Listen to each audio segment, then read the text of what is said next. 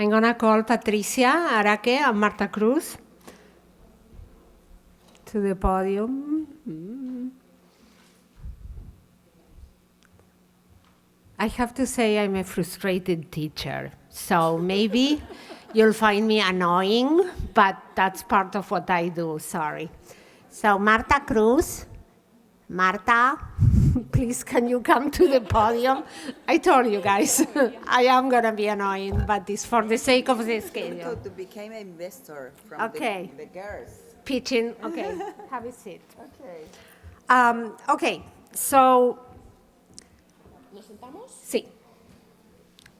So this is a very fluid event. So people who feel confident or prefer to talk in Spanish will talk in Spanish, and there is translation available. And people like me who should be talking in Spanish, but when I do, I mix Spanish with Portuguese, will talk in English, because otherwise I make a fool of myself. So enough, because I will be making a fool of myself anyway. So just a little bit of logistics. If you haven't looked for the ladies and men's rooms, they are outside. If you go to your right, you find immediately the men's rooms. And if you keep walking a little bit more, you find the ladies' rooms. Your stickers distinguish who you are. Green is entrepreneur, red investors, and mentors are blue. Green is the color of hope, in case you haven't noticed. So if you're looking for internet, try MDC Open. It's an open account. You enter your email address and it should be good. If you cannot get to that one, we have opened a second one. It's WMDC,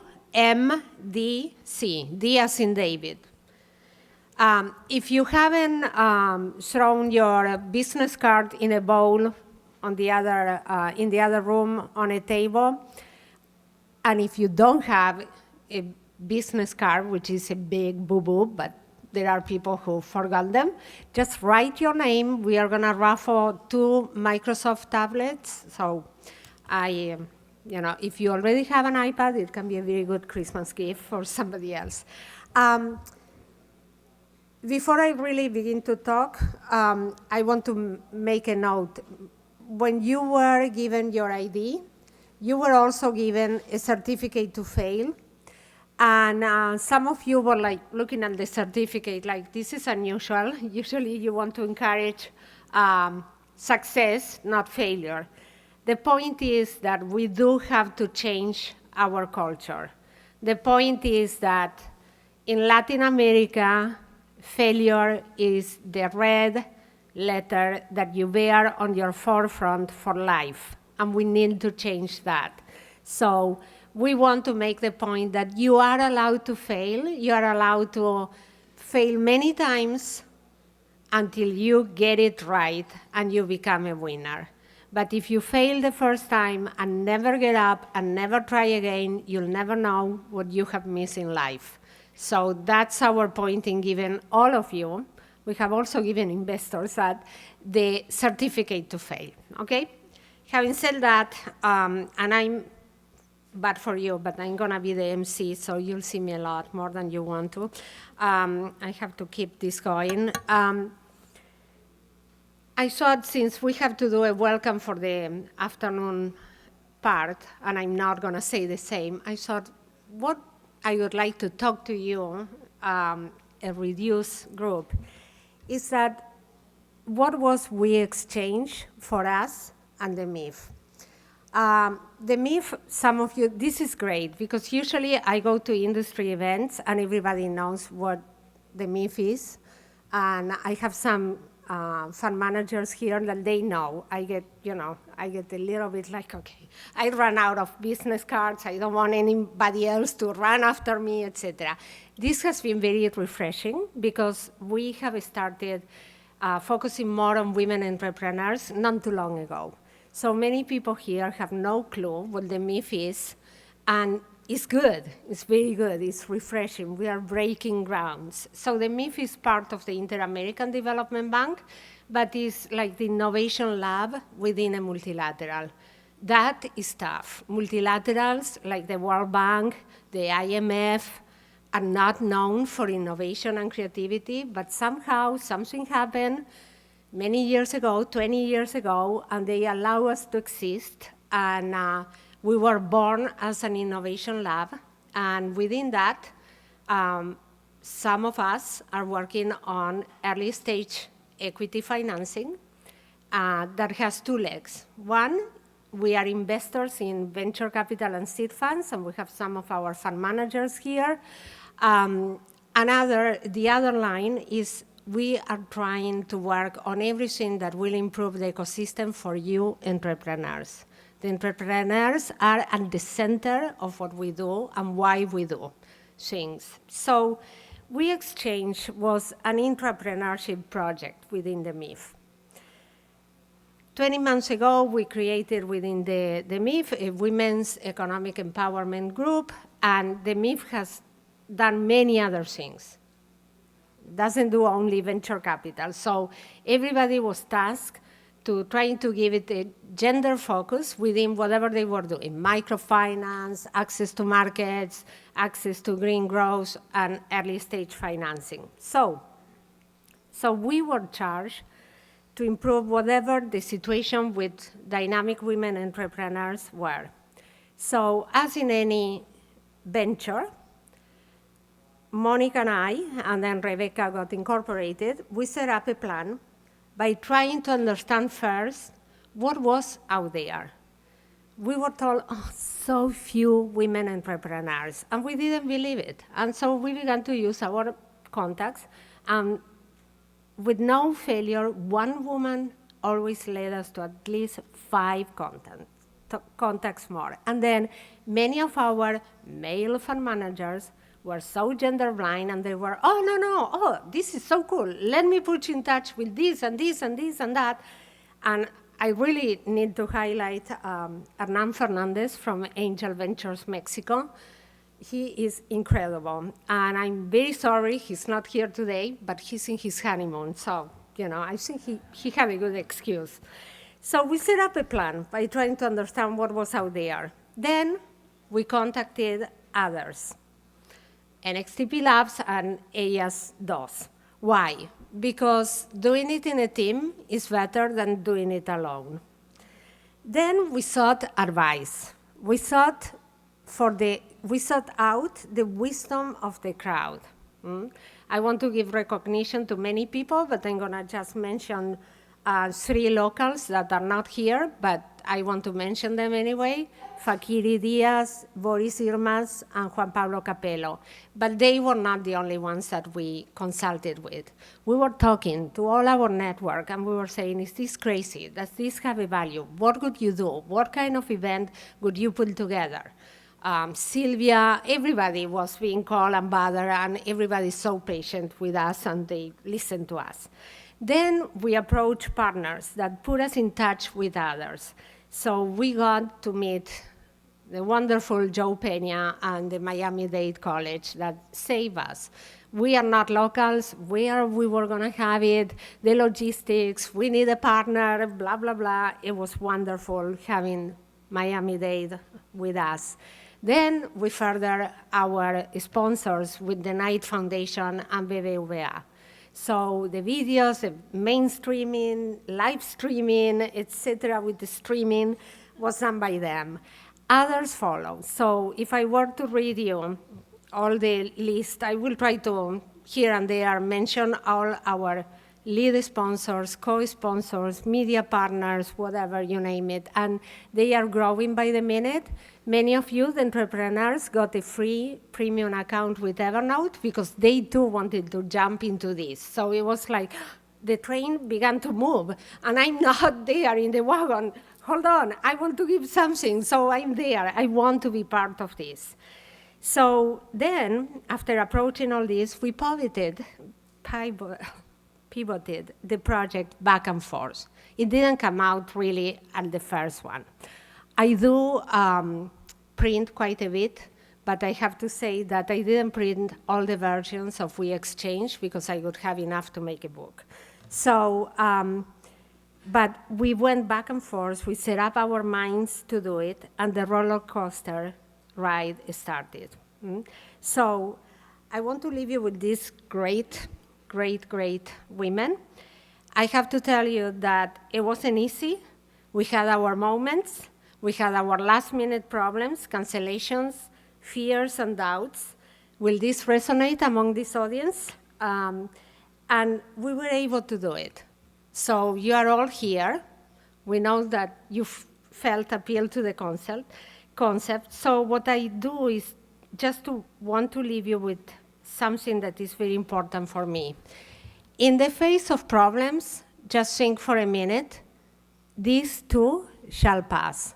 Nothing lasts forever.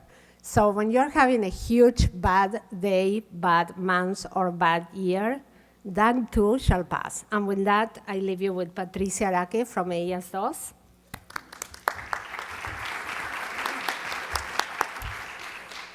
Bueno, aquí estoy de nuevo. Algunas ya me habéis aguantado un rato antes.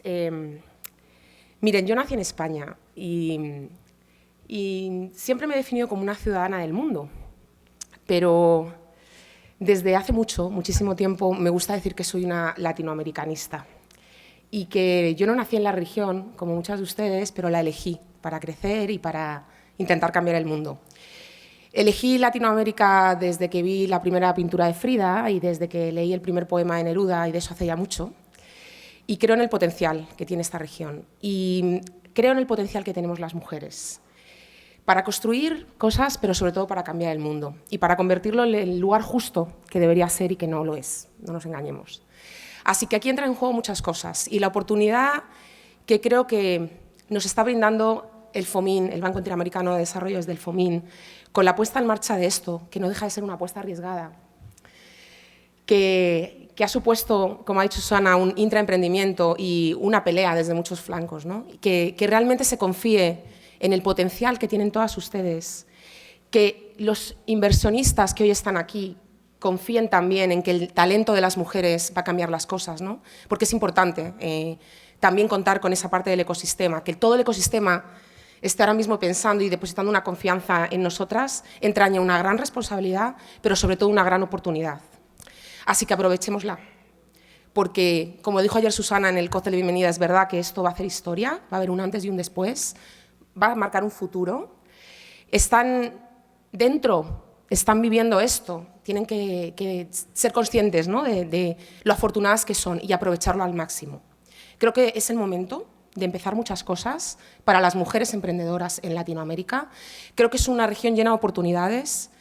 Creo que el sentirnos todas juntas, con muchas cosas que nos unen y muchas que nos separan, pero quedémonos con lo que nos une, nos convierte en algo más grande y nos hace más competitivas y nos permite encarar todo con mucha más fortaleza. Gracias, chicas, por estar hoy aquí. Gracias a los inversores y mentores por confiar en un evento como este. Gracias al FOMIN, de verdad, por haber arriesgado con esto. Gracias a NSTP por todo el trabajo que están haciendo en la región, que es fantástico. Para mí es todo un honor, yo no me lo creo. Creo que voy a ser capaz de procesar todo lo que está sucediendo cuando regrese a Madrid y me tome una caña.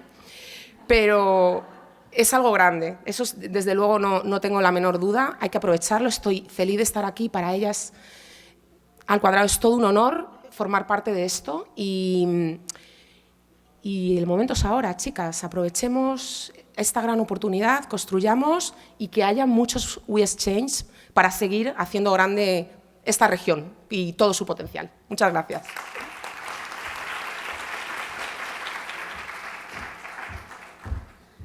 Bueno, buenos días a todas. Antes que nada, quiero agradecer a ese señor que se va por ahí caminando de remeras, de camisa celeste, mi socio Gonzalo Costa, que ha venido a participar del evento. De cuando hago estos encuentros con mujeres, me dice, bueno, no tenemos la reunión porque te vas a esas cosas de las mujeres que estás haciendo, pero aún así, haciéndome el chiste, ha venido hasta Miami para participar del evento. Bueno, anoche ya varios me escucharon y la realidad es que no puedo seguir de pensar que esto realmente es algo grande. otra vvez, de agradecer el coraje del equipo del FOMIN de ponerse al hombro esto y, bueno, y de haber participado con ellas también, y bueno, el equipo de Experience, que es otro de mis compañías, que estuvo trabajando desde Buenos Aires, que no les conocen las caras ni siquiera, solamente por Skype. Maca, también de mi equipo, agradecerles por todo el esfuerzo. El hacer historia significa muchas cosas, y una de las cosas que creo que tenemos que ser conscientes es que tenemos una mayor responsabilidad. Posiblemente hoy podríamos decir que el 12 de diciembre puede ser el Día de la Mujer Emprendedora, y lo podemos instaurar, ¿no? Así como el 8 de marzo fue el Día de la Mujer, posiblemente podríamos empezar a hacer este movimiento de crear el 12 de diciembre como el Día de la Mujer Emprendedora. Y la responsabilidad tiene que ver porque nosotras de alguna manera nos vamos a convertir, ustedes se van a convertir a partir de ahora en aquellas que van a esparcir la voz, ¿no? Esta voz para animar a otras a más. Yo elegí para esta pequeña introducción contarles muy reducida mi historia. Yo empecé trabajando en un emprendimiento, el emprendimiento de mi madre, cuando era muy pequeña, mucho más pequeña de lo que ustedes imaginan. En su primer emprendimiento, que era un local, y estaba detrás del mostrador, por eso mi inclinación hacia el marketing and sales que ven en las pizarras del mentoring. Pero después hicimos algo mucho más relacionado con la producción, y mi madre hacía cierres para cremalleras, para pantalones y para colchones. Entonces mi tarea era contar en paquetes de 25 los cierres, con lo cual aprendí muchísimo a contar rápidamente, porque recién estaba empezando a aprender a contar. Entonces, de alguna manera ahí empecé a aprender los primeros conceptos de lo que tiene que ver con una mujer emprendedora. El hecho de cumplir objetivos, el hecho de negociar con proveedores, de pelearse con los empleados cuando no llegaban horario porque ella trabajaba de sol a sol. Ahí aprendí lo que era ser emprendedor, que el emprendedor trabaja 24/7, que la montaña rusa existe. Había días que en casa había Coca-Cola y había dulce de leche, y otros días no, porque de repente no había tanto trabajo, pero siempre con mucha alegría y con mucha pasión puesta en todo eso. La realidad es que con el paso de los años yo fui cambiando de diferentes momentos. Creo que el momento más importante, más allá de haber hecho la universidad, fue construir mi familia, otro gran emprendimiento. Estoy hace 35 años con mi marido y tengo 3 hijos. Y ahí es cuando encontré un hombre que me acompañó a lo largo de todo ese trayecto a convertirme en una ejecutiva de diferentes compañías. En el medio se volvía con el bichito esto del emprendedorismo. Quiero ser emprendedora, y cometí uno de los fallos, o sea, fallé. Tengo mi certificado de equivocación, con lo cual hice un proyecto demasiado temprano para lo que era el momento, un proyecto digital en el año 93 de historias clínicas universales, con lo cual, año 93, imagínense, hace 20 años atrás. No lo pude llevar a cabo porque no conseguí básicamente dinero. Necesitaba solamente $3 millones para los servidores, ¿no? Entonces, otra vez, estamos en el mejor momento. Hoy hacer una compañía de base tecnológica digital no requiere más que $240 al año en servidores, y podemos probar el modelo de negocio rápidamente. Así es como que seguí, dije, bueno, no me fue bien, seguí en mi carrera corporativa, seguí ascendiendo, no sentí nunca que por ser mujer tuviera algún tipo de impedimento, o que alguien estuviera haciendo algo para que yo no pueda crecer. Gracias a Dios siempre pude hacerlo. Hasta que con la crisis de los 50 decidí volver al emprendimiento, y así es como fundé Experience, una agencia de marketing digital orientada a performance. Y al poco tiempo iniciamos NextTP Labs, que tiene 3 años. Esto me llevó a comenzar mucho más fuerte mi tarea como mentoras de varones y mentoras de mujeres. No solamente hago mentoreo de mujeres. Y la realidad es que mi sueño a partir de ver a todas estas mujeres es que realmente nos animemos, que se animen a hacer proyectos disruptivos. Proyectos, como dije anoche, que cambien la vida de las personas, que rompan las fronteras, que salgan de las montañas de Colombia, que salgan de la cordillera, que sean proyectos que realmente se puedan convertir en proyectos al menos regionales. ¿Esto por qué? Porque en realidad no tenemos que ser innovadoras, además, todo el tiempo pensando en hacer cosas nuevas que nunca existieron. Hoy la innovación también viene por otros espacios y tiene que ver con formas diferentes de hacer las cosas. O sea, lo que la tecnología hoy nos permite es hacer lo mismo que se hacía antes, pero de una forma innovadora, y esto es lo que tenemos que perseguir. Entonces, mi sueño, vuelvo a repetir, es encontrar a ese Mark Zuckerberg femenino o a ese Marcos Galperín de Mercado Libre entre el equipo de estas mujeres. Y la realidad es que estoy convencida, a lo largo de haber visto más de 2.000 proyectos para elegir las 100 inversiones que tenemos hasta el momento, que aquellos proyectos que realmente son exitosos y que van a hacerlos o que van a hacerlos en el futuro son porque realmente tuvieron y tienen foco. Están mirando todo el tiempo cuál es el camino que tienen que seguir, porque en los primeros momentos de desarrollo uno se tienta a hacer muchas cosas diferentes, pero tenemos que probar ese modelo de negocio que definimos. Ser muy perseverantes, porque no todos los días nos va bien. Ser consistentes en el sentido de cada decisión que tomo, pasarla por el tamiz, si es consistente con el objetivo que voy buscando, y por supuesto ponerle toda la pasión. Esa pasión que tenía mi madre todos los días cuando se levantaba y se miraba al espejo y decía, vamos adelante, hoy va a ser un mejor día. Suerte y sigan disfrutando del evento. Gracias.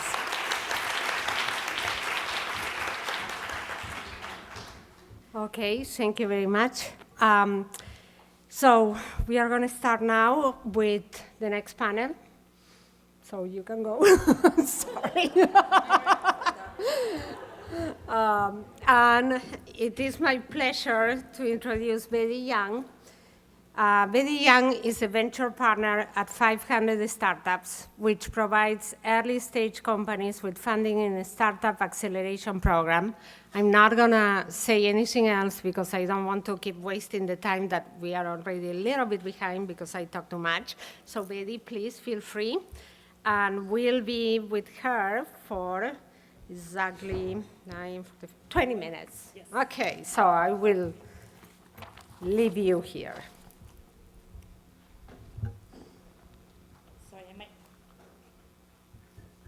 I might need a clicker for the presentation.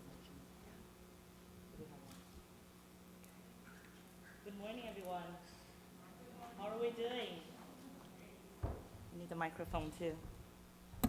Okay, maybe here. Maybe I don't need a microphone. We'll keep it interactive.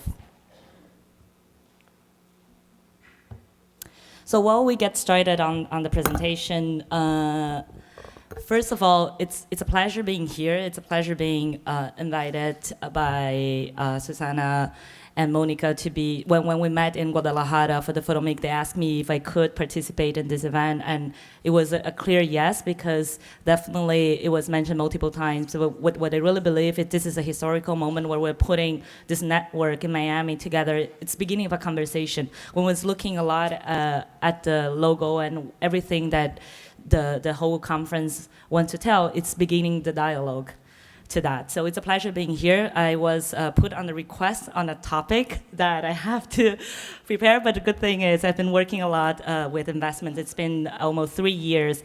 So I was just trying to put in like some of the three things I want you to remember on getting funding. And they asked me to do a do and don't of finding funding. I think one thing that's really relevant when we all came in, all right, thanks. When we all came in, we all received this certificate to fail. And I think that's the most important message for us to remember. It's small steps that we take forward. Funding, it's a kind of a long process, a relationship you build with investors. So we all keep it with us, and I have it with me too.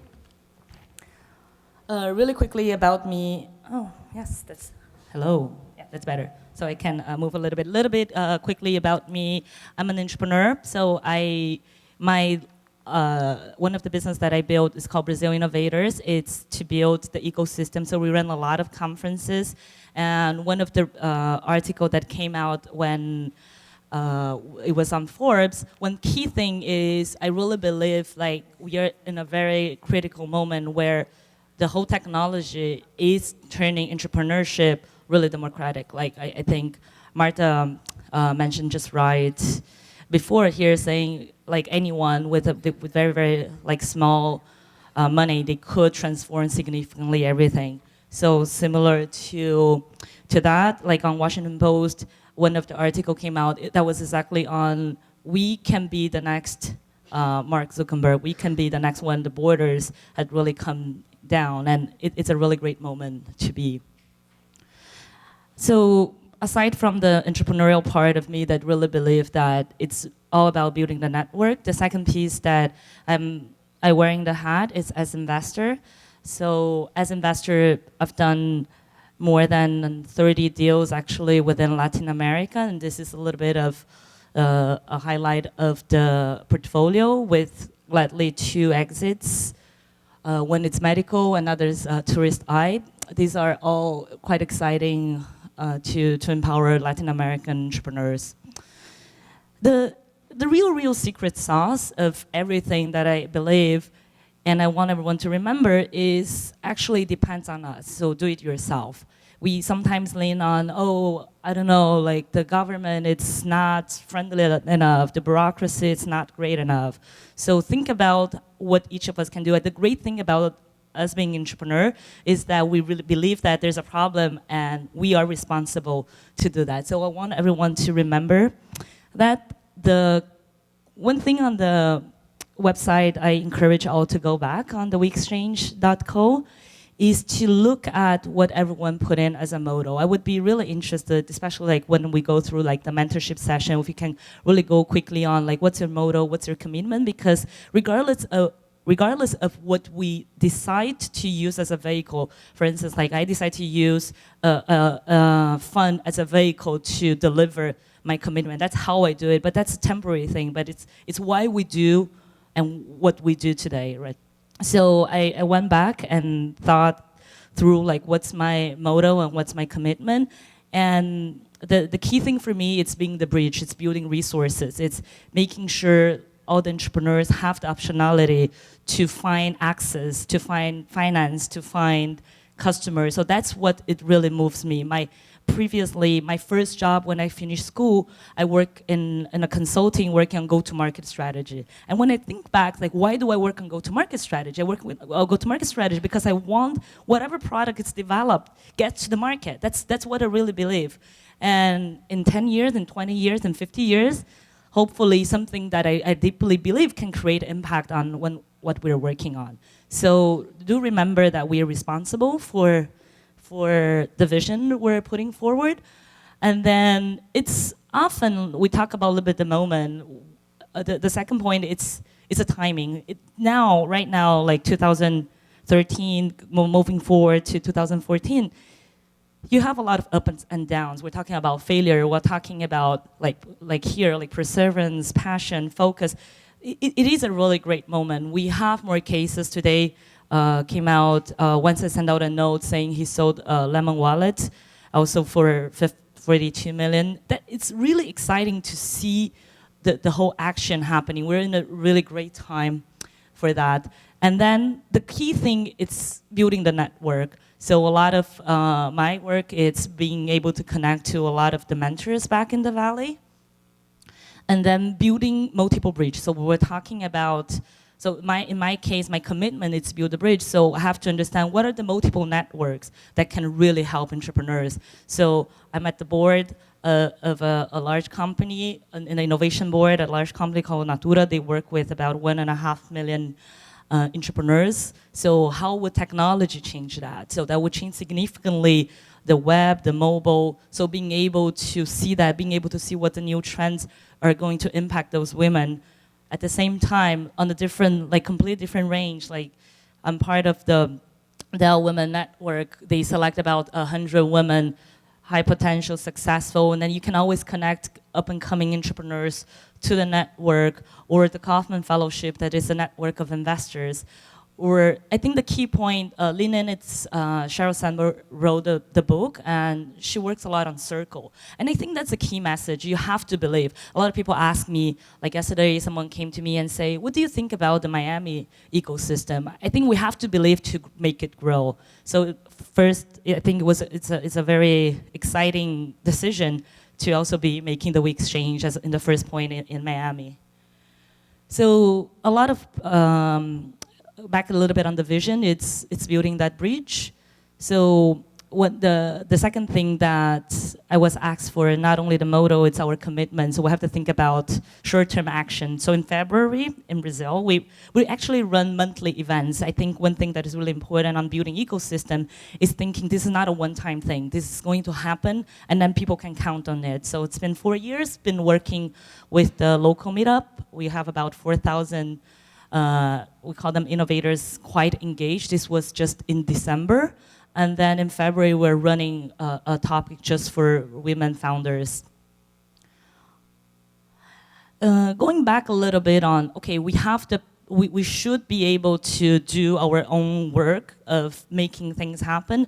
I want to just point out at 500 Startups portfolio, SlideShare was mostly Dave, also private investments. These companies that combined have more than 500 million value. The founders and CEOs are women founders. So they did not have to count on anything else. They were able to do that. So when we look at portfolio, sometimes people ask me, we're always really keen to invest in women founders, not because they're women, just because it's great business. And they are really tied into our network. The second thing that we do is called, it says WIN on the top, it's women investing. What we did last year actually was pulling in a group of investors to commit to invest. We really believe in you have to lean in to make things happen. So we made a challenge. We made a challenge saying if you make more than $150,000 per year, which classify a good chunk of people living in the Bay Area, and we'd ask them, can you put in 15,000 to someone, or it might be 5,000, it might be 2,000, it might be 15,000, but minimum 15,000 to invest in them. So we have more than 150 people coming in and saying, okay, we'll do that investment. We'll commit to invest in the women founders. So it's also not only saying, okay, we have the vision of A, B, and C, but how can we make additional push on that? So we have a super high profile women saying, we'll do it. We'll be part of this movement. It's a lot about creating the movement. So, quick time check here. Going directly to the topic, do's and don'ts of finding funding. The key thing that I want people to remember, because you can't, normally you go through blogs and then there's a large list of things that you can remember. So there's only 3 things that I'll take tests, whether you guys, you girls remember towards the end. So it's finding funding or not. The first thing is knowing your audience. Oh, it's supposed to, everyone's supposed to clap there. But what's important about knowing your audience? You have to know what motivates your investor. People are moved by motivation. So we're talking about, okay, what's your motto? What's your commitment? Those are motivations. And the first thing that investors are looking for is exit. The investor, normally they want to put money in because they know that they're going to make money out of that. So when you come into a conversation, keep that in mind, because that's what's going to move him. The second thing on motivation, it's working a little bit on the fear part. What investors are afraid of? They're afraid of, I invested in something that didn't work. And the second thing that they're probably even more afraid of is I didn't invest in something that actually is working. So working around, knowing that is quite important. So quickly, this is our co-investors. And for a lot of the founders for Latin America, and I have actually 2 here from the portfolio, they all know how hard we work on having follow-on investors to also believe. And one thing that it's always really exciting to know is you try to show someone when it's really early, eventually they grow. Others will come back and say, we wish we had invested early on with you. So the kind of coming out a little bit of the investor piece of it, thinking as an entrepreneur, think 2 things. One thing that motivates he or her on doing something is that he wants or she wants an exit. And the second piece of it, it's actually, they don't want to miss a really good deal. And early stage is taking risk. So being able to work, be smart about that, it's important. The other thing, besides motivation, is trying to identify whether when you're putting, let's say you're putting 500, who's raising money here? Okay, so around 20% of people. So when you're raising money, you have to, let's say, put in $500,000 together. It's really important for you to know who will be your early investor that will come in, and then who will follow. Probably the hardest would be the beginning, like the first 150 for people to commit, and then right after, when you have, or you're almost, normally the easiest part is when you are done with your 500K and then everyone else wants to come in. Like the oversubscription happens all the time. And most investors actually, or a lot of investors will follow, but you have to be able to identify who will be your lead investor. And quickly on that note is also identifying which stage your investor is. It's not worth pitching someone who will put minimum $10 million in when you are only raising 500K.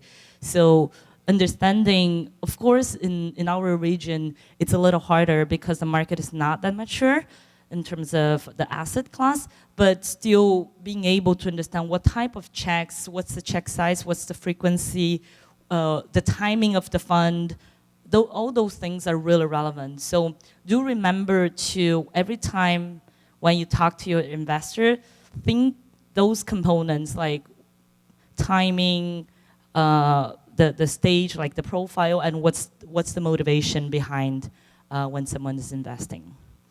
So the first piece, it's know your audience. The second thing to remember is actually build a network. So we're right here. That's what we are doing at WeXchange. That's why I'm here, and that's what I'm really looking forward with thinking about ecosystem, right? So in the Valley, people talk all the time, I want to go to the Valley, I want to go to the Valley. I've been there since 2005. It's true. But what's powerful about the Valley is the network. So I think everyone knows who he is. One thing that he mentioned is there's sometimes we think that we should be like sending an email or sending, maybe not an iChat, maybe like a WhatsApp.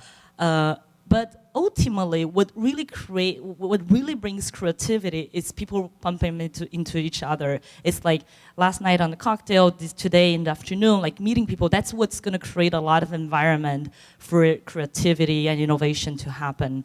So constantly think about your network. So you're at the center, and then everyone around you build as who's your super connector there. So as you build your network, things that are important, right? Like you map out whatever it is. This is a quite interesting visual way to look at it. If you go through your LinkedIn profile, you can do the mapping of like colors might be the place you used to work for, it might be the region, and then you start seeing like, okay, there's a correlation of your multiple network in a visual way.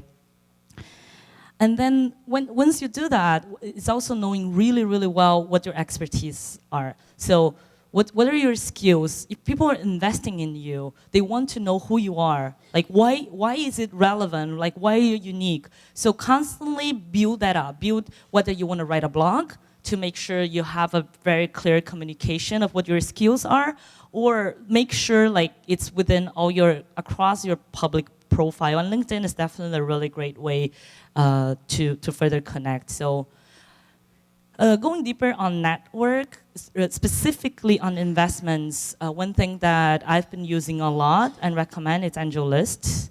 Who is an AngelList? Just for, okay. So that's for mostly entrepreneurs and investors. So if you go, like, it's building your database ultimately, right? Like if I go in, I spent yesterday a lot of time kind of digging into who are the active investors in Miami. So I think it's pretty small, but when you go in, you can look at like how many followers those people that are doing, like those are specifically in Miami, the average valuation is actually, start building a reference, a pattern to move forward. And then a pretty simple funnel. I want entrepreneurs always to think about funnel. You have to always think about customers and what's on the bottom, like what's on the top of it. We have entrepreneurs that contacted literally like 500 people on angel list, and then of those like 10% responded, and then of those like 3 closed the deal. So think about like kind of building from top, from the awareness until you do the action.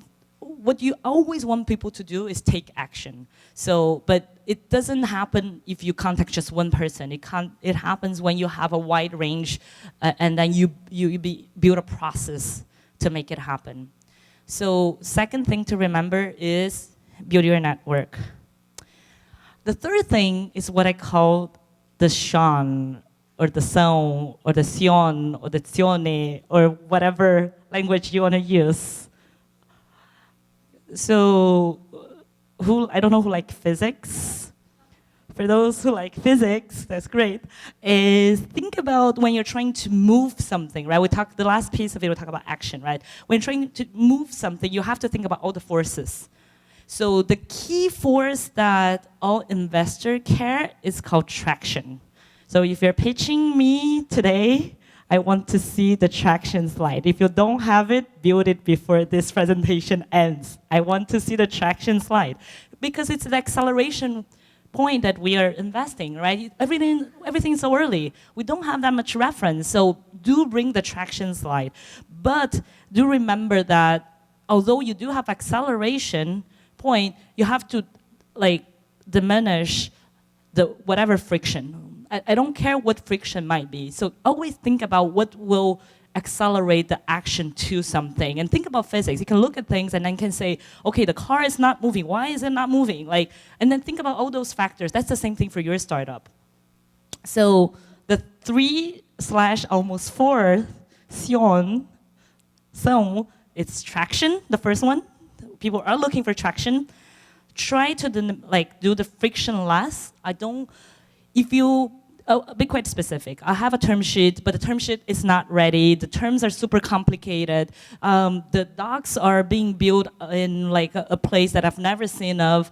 It's very hard for me to invest because, let me find out with my lawyer. Let me find out with, if you make it frictionless, it will be very easy to take action. So those are the 3 things that when I did a talk in the past was action, friction, more traction with less friction equals action. But one thing that is really important that I added as an iteration is the communication. Communication is really important because people don't invest in one point, they invest in the line. They invest in a team, they invest directly in you. So thinking about communication, I'll build a really quick case. I think I might be running out of time. I'll go fast on the cases, and then if you guys are interested, we can talk more about the cases. But I want to overemphasize how important communication is. So this is a company called Picolash out of Taiwan. So at 500, it's very international. We do Latin America, we do Asia, we do all regions.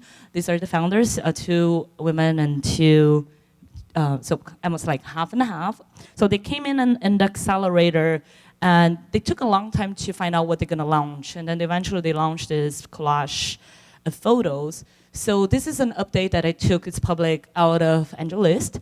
And it's quite impressive because I always thought they're really good at sharing information with all the investors. I was saying, like, what can I share, what can I share? I said, let me try to find a public information about them. They started right on the top. It was August 2011. That was the end of our batch. And then they launched a product. They launched maybe like 6 weeks. And then the 6-week launch of product, every week they have maybe like 100,000 downloads. Okay, 600,000 downloads. It's good, but it's 600,000 downloads on that. But what has happened when you look, I want to jump right into the last line. It might be hard to read, but they celebrated 35 million users in August 2013. But if you go through the timeline, like every 15 days, they'll add an update, whether they're top on an app store in Brazil, whatever they're doing. And if they come back tomorrow for funding, regardless of 35 million downloads, we'll definitely invest because we know there's a progression. So think about when we talk about action, not as a single point, but as a continuation of communication. So do sometimes do over communicate on what you're doing and think about that. I think that someone showed me a little bit on the time. These are like two quick cases.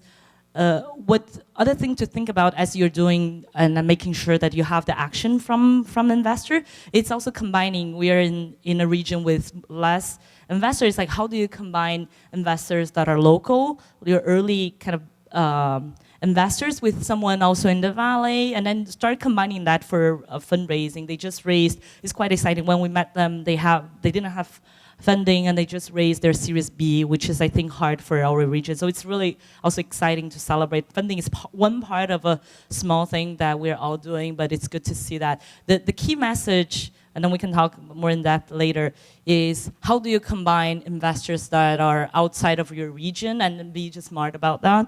And then the other case, it's Unipaid. There are 3 founders, 2 really great women founders that we're really excited to see them grow. So it's a lot about betting on the team. So final thought is not very different from what we're saying, is you have to build the building blocks, and then the communication to that, it's really, really important. And relationship, it's a long-term thing, so don't overemphasize on a one-time valuation. Don't do like name dropping of people that you have not that have not committed. We all know each other. So these are like simple things, like just have a lot of common sense and think that it's a long-term thing. Even if you raise money right now, it's you're building that throughout. So this is a quick message. So 3 things to remember. So know your audience, build your network, and all the shun you want to do.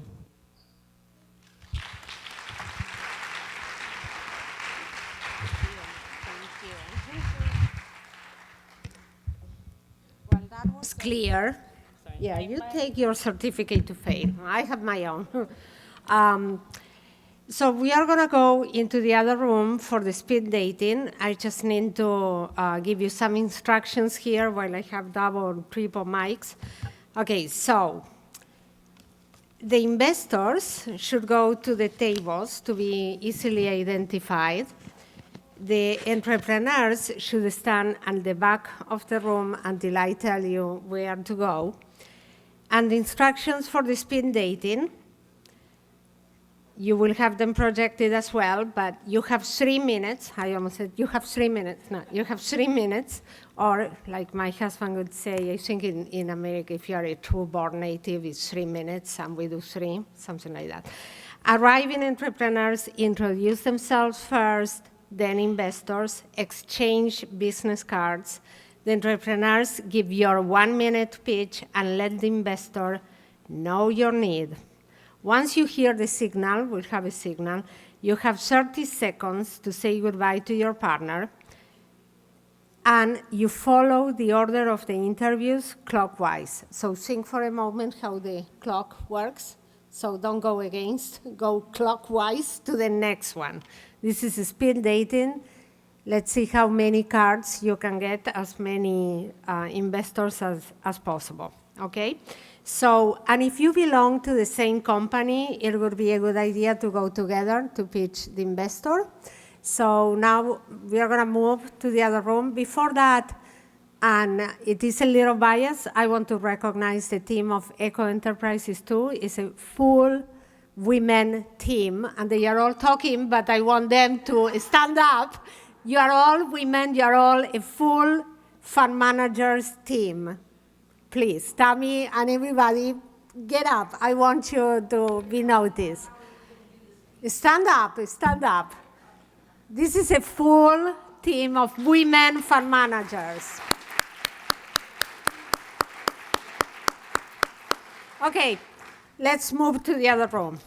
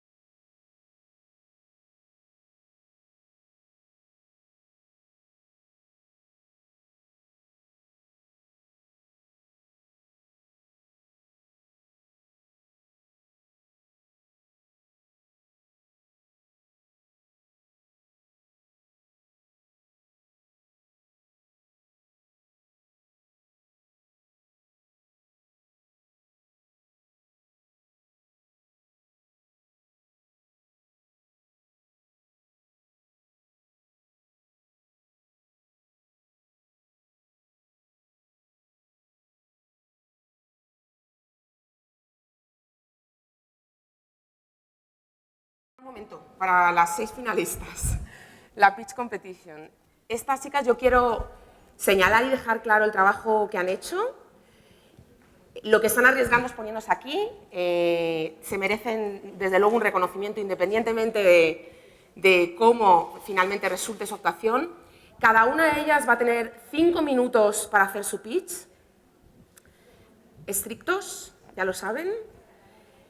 Habrá otros 5 minutos en los que los jueces van a proporcionar feedback, van a hacer preguntas y van a dar sus puntajes de cara a seleccionar a la ganadora. ¿Okay?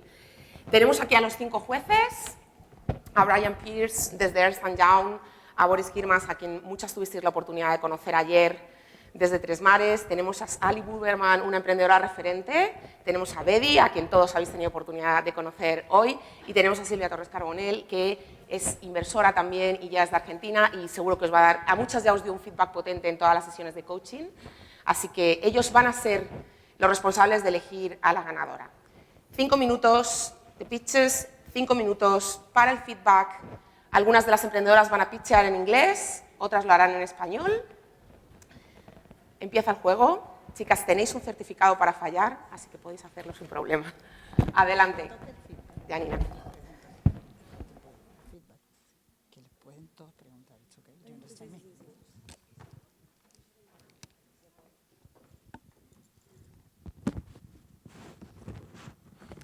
Hello. Hi. Hello, everyone. My name is Janina, co-founder of Dinero Taxi. We started 1 year ago trying to change the way to book a cab. My family worked on this industry for 3 generations.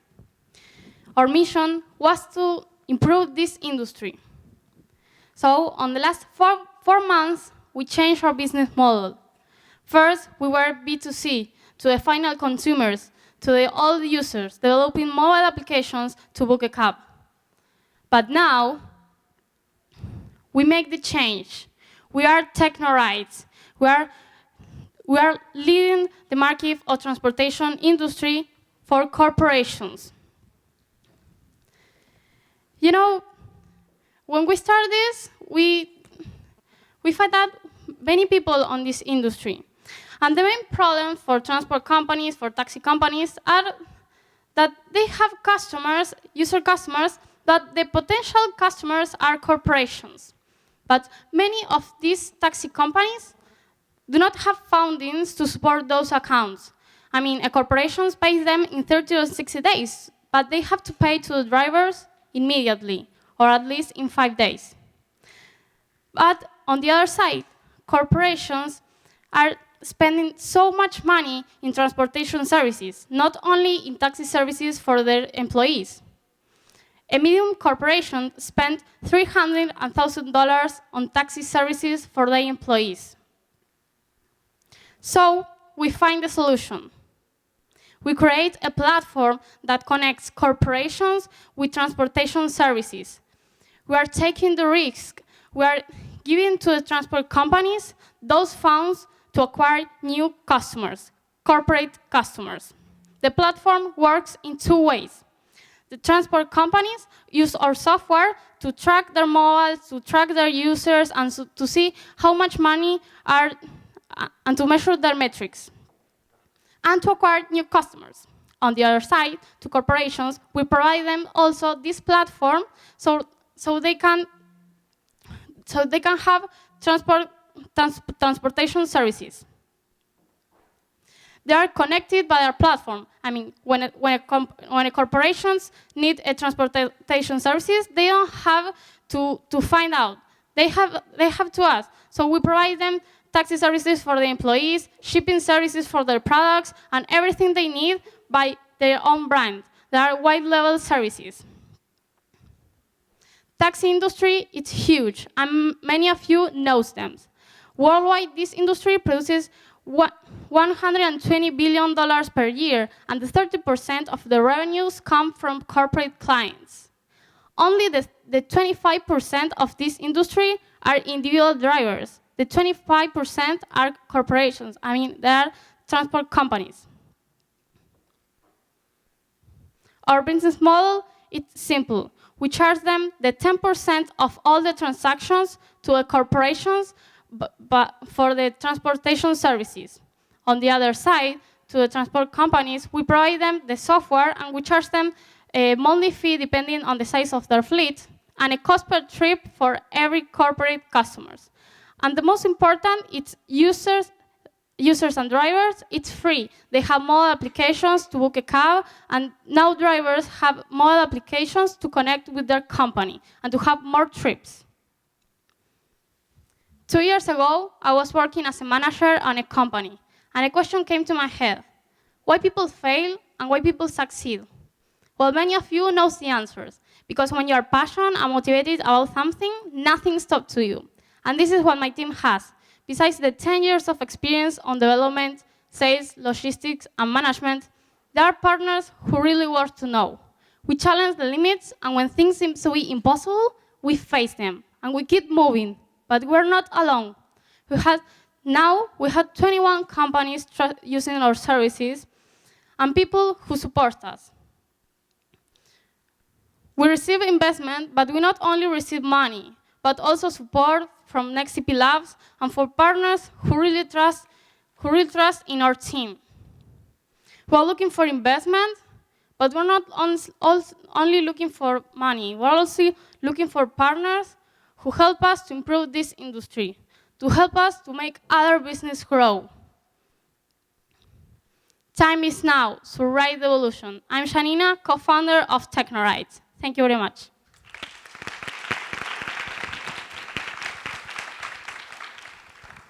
Thanks, Janina. I have a question. What is the profile of one of your best or typical customer? Because I was a little confused with all the customers that you say you have, because there's different things, having a taxi or car or shipping goods. So I want to understand. Yes, our main customers are the corporations. We provide them the services, the platform that connect with transportation services. Yes, but corporations that need taxis, fleet? Or fleets or shipping services. And we take them the 10% of the amount that they spend in transportation services for that. But we pay to the transport company immediately. The transport company now do not have to have funds to support those corporate clients. Okay. Our main profits come from there, from the corporations, or smaller and medium companies.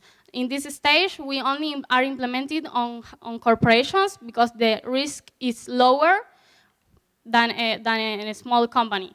As smaller it is, the higher is the risk. Another question? What would you say is the main benefit to the corporation? And obviously, maybe easier for their employee to book a taxi? Is it the sort of eliminating paperwork and it's all simplified by your system? What is the benefit that the corporation gets for the 10% of the transaction cost that they pay to you?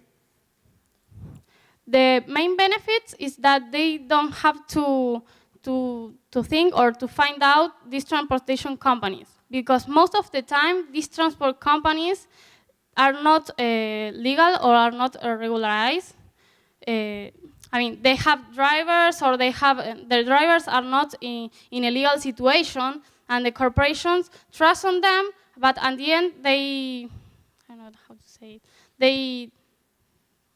they don't, yeah, ellos no confían en las empresas, pero las empresas los terminan estafando porque estas empresas no están regularizadas, los taxistas no están regularizados, lo mismo pasa con los camiones y todo eso. O sea, nosotros analizamos toda la empresa antes de que se una a nuestro sistema. We analyze the transport company before they join our platform.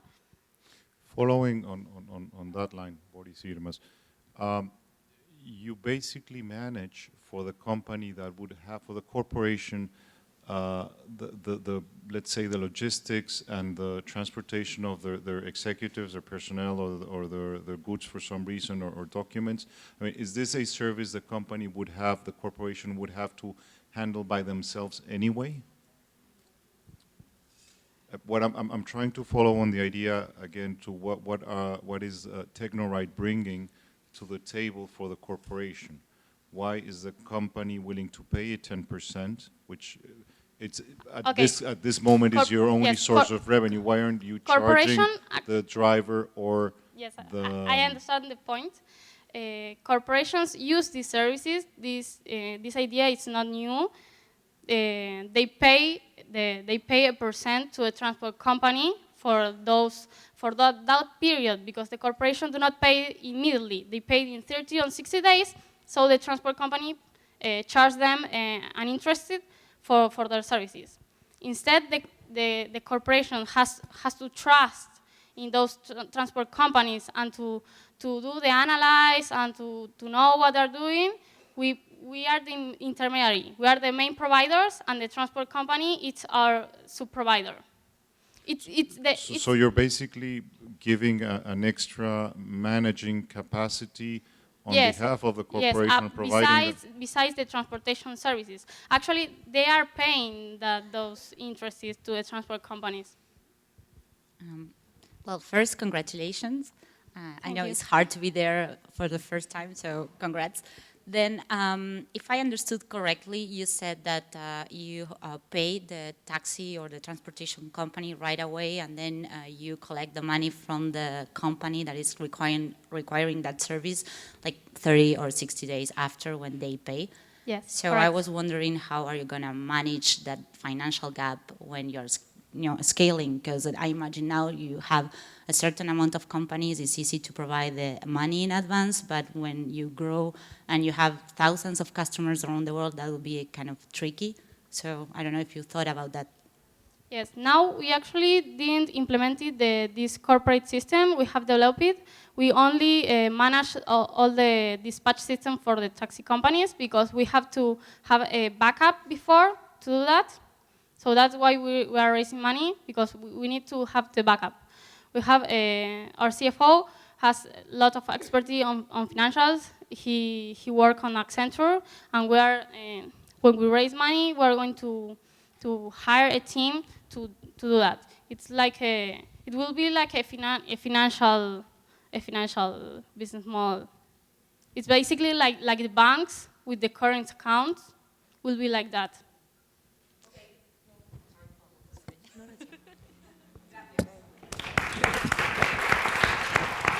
La Silvia, por favor.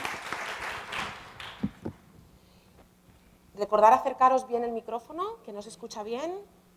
The same for the judging team. El micrófono cerca, ¿ok? Gracias.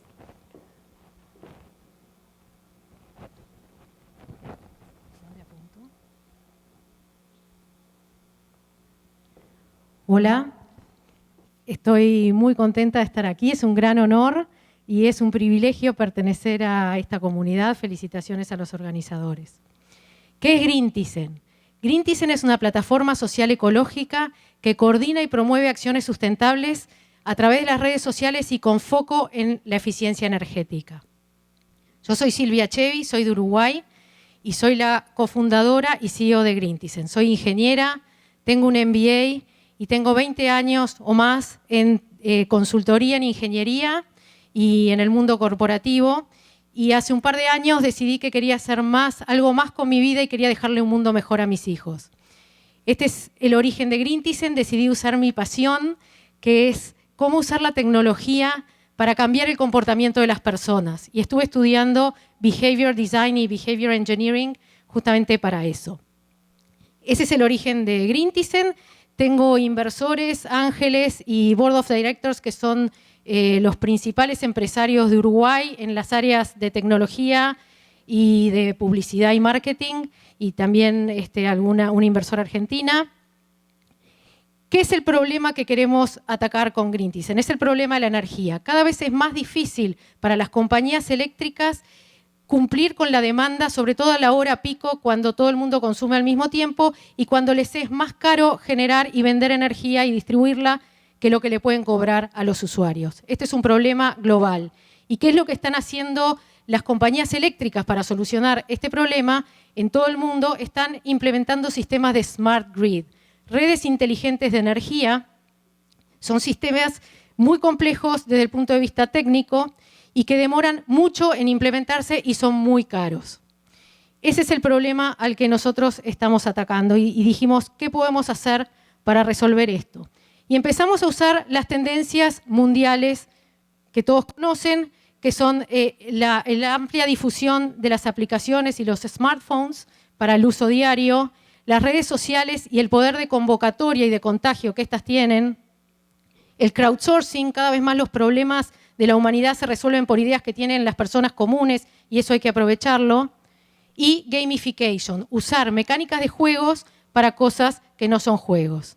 Y así nace Greenitizen, que es una red inteligente centrada en las personas, para aumentar el user engagement de los sistemas de Smart Grid, que si bien técnicamente son muy buenos, se ha visto en Estados Unidos, por ejemplo, en lugares donde están instalados, que los usuarios no los quieren fácilmente.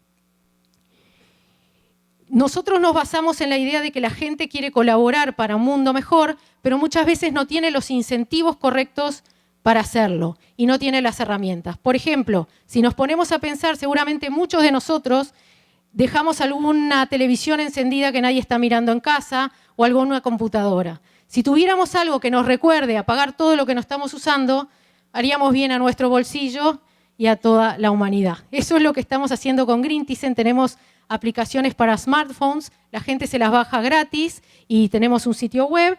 Y lo que la gente hace es proponer, coordinar y difundir y hacer acciones sustentables y nosotros le damos premios por hacerlo. Una especie de Green Foursquare un poco más complejo. ¿Cuál es el modelo de negocios detrás de Greenitizen? Es trabajar con las utilities que necesitan aumentar el user engagement cuando ya tienen sistemas de Smart Grid y que necesitan preparar a sus clientes para ahorrar energía y llevar el consumo fuera de la hora pico cuando no los tienen. El mercado de Smart Grid está estimado para el 2020, según McKinsey, en $400.000 millones. Solamente 40.000 millones, 40.000 millones van a ser usados solamente en user applications, applications del lado del usuario. Mucho se hace del lado de la generación, poco se está haciendo del lado del usuario. Tenemos otros modelos de negocios que después le cuento, esto es solo la mitad de la historia. Y tenemos varios reconocimientos, lanzamos este año y tenemos varios apoyos de instituciones de Uruguay y del exterior. Hemos ganado varios concursos y lo que estamos buscando es $500.000, ya levantamos en otra ronda 200.000, estamos buscando $500.000 para poder seguir iterando, ya estamos en una segunda versión y queremos seguir iterando y para cerrar oportunidades concretas que tenemos en Brasil, México y Estados Unidos. Esperamos que nos ayuden a hacer un mundo mejor usando Greenitizen y cuando lleguen a sus casas apaguen todo eso que dejaron encendido. Gracias.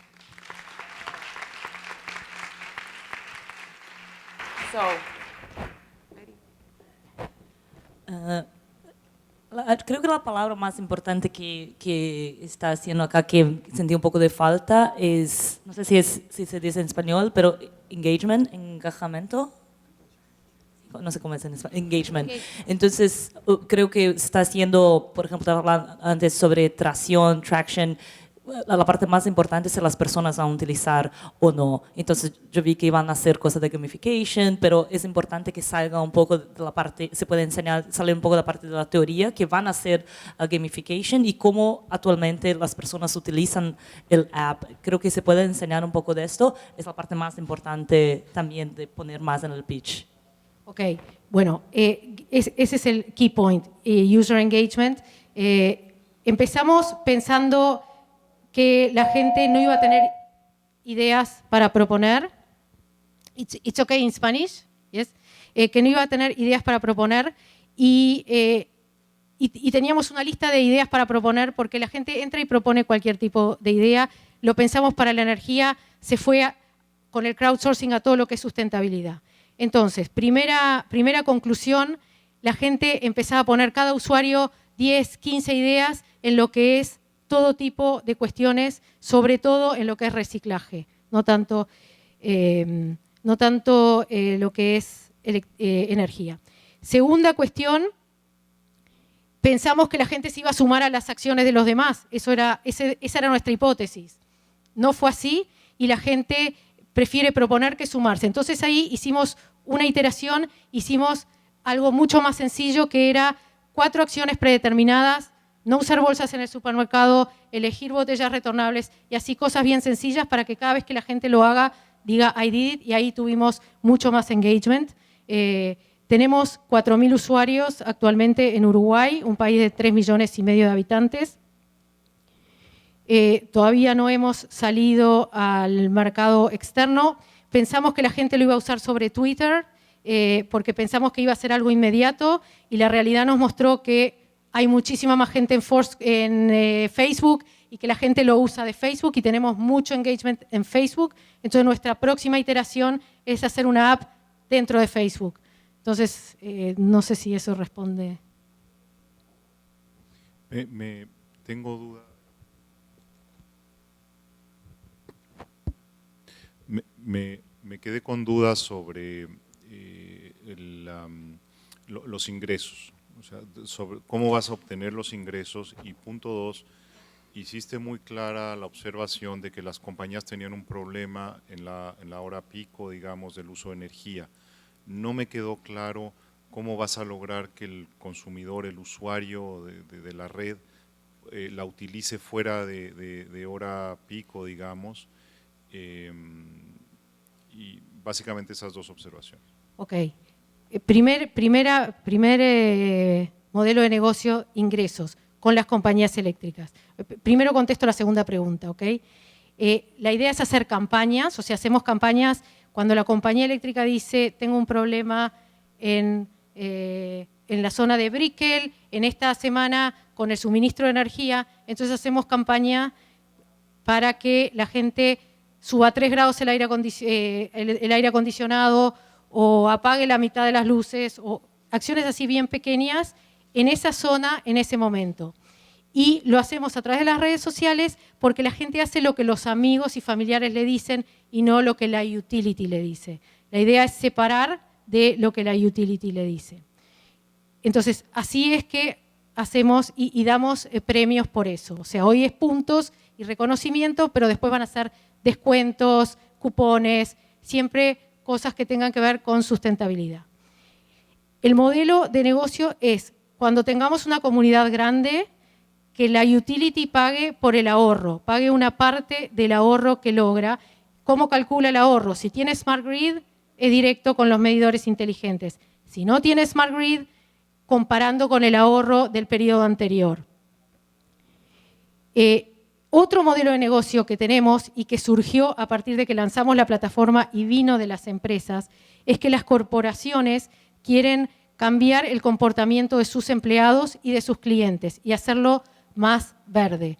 Entonces, nos piden una herramienta para hacer gamification, o sea, premiar a los empleados que propongan ideas sustentables, que hagan ideas y ahorren energía, por ejemplo, que no dejen el aire acondicionado prendido toda la noche, con el concepto de que nadie lo paga, o ese tipo de cosas, o que propongan ideas, el resto de los empleados lo vota, y la idea más elegida del mes es el empleado tiene un bonus o alguna cosa así, y esa es la idea que se hace. Entonces, okay. Muchas gracias, Silvia. Tiempo.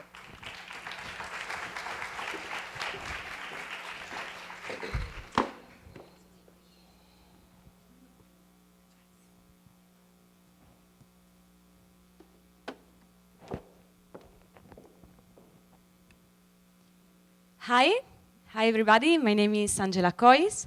I'm co-founder and chief operation officer at Lazroom. I'll tell you a true story. This is Nelly. Nelly lives in Mexico City. She's senior account manager at Deloitte.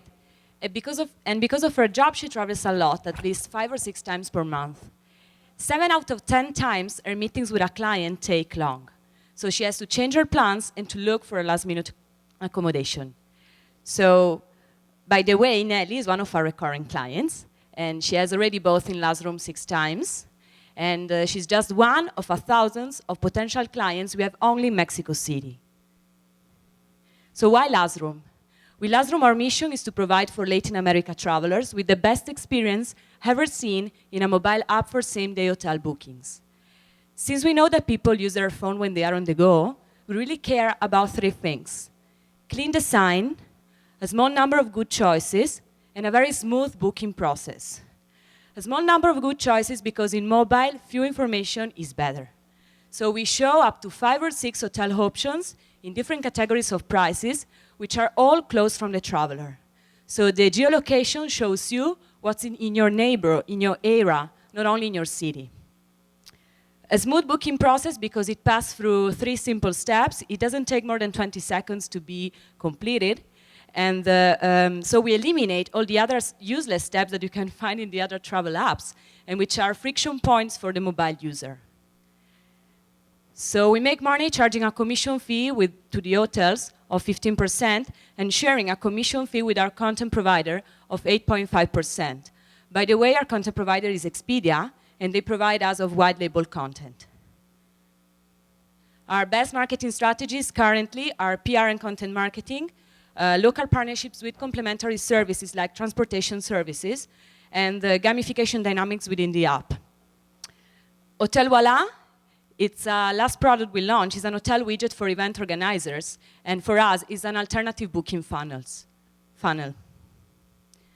What we learned since April, when we launched the first version of the app, is that our best clients are business travelers. They are more disposed to take last-minute decisions, and they buy all the time. On the other hand, leisure industry is very, very seasonal, so we don't like it too much. Looking for direct contracts with hotels is very time-consuming. So the second lesson we learned is that we better scale a product in a new market via Expedia, and then when we have already generated some sales to the hotels, we start the negotiations with them. And thirdly, despite of the buzz regarding mobile bookings, the reality is that the desktop still dominates travelers' planning and booking processes. So we know that, and we developed an extension of Lazroom, which is called Lazroom Deals. It's a website. This is the link. And it works in this way. We save the last search of the user in the app, and within 10 minutes, we send to him an email with the hotel options he looked up before. So the idea is to drive the client directly to a purchase in a desktop. So it's a cross-device platform. Our milestones, we launched the beta a year ago, the first version of the app with no bugs at all in April. And we already started operations also in Colombia and Chile. We are active in more than 50 cities in Mexico. We reached more than 500 direct contracts with hotels, 100,000 downloads of the app in both platforms, Android and iOS, $50,000 of sales generated until now, and the 50% of our sales comes from recurring clients. This is my team. We are 3 developers, 2 people in charge of sales and business development, and a designer. We're all working full-time in Lazroom, based in Mexico City, with previous experiences in startups and solid companies like SAP, IBM, Mozilla, BBVA banks. A new entry of us, Alejandro Pacheco, is our advisor from Expedia, and the guys of NextTP Labs gave us a seed investment, so we are part of their accelerator program. So why are we so cool? We are not only passionate dreamers like almost all entrepreneurs, we are also hard workers, and we have invested in Lazroom $100,000 of our own savings until now. We are looking for $1 million to invest mainly in distribution, to strengthen our presence in Latin America, and for K-hires also, and to start operations in Argentina next year, on January. So this is me, this is my email. If someone here wants to be a part of this dream, and is an hard worker too, please, just tell me, and I would be glad to speak with you. Thank you.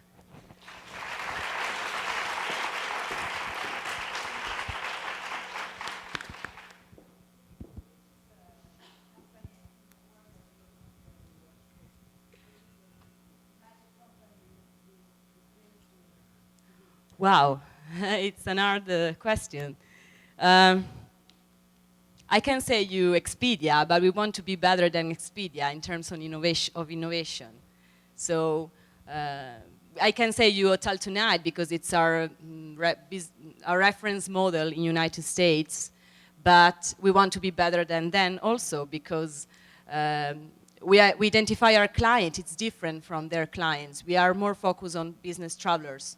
So we are trying to go deeper in this industry and to provide for new solutions and better solutions to to an industry which is quite obsolete, if you see that, because, for example, platforms which provides solutions for companies to enable them to book a room for their employees, for example, are Amadeus and Sabre. And they are very old companies, and their platforms are obsolete. So the technology in the industry, it's not so friendly, it is not so new as it could seem to people, to ordinary people. If you go deeper, it's not so, they're not so innovative solutions. So, Angela, first of all, great presentation, and I love your brand. So, great things there. Could you talk a little bit about customer acquisition and how do you get to these people? And also, I guess, many corporations that have a lot of people traveling, have an intermediary already. In our case, it's American Express, others, Carlson, and the big companies. So, is there a play there for you to offer that either directly to the corporation and therefore get to we are people? working on that. Okay. Yes, we are working on that. It's something that we are developing. It would be a platform from where companies will be able to book an hotel or a flight for their employees, and it will combine perfectly with great this match with Lazroom, because there will be an app for the traveler but also a website for the company. The great problem of corporations now is also to have the control over the travelers' plans and the budget and what they are spending and where they are in that moment, in that day, if there is an accident, if there is an attack, I don't know what, but it's this problem, the control over the situation of their employees is very important. So a web platform that could manage, that could combine those things. So the good rates, like leisure rates and a software of control, it would be great. It's what we are working now on. So otherwise on customer acquisition then, so let's say for companies where it's not the big ones that already have an American Express in place, but for other corporate travelers, business travelers, how do you get them to be customers? Okay, do you mean single travelers, not directly? Yes, we are now working on that. The hard part of the distribution is that it's very expensive, using the typical channels of that everybody use. I mean, mobile ads and Googles and these kind of platforms. So we are trying to use creativity and to get to our clients through partnerships with other companies. For example, now we are negotiating with a transportation startup to provide transportation service also to our clients in a way that they could save money in that too. So this is one channel. Another channel is the PR. It works. The PR works, but it's like our strategy is to combine different channels to our client in different ways, because we don't have funding now, so we can't invest a lot in advertising. But we know that it's basic and it's important. So. You're tackling a very old line and O3 hospitality in general.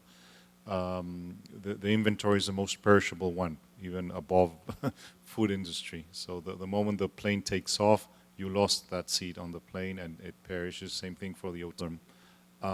You should expand by all means to airline, to minute seats, and they know they will lose them, but they're not able to sell them. No, it's true. I mean, now we are selling just hotels. We're not selling flights. Flights will be something that we could sell also in our website, aim to. So now it's only hotels.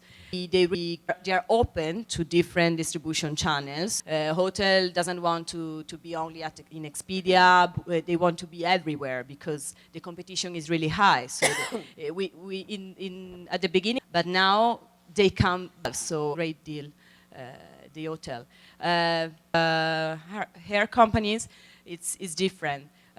So. For this reason, there are companies, startups of travel like Keep Munk that start with flights and now move to the hospitality industry also, because flight that doesn't doesn't the revenue for you because they don't give you any commission at all. They are very closed. There are few companies very strong and they don't give you any chance of, sorry.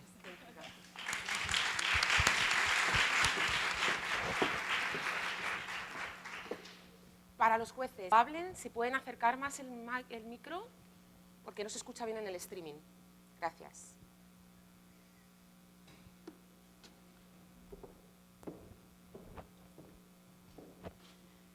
Buenos días. España es el país europeo con mayor número de empleadas de hogar.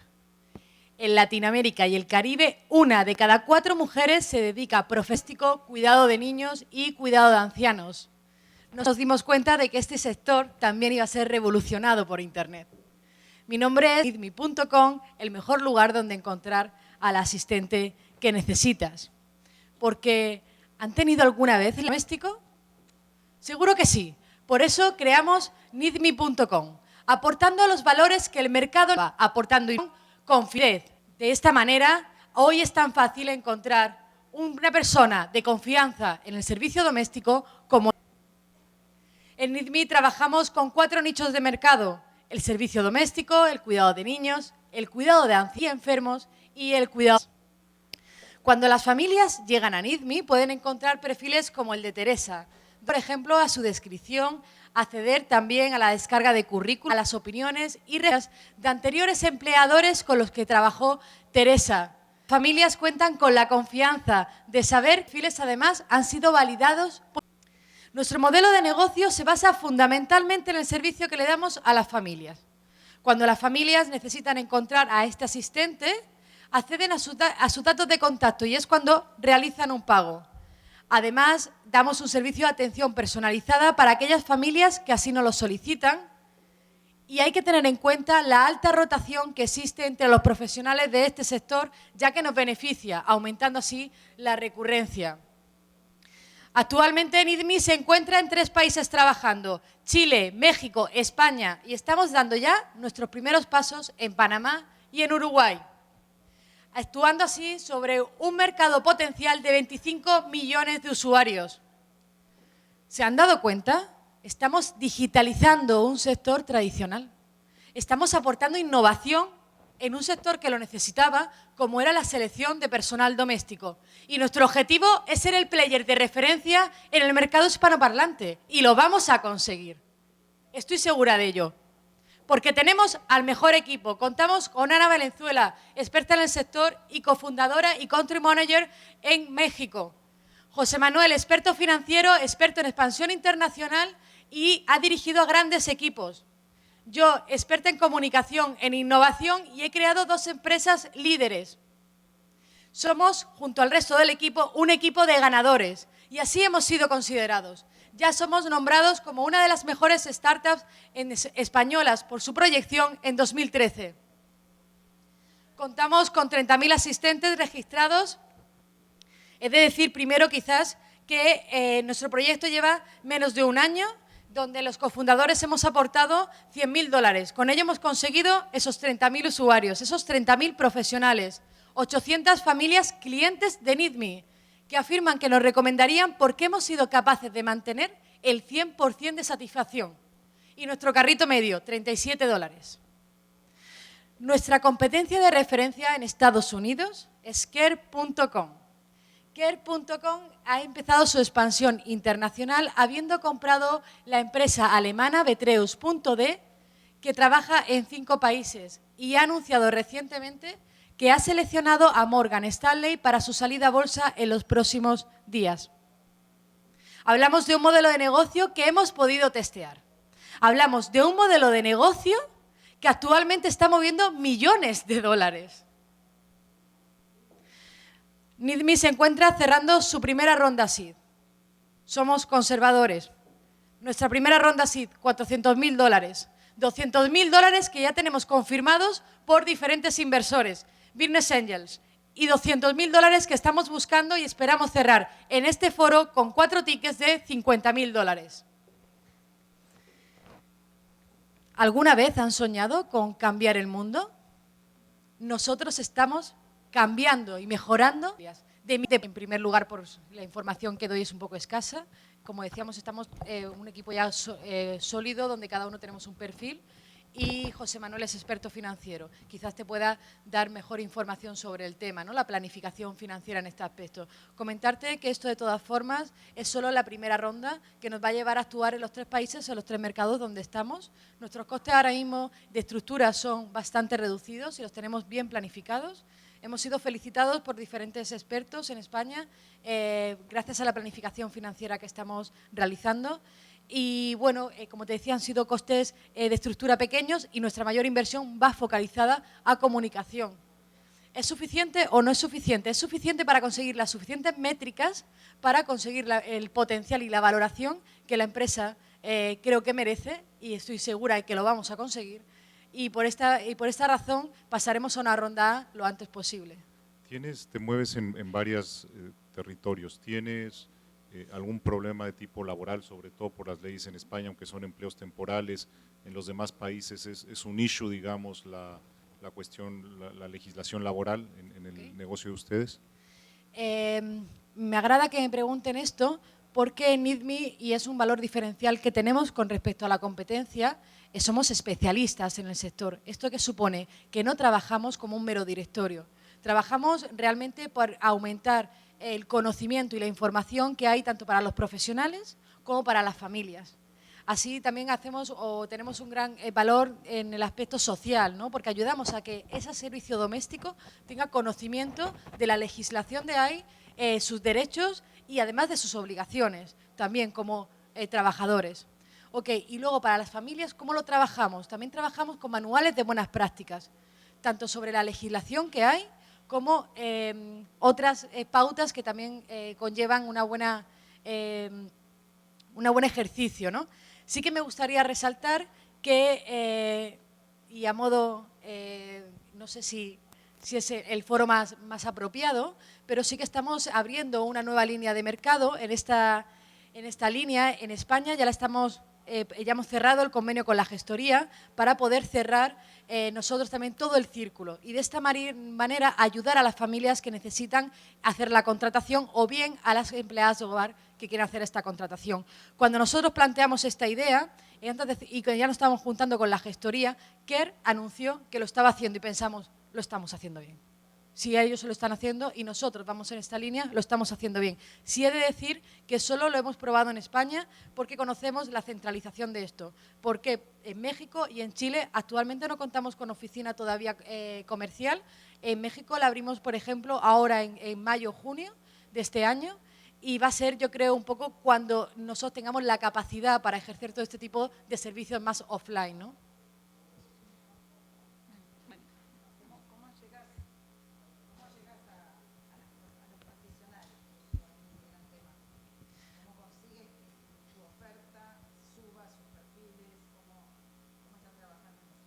Estupendo. Nosotros lo que llamamos captación de estos profesionales lo realizamos a través de diferentes fuentes. En primer lugar, a través de la fuente orgánica. Actualmente ya tenemos un tráfico importante, lo que aumenta esa entrada de profesionales, porque contamos con la publicación de las ofertas de los empleadores o de las familias. Hemos localizado muy bien esos nichos en Internet, donde ellos están anunciándose. Yo creo que está también, anteriormente fue nuestra principal fuente, aunque ahora se ha quedado un poco más atrás, ¿no? Hemos localizado esas fuentes donde están ellos en Internet y ahí es donde estamos también nosotros. También hemos localizado dónde están en offline, dónde tenemos que llegar para conocer, también lo hicimos, para conocer bien a nuestros usuarios. Yo creo que estas fuentes son importantes. Además, también contamos con 4 blogs verticales, cada uno específico sobre cada sector, y esto también nos ayuda con todo ese contenido o atrae ese tráfico, ¿no?, de los profesionales. Yo creo que, que solo hacer mención a que cuando trabajamos el offline hacemos colaboraciones con asociaciones, lo que nos revierte a partir de los orientadores laborales, estos profesionales que además vienen validados también, porque vienen recomendados. Esto creo que también es bastante importante. Que el ticket promedio eran de $37, ¿Sí? Eso es mes, año, ¿en qué lo basas? Primero. Segundo, Perdón. claro, es por mes, por año, por transacción, o sea, ¿cómo lo basas? Luego decías que ustedes validaban a los, digamos, a los empleados para luego garantizarles un buen servicio a las familias y que además hacían servicios personalizados. Quiero entender cómo eso escala, porque es bastante intenso en cuanto a cantidad de gente y ver cómo tienen pensado eso y tal vez si no, lo que decía Boris antes, $400.000 no les queda un poco corto.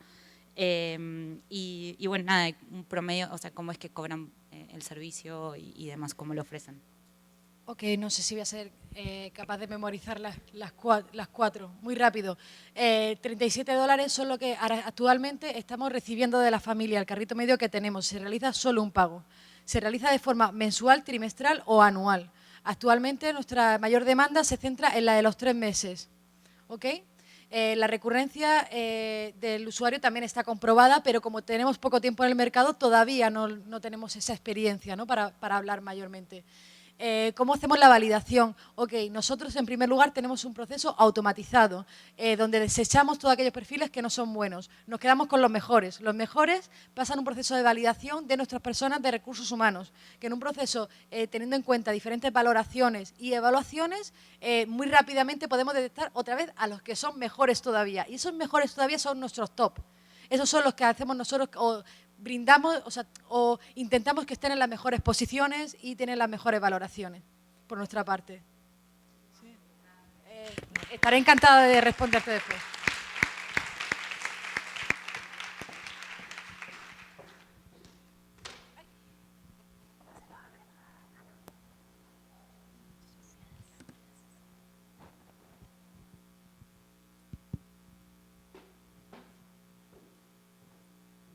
Hola, buenos días. ¿Cómo están? Es un placer estar acá y poder contarles un poco sobre el recorrido de mi empresa, de la cual soy cofundadora y COO, cuyo nombre es Fotter. Para comenzar, quería hacer una pregunta. ¿Quiénes de ustedes en el último año han hecho alguna compra de productos de moda online? Bueno, un montón. ¿Y quiénes lo han hecho en páginas solamente latinas? Ok, muchísimos menos, ¿no? El negocio de la moda online es un negocio incipiente, tan solo en...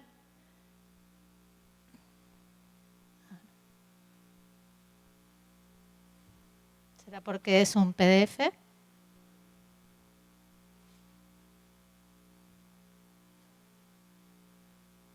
está.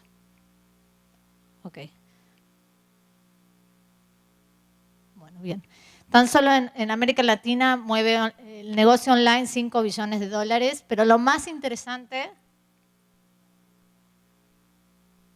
es que crece a un ritmo de 40% anual, un ritmo mucho más elevado del que encontramos en mercados maduros como el europeo o el americano, que es un 13%. Las marcas de moda vienen muy lento en lanzar su canal o su plataforma online, pero todas saben que lo van a hacer en los próximos años. Ninguna se quiere quedar afuera. Y esta es una oportunidad que no queremos perder. Nosotros vamos a ayudarlas a llegar rápido a la meta y de manera eficiente y segura. La solución. Proponemos un modelo de negocio distinto. En primer lugar, tenemos un sitio multimarca online. Esto en principio no es nada nuevo, pero sí es importante reforzar que nos enfocamos y tenemos mucha experiencia en proveer una experiencia de compra única. Este año, buscando hacer nuestro negocio mucho más rentable y menos capital intensivo, lanzamos nuestra unidad de negocio que se llama Fotter Web Stores.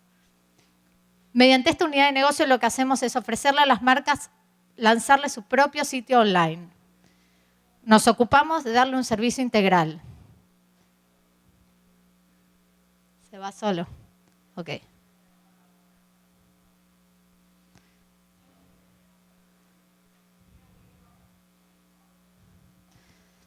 Lo que hacemos es le damos un servicio integral. Somos, digamos, en lo que ofrecemos es una combinación entre Zappos, dedicado al retail y a dar una buena experiencia de compra, y Amazon Web Service, logrando dar lo mejor para las marcas en cuanto a fulfillment. ¿Cuál es el key value que ofrecemos? Para las marcas de moda, ponemos a disposición un equipo experto en el mundo online. Ellos no tienen que salir a contratar gente para desarrollar su plataforma y su negocio. Le damos una plataforma de primer nivel mundial. Y lo más interesante, no tienen que hacer ninguna inversión inicial. Simplemente vamos a un esquema variable con las ventas. Los beneficios para Fodder. Nos hacemos de una gran cantidad de productos sin necesidad de comprarlo. Hemos dado vuelta al negocio. Cuando antes requeríamos plata para comprar mercadería, para ofrecerlo en nuestro sitio, era mucho la necesidad de inversión. De esta manera las marcas nos dan su mercadería, nosotros lo publicamos en su sitio y lo publicamos en nuestra plataforma multimarca. Generamos relaciones estrechas y de largo plazo con las marcas. Logramos reducción de costos en la operación por ambos modelos trabajando en conjunto. Y lo más interesante, tenemos un cash conversion cycle negativo. Nosotros primero vendemos, el cliente nos paga y tiempo después le pagamos a la marca, descontando nuestra comisión por el servicio brindado. Brevemente, ¿cómo funciona? Le desarrollamos su sitio online a la marca. Lo tenemos operativo en menos de un mes. La marca nos da su producto. Tenemos warehouse propios donde almacenamos la mercadería. Publicamos en múltiples canales, en nuestro sitio multimarca, en el sitio propio de la marca, en Facebook, y estamos desarrollando acuerdos comerciales con importantes sitios de e-commerce para publicar también allí y mejorar la rotación de producto. Proveemos una solución integral, fotografía, descripción, procesamiento de pagos, la logística y toda la atención al cliente. Tiempo después le pagamos a la marca. Con esto tenemos un cash conversion cycle de menos 21 días. Nuestros competidores. Nuestro principal competidor es Dafiti. Dafiti es un sitio regional que tiene mucho dinero y ha invertido mucho en publicidad. Pero de esta manera han crecido y han crecido generando muchas ineficiencias. Tan solo si nos comparamos en Argentina son 9 veces headcount para 5 veces volumen. Tampoco tienen una buena selección de productos. Están considerados como un supermercado de la moda. Y ellos se han enfocado únicamente en el modelo de sitio multimarca, comprando mercadería, lo que hace que tengan una gran cantidad de dinero inmovilizado en stock. Nuestros resultados. Desde que lanzamos nuestra plataforma multimarca, hemos crecido mucho y nos hemos vuelto muy reconocidos en el mundo de la moda. Ganamos muchas capacidades que nos permiten hoy estar ofreciendo este servicio a otras marcas. Tenemos más de 90 marcas publicadas y 20.000 ítems en stock. Desde que lanzamos este año en abril el modelo de web stores, ya lanzamos 14 tiendas y tenemos 6 más en desarrollo. Hemos crecido a un ritmo de 400% anual, cerrando el año con un revenue de $2 millones. Nuestras métricas de negocio son muy saludables si nos comparamos con otras empresas del sector. Y tenemos un equipo audaz de gente con experiencia combinada en logística, en sistemas, comercial y marketing y moda. Además tenemos un grupo inversor que vienen de empresas como Mercado Libre, Amazon y consultora como McKinsey. ¿Qué necesitamos? Sabemos que lo nuestro es un negocio de volumen. Sabemos que es un negocio de volumen y de eficiencias. Necesitamos darnos a conocer aún más, fortalecer nuestro negocio en Argentina y consolidarnos y salir a expandirnos en la región. Estamos queriendo levantar una ronda de $5 millones porque sabemos que tenemos en la mano algo muy grande. Sabemos que hemos construido sólidos cimientos y que necesitamos de su apoyo para hacer de esto una obra maestra. Muchas gracias.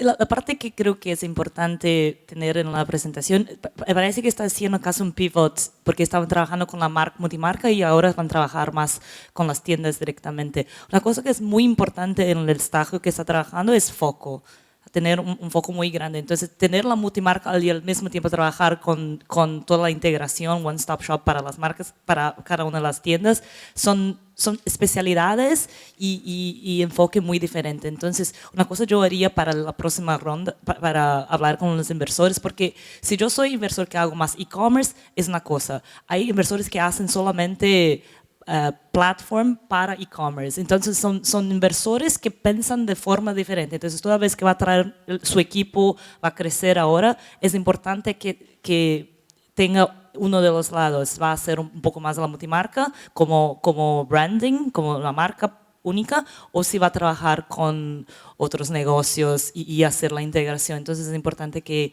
tenga muy claro, especialmente se va a hacer una nueva ronda ahora.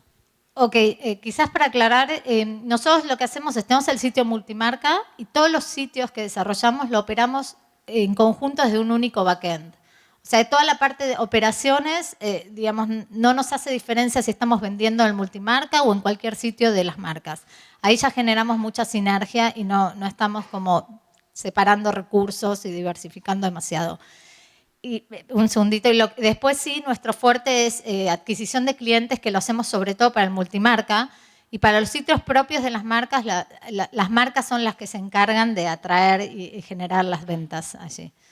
Creo solamente que cuando va a hacer pitch después para inversores, si me dice que su competidor, su competencia es Dafiti, yo no voy a poner dinero porque necesita por lo menos 250 millones para competir con una marca como Dafiti. Pero si va a hacer específicamente plataforma para ayudar otras tiendas, cambia completamente porque su posicionamiento es diferente. Entonces yo entiendo que el footer como multimarca va a ser una de las formas, como así es Mercado Libre, así como es Dafiti, así como es su propia marca, es una forma de distribución, pero es muy importante que la esencia, que sea aquel lado que va a escoger, esté muy clara. Bien, muchas gracias.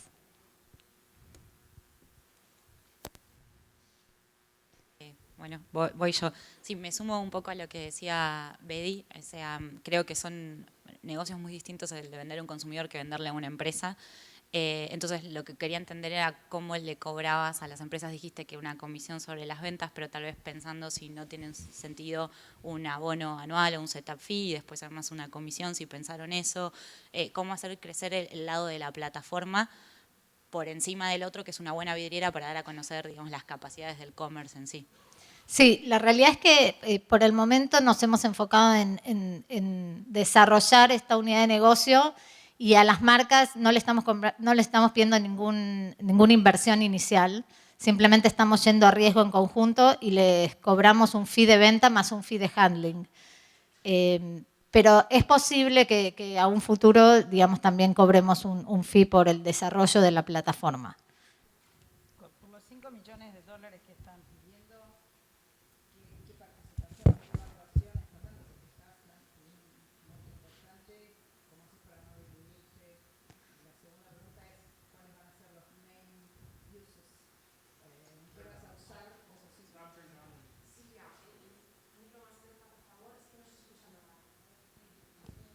Oh, ok, entonces, dos preguntas. Los 5 millones de dólares, ¿en cuánto te va a implicar diluirte? Porque es una inversión importante. Sí. Si no me querés decir la evaluación, pero es importante si vas a perder mayoría para tomar una evaluación de semejante monto.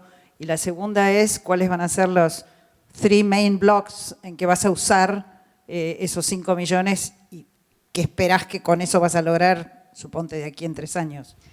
Lo que nosotros vamos a hacer principalmente es consolidarnos en Argentina, o sea, sobre todo vamos a trabajar en este modelo de web stores y en, digamos, volvernos muy atractivos como plataforma de venta para que las marcas tomen el riesgo de darnos su mercadería y hacerla rotar, o sea, en customer acquisition, sobre todo, y bueno, en marketing en general. Y luego vamos a trabajar en lo que es la expansión regional como segunda instancia. Y nuestra perspectiva es estar creciendo 4 veces para el año que viene y un crecimiento similar para lo que sería el 2015, estar facturando cerca de 64 millones de dólares en el 2016.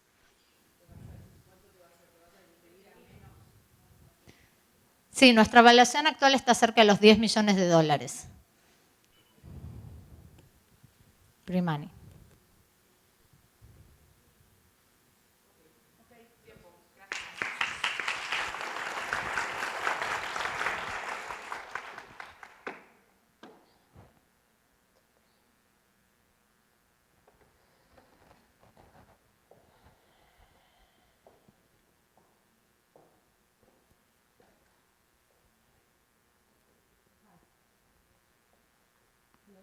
No.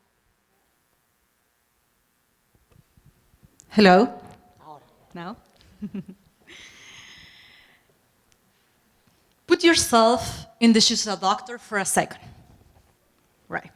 Running between patients, scheduling appointments, keep updating medical records, creating estimates, no doubt. For doctors, time is money.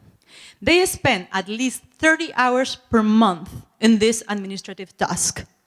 And because our doctors are dentists who work independently, they have to face two big challenges. First, give high-quality healthcare attention to their patients, but also to have a flawless operation of management. In Chile alone, this is a reality for at least 18,000 dentists. And according to the Chilean Dental Association, 90% of them, in some part of their career, will work alone or with a partner, which will represent a $16 million market opportunity only the first year. But also, while we can think we can meet the needs of our dentists in Chile, we also want to use our network connection and extend our service to Peru, Argentina, and Colombia, which will represent a $1 billion market opportunity. So what is Dentidesc? Dentidesc is a service as a software tool in the dentistry sector, created to address the needs of independent dentists. While we know that there are some software solutions out there, they are mostly focuses on big clinics or hospitals. That's why it's not uncommon to still find dental offices using paper and pencil, Excel spreadsheet, or even some software solutions that are first overly cumbersome, expensive, or not adjust to the local market needs. So after various focus groups and interviewing dentists, I designed the first MVP of Dentidesc. We launched it on January of this year. And with only word of mouth, we got 60 sign-up only the first month. On February, we participated in an accelerator program in San Francisco for a month.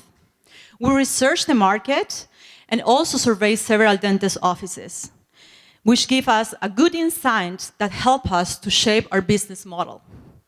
On April, we continued our development, and we received some seed capital from the program government Corfo.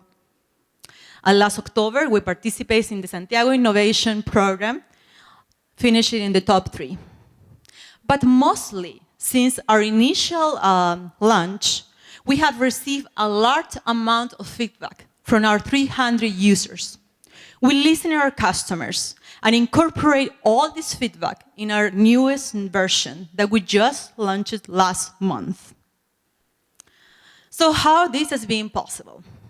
Number one, from day one, we're being worked with dentists. And today, we have 2 team members who are dentists. Andres, in charge of customer relationship, and Matias, in charge of product design. Number 2, since I'm a software engineer with a post-BA in computer science from UC Berkeley, 15+ year experience, 10 in the Silicon Valley, where I have worked with 2 successful startups. One was acquired by Logitech and another in the healthcare industry. I was able to build Dentidesc from scratch at 0 cost. And today, we have an additional team member, Eduardo, who is also a software engineer. Number 3, through our contact and advisor, we have direct access to at least 10,000 dentists in Latin America. And number 4, we have partnership with top universities in the dental sector that we like them because our initial strategy market are the younger dentists. And we want to build some software loyalty with them from the beginning of their career. Our business model is based on a subscription model plan. As a customer acquisition, we offer 1 month for free. We have 2 different plans. Individual, for clinics that operate with up to 5 dentists, starting at $40 per month. And another plan for clinics that operate with 6 dentists or more, starting at $110 per month. While we know that there is still opportunities for dentists to grow within the dentistry sector. So in the next 6 months, we're going to be building an API or user interface between labs and dental office to improve their workflow. Lab Desk will come to serve and lower the administrative costs between dental offices and labs to dental offices operation via Dentidesc. Likewise, our dentists, we recognize there are other professionals with similar needs, and we want to orient our brain based on this, creating solutions for other healthcare professionals in the industry, such as chiropractors, kinetists, vision desks, and so on. We want to lead the service as a software solution in Latin America. We know this is quite challenging, but if you want to be part of this challenge and help it to build it together, please contact me. Thank you very much. I hope you enjoyed.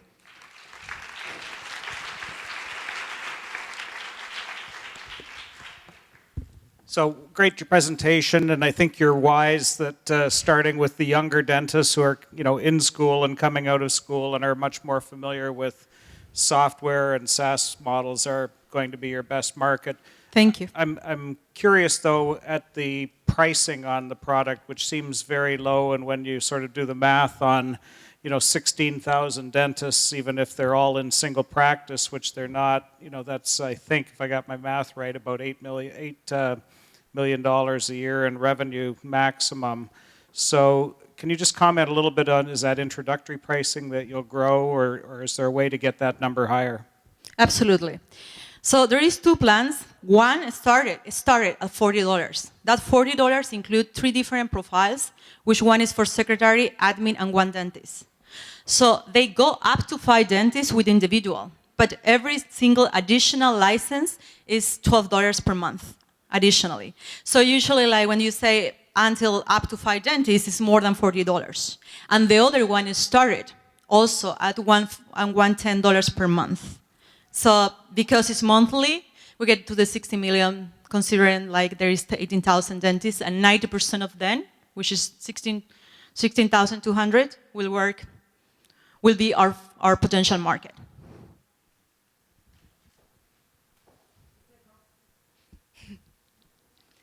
Is there any competition in your country or in the countries that you plan to go? Right. In Chile, there is 2 closest competitors. One is Dentalink, which has been in the market for 4 years. They do something very similar, but they haven't really taken the market, so we think we have a big opportunity up there. In Latin America, it's 400,000 dentists, and impressive enough is that we are not even in the market, and we are being contacted by different countries. So it's around 5 different solutions. But again, it's an independent professional place, where the one that they have independent dental offices and not the one that they go to the hospital. So I think we have a big market opportunity in front of us. Can you talk a little bit about how you move from the beginning of like 50 dentists to 200 dentists, and then a little bit of a trend of that within Chile? That's the first question. And then the second piece of it, it's time for onboarding. So someone kind of find out about you, how long does it take, how much internal sales you need? So trying to understand a little bit on the team. Right. So the first month, on January, when we just started, it was much more internet, which was very impressive because we didn't do any marketing strategy. Afterwards, because today we have a rich dental network, and because this started with a family member who is my uncle, and he's 60 years old. I'm going to mention this because usually think that the solutions are for youngest because they know how to use all the social media and so on, but actually even the people that they have a big database or they have secretaries, they need this kind of solution. So because our dental network, and today, because the connection that we are in the team and also outside on the team, we have advisors that on many dental offices in Chile and also in Latin America, we're being exploded. But we just launched it last month, so we are not even use our network connection. So we know that it's there, but it's mostly because it's a niche. It's a lot about the word of mouth, participation of dental fairs, also universities, also through our incubators and some organizations that support us. How do you differentiate in one line, let's say in a simple pitch, that you're not another doctor's office software, that you're really different, even though you have the niche, the need hasn't been solved? How do you pitch it? Let's say in a simple way to convince your client? think that's very tough, and I wouldn't agree that that is resolved in Latin America at least. I think I will agree that here is mostly resolved, but I will say that this is not a partial solution, this is a real solution to take out all the hassle of the paperwork. Because especially healthcare professionals, they don't have a management subject in their career. So to take out all that preoccupation and all that issue, it helped us improve enormously. And this was designed by dentists and for dentists. So that, I think, makes the entire difference. So it's basically a one-stop shop that includes a one-stop shop, so to speak, that includes the solution for all the managing of the office, not just the appointment, not just exactly, because we're also thinking about everything that, because we want to grow this to a service, right? So that's why we are actually now connected to the labs and all the digital information. They don't have to open the x-rays in some other places. I think I showed a screenshot about that. Referrals. How do I send with this paper? You know, you have a surgery, dental surgery, but this person have heart problems. So how do you send all the medical records to another doctor?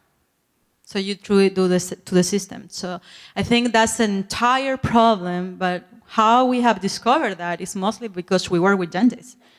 Otherwise, it's very hard. So we just create something that address their specific needs. So I hope that answered. Thank you very much. Voy a pedir a todas las emprendedoras, a las 6 finalistas que suban. A Marta Cruz también. Por favor. Simplemente recordaros que a la 1 inician los mentorship sessions en la sala que hay saliendo a la izquierda, las que estáis registradas.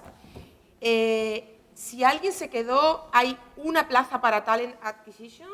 Si alguna de ustedes se quedó sin plaza, contacten con Laura. Laura está ahí, se comunican con ella. Recordarles que a la última hora de la tarde comunicaremos a la ganadora. Gracias a los jueces. Yo quiero agradecer personalmente, algunos están aquí, al apoyo de otros expertos y otros inversionistas que han estado ayudando a las emprendedoras. Marcelo veo por allí. Thank you very much for helping us, por ayudar a las chicas. Y bueno, queríamos entregarles ahora un pequeño detalle a todas ustedes. Chicas, fantásticas, gracias.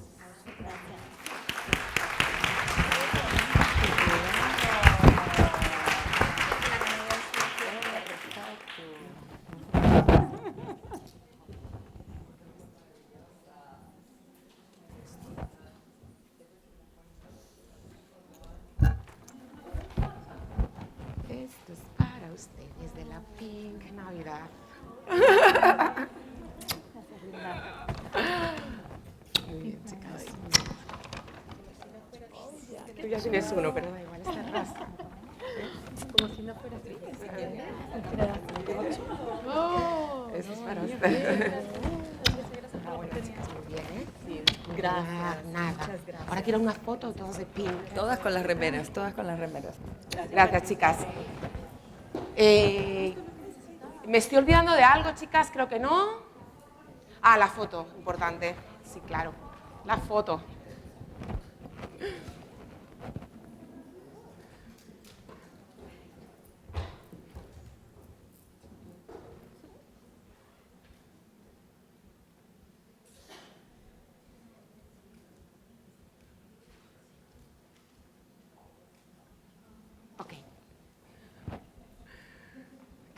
Gracias, muchas gracias. Before we leave, we wanted to really give our thanks to the jury. Your thoughts, your comments, your insights, I'm sure will be very helpful to all of the finalists. And we want to highlight that the little gift you're going to receive is part of a MIF project, Artisan Business Network of Haiti. We have quite a bit of projects going on in Haiti, and now you will take it home and you'll think of that great country that is doing much better thanks to all of you and the work we are all trying to do.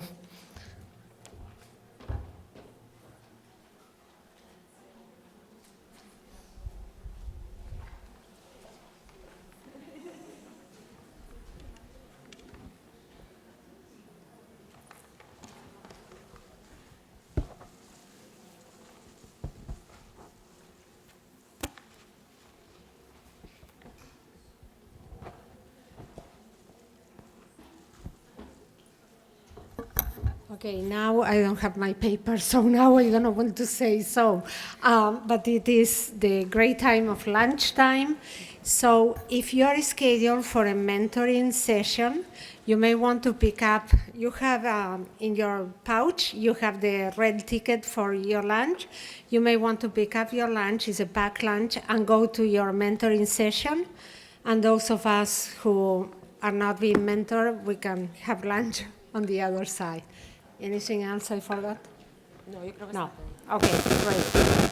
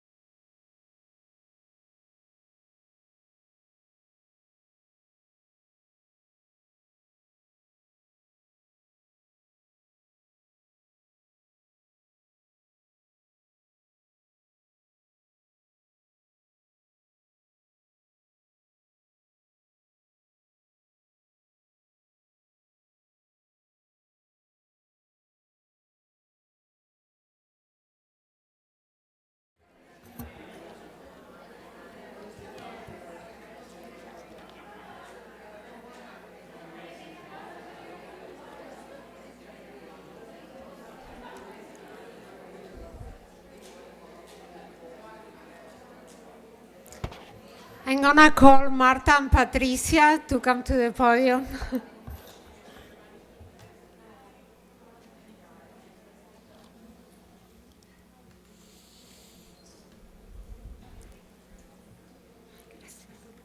Sí, no.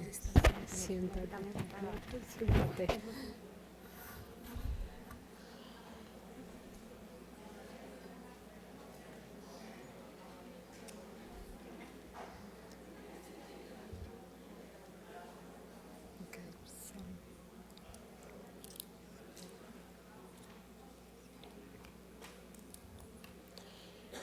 So, good afternoon and welcome to the second part. For some of you, the opening of the afternoon sessions.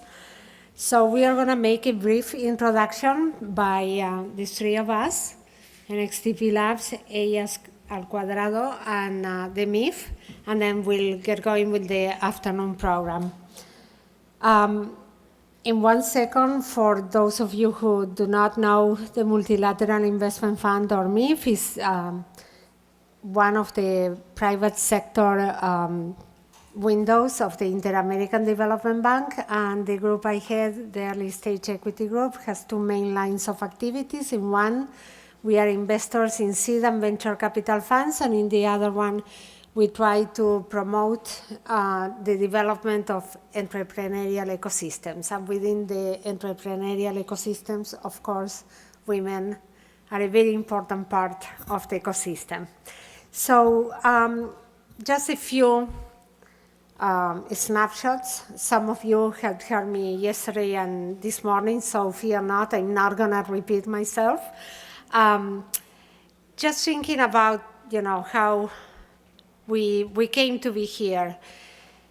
Somebody in one of the interviews I gave asked me, well, why did you think about this? Why did you think this was important? And I said, well, women are the largest emerging market in the world.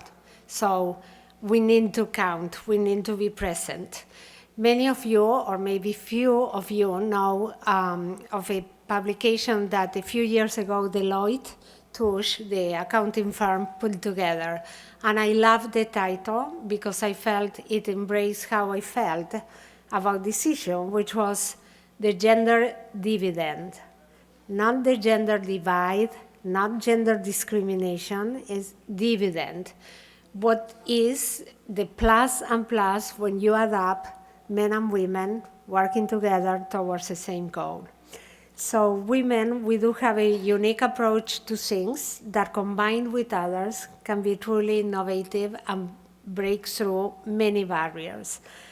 So I would only say, because I want to be very brief, because Francisco and Monica told me that I talk too much in the morning, so I'm going to be much shorter, is do not allow yourself to be pigeonholed in cliches.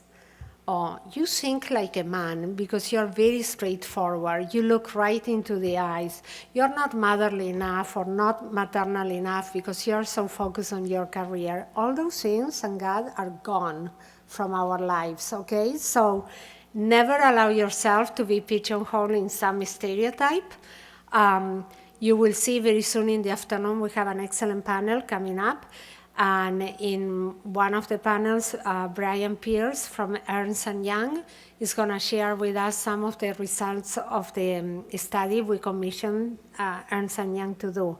And most of the entrepreneurs, and we reach out to many, many women entrepreneurs, have a family. Most of them have more than one child.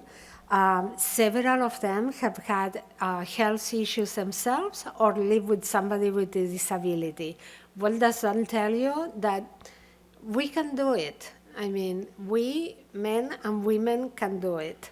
So what we have to do is to build our own profile, our own public profile. In the end, all businesses are people businesses. It's not about the business, it's about the people who run that business. So I would want to leave you with what I usually love to say, that for the good of society, we have to be at all crossroads of society.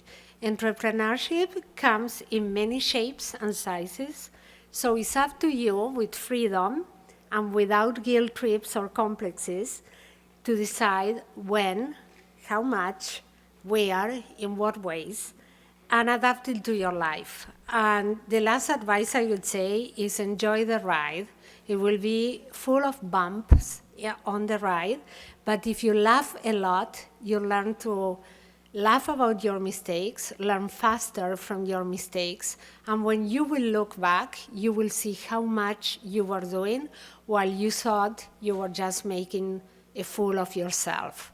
So never be afraid to think, I'm just making a fool of myself, because most likely you are not. You're just being innovative, forging ahead, and life will prove you wrong on this one.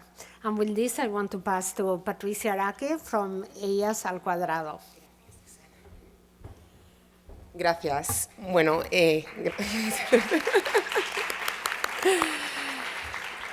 yo no me canso de repetir que es todo un honor para nosotras estar formando parte de esto. Esta mañana la sesión estuvo muy diseñada para las emprendedoras, se puso mucho cariño en acercar el mayor valor posible a las que al final sois el centro de todo esto, ¿no? Que sois las que estáis tratando de construir cosas. La sesión de la tarde es más abierta, hay muchos más perfiles. Betty esta mañana dijo algo muy interesante, y puesto que muchas veces miramos hacia Silicon Valley, ¿no? y vemos, ¿no? o lo tenemos como el parangón del emprendimiento, creo que dijo algo que es importante tener en cuenta, ¿no? Que lo que marca la diferencia allí es el poder de la red y realmente la cultura que hay de dar y de recibir. Creo que ahí es donde tenemos las grandes oportunidades en la región, y creo que ahí todos somos importantes, porque las emprendedoras no pueden estar solas en esta aventura, ¿no? de crear sus empresas. Así que gracias a todos y cada uno de ustedes, son muy importantes, no solo los inversionistas, sino los expertos, mentores, providers de servicios para las emprendedoras. Ser una superwoman ya pasó de moda, no podemos hacer nada solas, necesitamos de todos esos recursos a nuestro alrededor, y WeXchange está brindando esa oportunidad de conectar ese talento, de conectar esa variedad de perfiles y de construir juntos un auténtico ecosistema donde el dar y el recibir para al final lograr cosas buenas nos beneficie a todos y a todas. Así que disfruten de WeXchange y saquemos algo bueno de aquí. Gracias.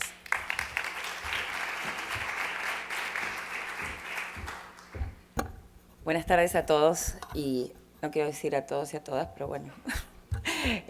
Hay mujeres y varones. Hay muchas que ya nos vienen escuchando, como decía Susana, desde anoche, así que varias historias han pasado por estos micrófonos. Simplemente aquellos que no estuvieron en la mañana y que no saben qué es Next Labs, y creo que es oportuno volver a repetirlo, no es un modelo sencillo, lo sabemos, por eso cuantas más veces lo repitamos, mejor posicionarlo y mejor para que entiendan quiénes se pueden acercar a nosotros y cuándo nosotros invertimos y cuándo no.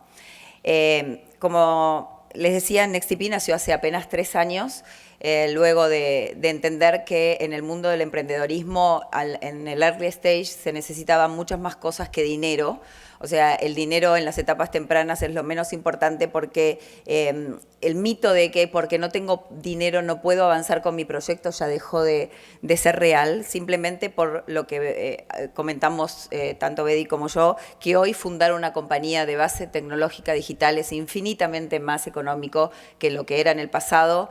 ¿Por qué? Porque la tecnología está, porque los clientes están ahí, los clientes están en la red, y solamente tenemos que hacer definir las plataformas de comunicación como para poder acceder a ellos, porque empiezan a aparecer los inversores ángeles, que son esas personas, los primeros que empiezan a confiar en nosotros y invertir, pero que además un emprendedor, muchas de ustedes, las que se acercaron a mí en las sesiones de speed dating y de mentoreo, en realidad saben hacer muy bien una cosa, ¿no? Saben desarrollar muy bien una plataforma, saben hacer investigación y desarrollo de productos complejos. La realidad es que son maravillosas. O sea, los proyectos que yo he escuchado son proyectos que realmente pueden hacer cambiar el mundo. Pero tienen que saber de todo lo demás. Para ser una gran compañía hay que saber cómo dirigir una compañía.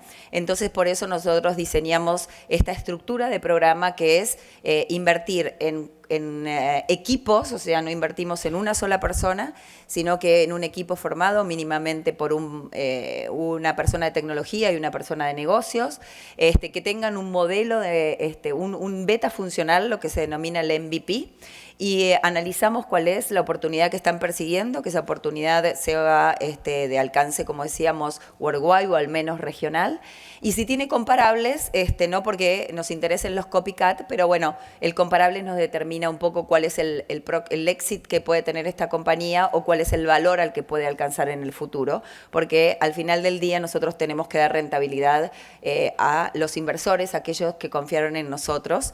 Pero mucho más importante que eso también, nuestro objetivo es ayudar a todos, a todas los emprendedores a realmente hacer de esto un mundo mejor, ¿no? Que con cada uno, con el aporte de todos nosotros, sea mucho más accesible para todas las clases a la tecnología, al conocimiento, a la información, al networking, al relacionamiento. Como les decía, más de 2.000 proyectos vistos, no más del 20% de mujeres dentro de los equipos fundadores.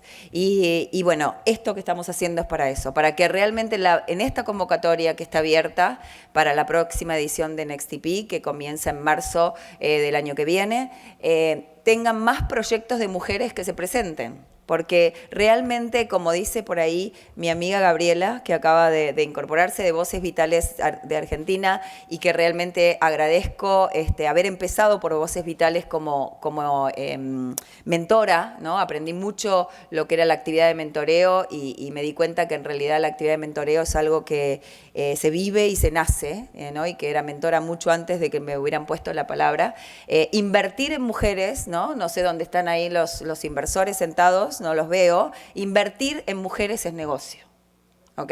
Señores inversores, aquí hay mujeres con proyectos fantásticos, con una potencia increíble, que van a poder hacer cosas increíbles si empiezan a tener gente como nosotros, las aceleradoras, como los angel investors, como los venture capital, que confían en mujeres que son las fundadoras de sus compañías. Así que bueno, aprovechen los ratos que tengamos y el cóctel para conocerlas, aquellos que se incorporan recién ahora, porque es negocio invertir en mujeres, porque está probado, y ahí Brian en la investigación seguramente lo va a decir. Tenemos la capacidad de desarrollar negocios de largo plazo y sustentables. Tal vez esto que digo, no tan explosivos, aunque ahora vamos a tener una fundadora muy explosiva, pero no tan explosivos como el Mark Zuckerberg o como el Mercado Libre, pero sí negocios sustentables a lo largo del tiempo. Disfrútenlo, son maravillosas y pueden hacer un montón más de cosas de las que vienen haciendo. Muchas gracias.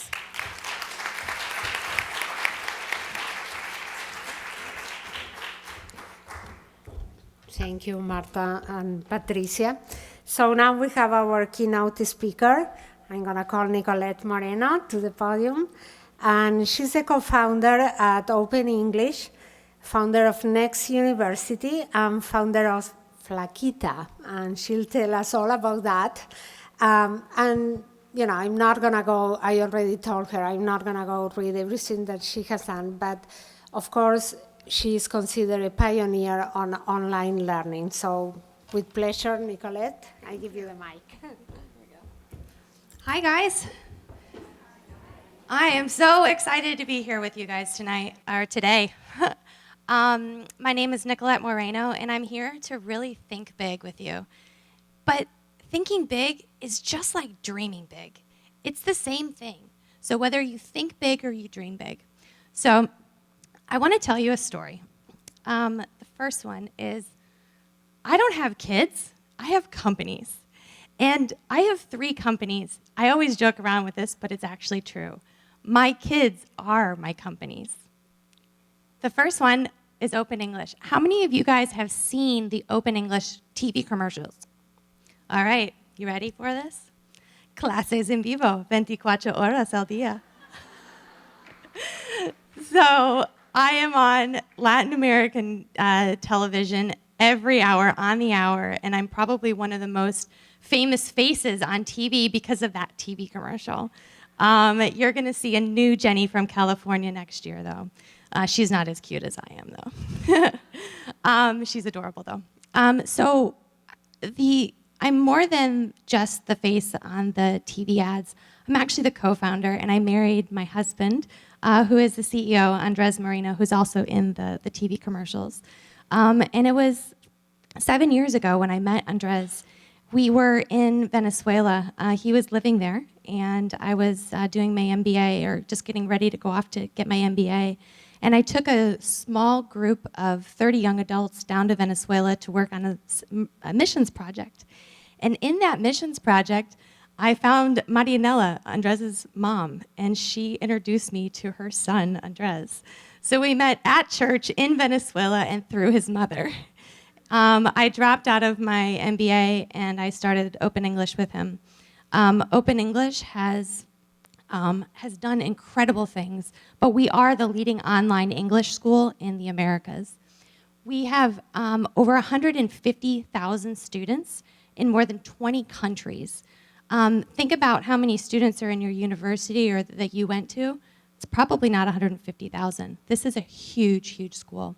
Each student ends up paying around $1,000 a month, or sorry, $1,000 a year.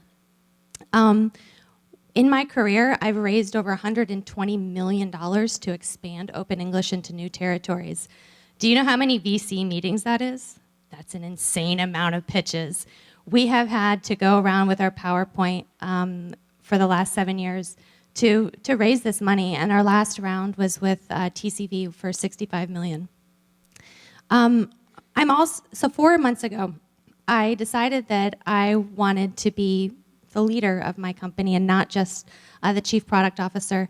So I started a company called Next University. It is an online school for emerging markets. What we do is we focus on the jobs that didn't exist 10 years ago, and we provide certificates and diplomas. Think about mobile developers, entrepreneurship. You're going to have social media management courses. So all those jobs that didn't exist 10 years ago, that's Next University. Very successfully hired a CEO for this company, recruited him over from Pearson, and Senior Vice President Dean Brown is now leading my second company, Next University. And the third one I'm most passionate about, and this one is Flaquita. Flaquita is an ultimate accountability system for weight loss. And you'd think that what in the heck does weight loss have to do with English learning? It's actually the same thing. You have to do it every single day. There's no way around it. You have to study, you have to eat right. It's actually a very similar life cycle that a customer goes through. But this one is a personal story for me, because when I was a sophomore in college, I weighed 200 pounds. I weigh 125 pounds now. Oh, I'm sorry. Miami is in Latin America. Here you go, ladies. I weighed 91 kilos and 56, and today I weigh 56. So what I'm doing is I'm designing the weight loss solution that I wish that I had when I lost that weight. Did it all natural. And I'm gonna actually ship a scale to your home, and you're gonna step on your scale and it'll beam to my system so I know exactly how much you weigh.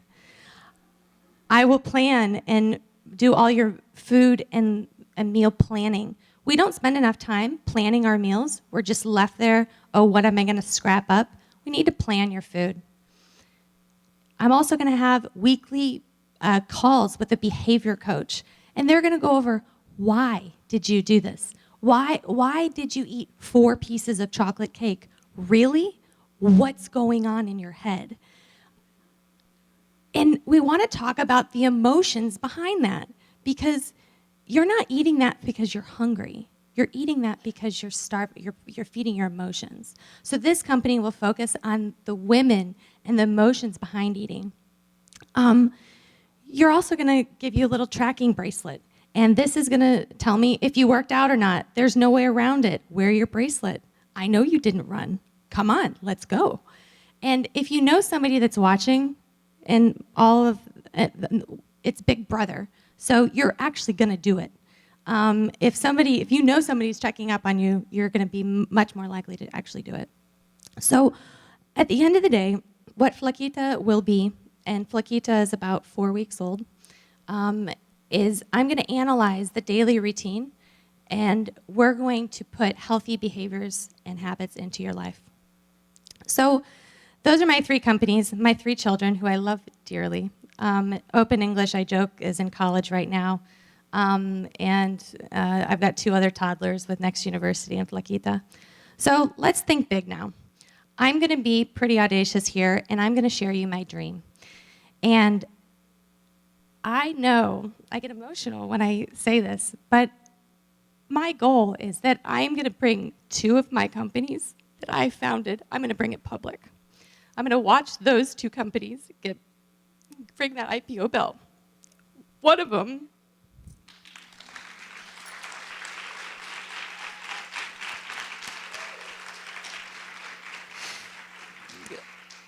my husband and I joke about it. I even know what pants I'm going to wear. But I think that's good. I visualize it. And that's all about what thinking big is. You have to visualize what you're going to do and do all of the details around it.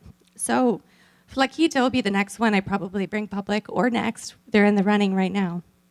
But what is your dream? What is so crazy that you would say, do you want to bring a company public? I just don't understand why women don't think that big. I haven't met that many that do. I'm surrounding myself with you guys that are all here today to do that. But women really do tend to set the bar lower than men do when they grow their businesses. Here's a quote, or a stat, that men are 30% more likely to say that they plan to add 5 employees over the next 5 years than women are. What the heck? That makes me so mad. We want to grow and make big companies. So if I leave you here today, the one thing that I want to convince you to do is build a big company. You say, why do you need to build a big company? Small ones are just fine. 2 reasons. 1, why in the world should we leave all the fun to the boys? It's so much fun to build a big company. Open English has more than 3,000 staff members working around the world. That's 3,000 jobs that I created. That's 3,000 families. Big companies make big impact. And the second reason is that small companies take the same amount of your time and your effort than the big ones do, but they have incredibly different rewards. If Open English only had 10 teachers and not 1,000, I don't think that I would be able to start all these other companies. And we've been very rewarded, and Open English has done very, very well. So now I want to turn to, how do you start a big company? And this is the question I get very often. How do you start a big company? The first thing you need to do is have a great idea that changes the world. That idea needs to focus on one need in humanity and then solve it for every angle. So if you look at the companies, learn English, lose weight, learn something new with Next University. It's a very, very narrow, you can describe it in 2 words, and that's what a big idea is, or need. Next thing you need to do is attract great talent. Just as I was describing my dream of bringing 2 of the companies that I founded public, you need to attract great talent. I write a job description that would make you guys scared. I put together what they need to do with all of my other staff members, what their roles and responsibilities are, what their background might have been, how old they might be, where they're from, what they're interested in. It's a whole profile. So I make you up in my head before I even hire you. I know exactly who I am looking for. And when you visualize and when you attract great people, you need to know who you're looking for. So describe them. Take the time to write the job description yourself. Don't find a template. Put it in your own words. What do you need? You just have to visualize who that person is for all of your roles. I think that probably my greatest skill set is actually recruiting. I recruit amazing people. So you've got this amazing team. You need to help that team understand that idea so deeply that it actually becomes their own. They forget that you actually came up with it. And they need to internalize it. And then purpose. We look for happiness, but really you want to make sure all of your team members have purpose in their life. What are they doing? Why are they here? And help them answer that question. If you don't have purpose, when that passion wears off, you're gone. But if you have purpose, you're going to pull the all-nighters, and it's going to be a great company. Purpose is key. I suck at project management. Suck at it. Terrible. I need to hire really strong project managers that get shit done. And by the time that I have my team in place, I know exactly where they're going to go, and they need to execute and make sure they hit those milestones. Communication also becomes really important because things are moving very, very quickly. Here's my job. This is my job description. I maintain the vision. If anybody says, I don't know where we're going, that's the CEO's job to provide that vision. What are we going? Where are we going? Why are we doing an IPO? And then you need to keep believing in the people that you chose and that you trained. And you help your team make decisions. Don't make decisions for your team. Make the decisions with your team and help them be the ones that came up with the answer. The CEO's job is only to do a tie break and say, we're going to go this way if two team members can't decide. And last, to keep the company funded. You're the chief fundraising officer as that CEO. So communication plans. When does everybody get an update? Who is going to write that update? Who reviews it? Who sends it? Get a communication plan in your company immediately. Do it on a weekly and a monthly basis. What I do is I use the board presentations that I give to the investors and to my board every 3 months to align my management team. It's a really, really great experience to go through that deck every 3 months to see how you guys are doing. It's a good exercise. Don't skip this. It all comes down to tools, process, routine, and discipline. That's how you build a big company. So I've got 3 pieces of advice for you. Men, for you guys in this room, if you don't have a woman co-founder, go get one. We think about the world differently. Men tend to think very linearly in their thought processes, generally, and women think about holistic statements, holistic view. Well, it doesn't feel right. Okay, dive in there. They think about everything. One of my favorite quotes is, men, if you ever want to know what it feels like to be inside of a woman's brain, imagine a browser with 2,857 tabs open all of the time. That's what it feels like to be inside of a woman's brain. But you can use that to your advantage because they're thinking about things that you would never think of. So women, keep doing what you're good at there. Women, you start the 10 company by yourself. Go do it. And you do need Ben along the way with you too. But don't be afraid. And the reason why you shouldn't be afraid is that I'm convinced that women, if you can raise a family, you can raise a company. It's really the same skill set. It's a lot of love, it's a lot of vision, and you just have to grow it up. That's all it is. Thanks, guys.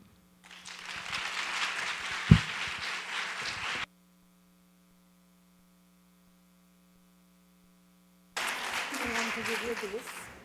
This is you. from Haiti, the artisans of Haiti. Oh, thank you. Thank you. Well, thank you. I think we have all the roadmap, right? We know how to run a company thanks to Nicolette, so no excuses, okay? Our next panel, earlier I'm gonna break. Can I get 5 minutes in case there are any questions for Nicolette? Any questions for her before we start the next panel? Somebody dares to go to the mic there in the hall and ask her. Well, the one I usually get is, what is it like to work with your husband? That's the one I always get. I don't know any different because when I met him, we started working together and I started the relationship at the same time. But I think that it's very unifying to start a company with your spouse because you're fighting the same battle. You know exactly what he's going through at that moment and when you need to support each other back and forth. Working with your spouse is not for everyone. And about 5 months ago, I started Next University and Flaquita because I don't want to work with my husband directly anymore. Have him be my boss is something that I knew I didn't want long term, but it helped me get to where I am today. Excellent insight. Okay, good. Can you go to the mic because we are taping all sessions, so and for the translation as well. And if you can identify yourself and your country. Hello. Okay. Yeah. Hello, I'm Christine Johnson. My organization is Diversitech. I work with women and minorities in tech entrepreneurship. So I just wanted to really ask you, what was your experience getting your first round of funding? You know, that initial friends and family round. How was that for you, and what was your strategy to do that? It was tough. My husband and I were living in a $400 rent apartment in Pasadena without internet, and we had to every week make sure that there was $10,000 in our bank account to pay our tech team in Venezuela, where most of the development took place early on. It went to my friends and my family. My grandfather invested $50,000, and I just wrote him a check for $1 million last week, which is really cool. Wow. The company cut the check, not me, but still. But the first fundraising, you're right, it's the hardest. We did a $2 million convertible debt round, and what that allowed us to do was not place a valuation on the company for a long time. Most people don't raise $2 million of convertible debt. This side. Most people don't raise $2 million of convertible debt, but if you can, do it. Make your seed round as large as you can. We went to friends and family. I have actually, this is kind of bad, but I convinced my husband to go on a church retreat with all men, and he came home with a $50,000 check. So it was, you just talk to everybody. You have to just see who is available, and if you can get people excited about what you're doing, in the United States especially, it's easier to raise money here than in Latin America because people are not used to doing angel rounds, but here it's very, very easy. And for my next 2 companies, I can't tell you, I've got people knocking on my door to give me investment, and they don't even know the name of the company. So it's an exciting time. But as soon as you can fund your own company, they're there for you. But when you can't fund your own company, where the heck are they? So it is tough. You just have to keep going. Lots and lots of pitches. Well, we'll have to take it to the next panel. Thank you so much, Nicolette.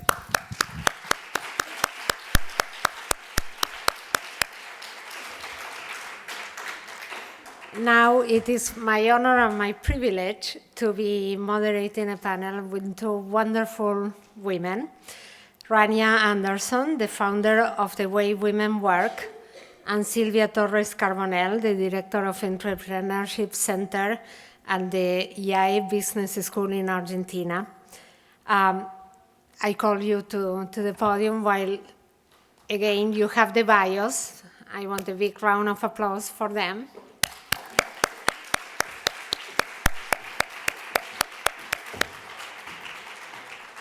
We are going to have a very lively discussion here because, and I want you to be thinking of questions.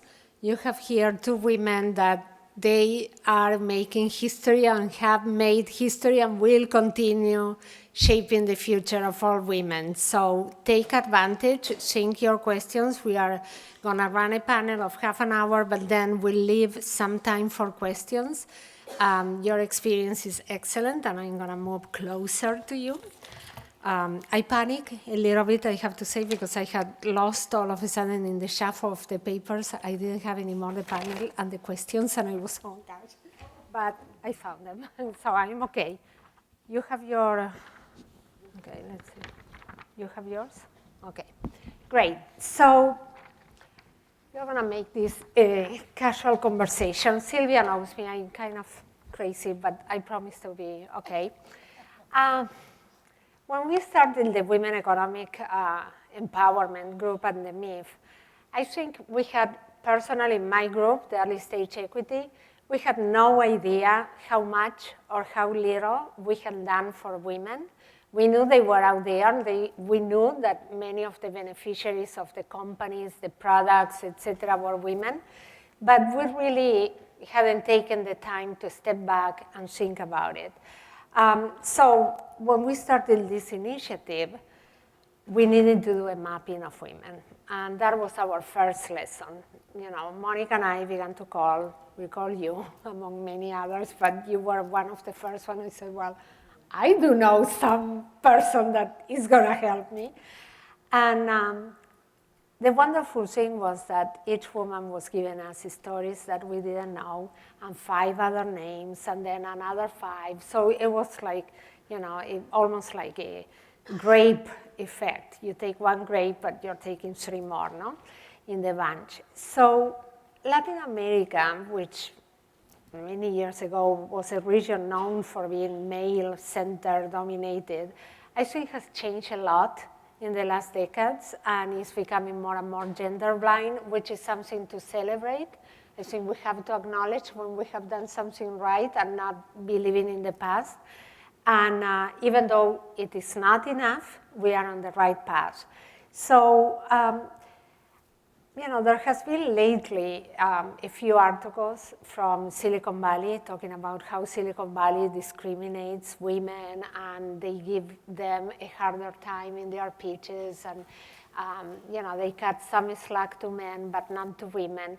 So when some people in my office were leaving me those papers on my desk, kind of implying, is this the same with your 54 funds in Latin America? I kind of began to joke, but I meant it, saying that, you know, the fund managers in Latin America and the Caribbean cannot afford to discriminate. They are looking for good deals. They don't care if they come in skirts, in pants, in whatever. They are looking for value. And if you present a value proposition, the last thing they are going to do is to discriminate or to think, oh, you're a woman, I'm going to give you a harder time. So since then, we have gathered some limited data. Our funds, 30% of them have women in their management teams. And today we had Eco Enterprises, they had to leave, but it's an all-women team of managers. 18% of the Latin American angel networks have women as their managers or have been a focus to invest in women. And 30% of startups in accelerators and seed funds have women in their founding teams. And for example, for Punta Tech in January, I was one of the juries, and 50% of those companies have 1 or more women in the founding team. So I'm very optimistic. I should be dressed in green. I'm very hopeful. I'm very optimistic. Now, I'm going to turn to Rania and start the conversation, and myself, I'm going to keep it quiet. So, Rania, the first question I want to ask you is that you're an angel investor. You have co-founded the Women's Capital Connection that I would like for you to tell us about. And the main question I think here is, does it work to invest only in women? Do you think this is a model to be imported to Latin America, where the early stage industry is already fragmented and small? And tell us a little bit about yourself, because on purpose, I'd rather you telling your story than me trying to read this. Thanks for the opportunity, everyone. I'm Rania Anderson, the founder of The Way Women Work. We're a career and resource site for women in emerging economies all over the world. and I am the founder of the Women's Capital Connection. We're a group of 40 women who invest only in women entrepreneurs.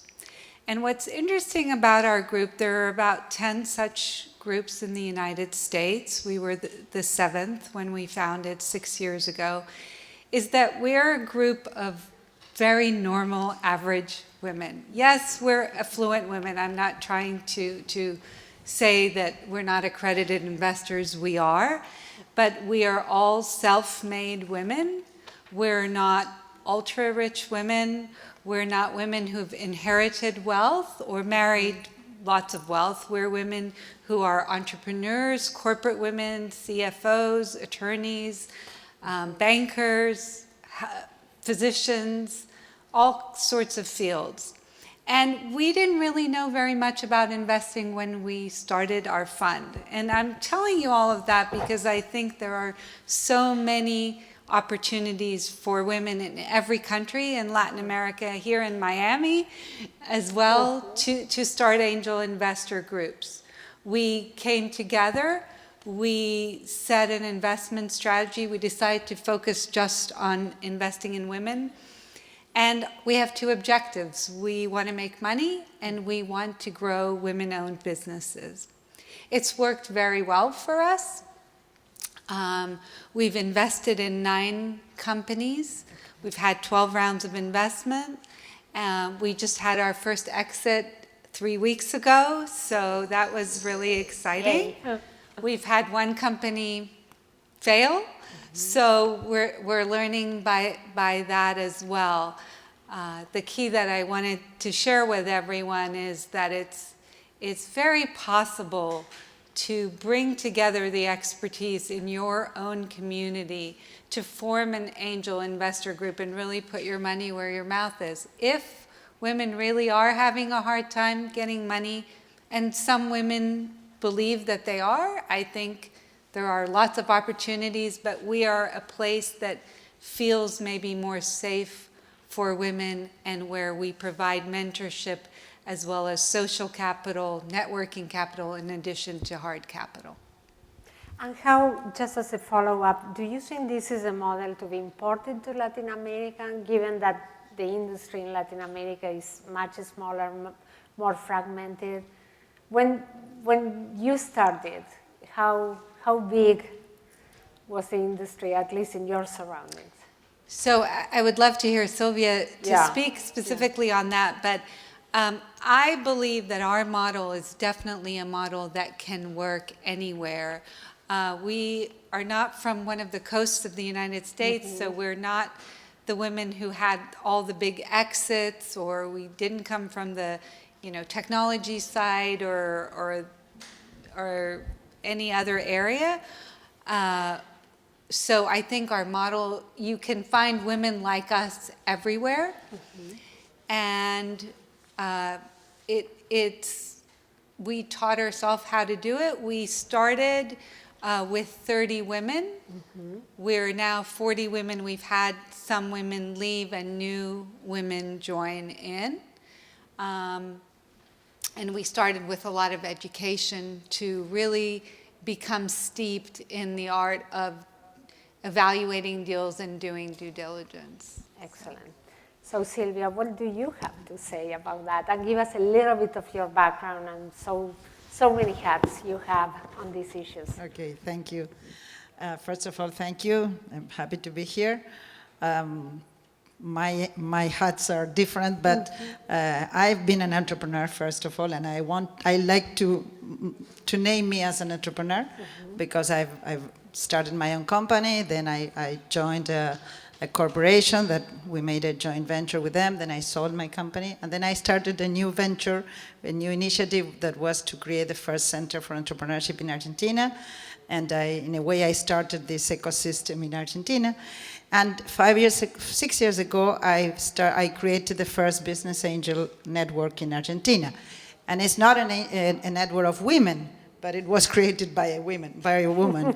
And regarding your question about if it's possible to have a network of women only investing in women in Latin America, I think we are still in the process of first of all, mainly to get angels, because when I started in 2006, when I started in 1999, the word entrepreneur was not known in the region, even though, of course, there were entrepreneurs. I always say that most of our countries were created by immigrants, and the immigrants are the first entrepreneurs, because they came to a new country looking for opportunities without resources and with passion. But okay, so it was at the very beginning, it was important to create this notion of an ecosystem, entrepreneurial ecosystem, and to put the entrepreneurs in the face of the public, and then we started to find out how to, of course, to finance those good ideas and those entrepreneurs. So when I started in 2006, the first Business Angels Network, it was difficult to identify who was an angel, because we had to, in part, we had to do some training for angels, because it was not like here, that of course it's well known how to be an angel. But what is interesting is that in all this, the first time in my network, there were only men. We were 30 men and me. And now there are more women. We have 4 women that are angels, and 2 weeks ago there was a new investment that was closed, and the lead investor was a woman. So I think we are in a process. Mainly we are not yet ready for creating business angels only investing in women, but I think we are in the process. On the other side, I have my doubt if it's we share this with Rania, if we should I would say if we should separate or make women separated from men. Of course, I believe not. I believe in gender diversity and gender complementation. What I found, and maybe we can talk about this afterwards, and Rania has found that when she was in Argentina, that teams that are composed by women and men are much more successful. They are complementary. We have both views. It's as in a family. Of course, in a family we have the mother and the father, and that works. So I believe that even though I understand that we need to help women because they are coming behind, I think it's good, especially in Latin America, where there are a lot of family businesses, and this idea of women entering business is something that we have to strike. Work out. Yes, work out. That's my point. And only one thing I want to share with you is one of my hats, another hat is that I am a researcher, and I direct a research project that is called Global Entrepreneurship Monitor, that tries to understand the entrepreneurial activity in different countries. And what we have found in the previous years is that Latin America was a country in which, during crisis especially, there was a high rate of necessity-driven entrepreneurs. And most of those necessity-driven entrepreneurs were women, because are the ones that during the crisis went out and tried to get the incomes for their homes. This process, in a way, is changing. I am now finding that there are much more high-impact growth entrepreneurs that are women, and I think that's a very positive thing that is occurring. Yeah, absolutely. And I think what would be interesting is now to understand, and then you can complement from Rania. Can you describe one type of women-led businesses you have been successful in investing, and those who have been good investments for you? And the one maybe that was a write-off, what failed there? Yeah. So I agree with Sylvia that it's preferable to be joined with men and women, and I believe that the global economy only thrives when we partner together equally. But in our case, there was an angel investor group, and women were not joining, and they didn't feel comfortable asking questions and really feeling vulnerable in learning the investment process. So that's how we decided to start our own group. It's something we all have to work on to have more confidence about our skills. But anyway, that's how it started. The 9 companies we've invested in are in most predominantly in the healthcare, life sciences sector, second in technology, and then third in consumer products. And the companies, I want to say something because I think it's important, maybe it's just a small point to what you were saying and to all the women who are pitching here. We invest, we've looked at our statistics, we've invested in about 21% of the companies who presented to us. So not who submitted, but who ultimately came to present. So oftentimes, if it's a no to you, it may have nothing, oftentimes it has nothing to do with you or your business, right? We could have just invested in that kind of deal. We could have just felt tapped out financially. We could have had a bad day. You could have not fit our investment strategy. So never just take a no to be a no about you. It's a million reasons why the no could be a no. The companies that have been successful for us have built, in our opinion, strong teams and brought in the right level of talent to grow their business, both from an advisory level and an internal team level. The company that failed, from my perspective, and I would say most of our members would agree with this, was a woman who was not coachable and who thought she could do it all. Okay. And she resisted the idea of the need to keep bringing in a strong team. She wanted to have the control. Okay. And ultimately, the sales cycle took longer. She couldn't keep up, and that's what failed. Interesting.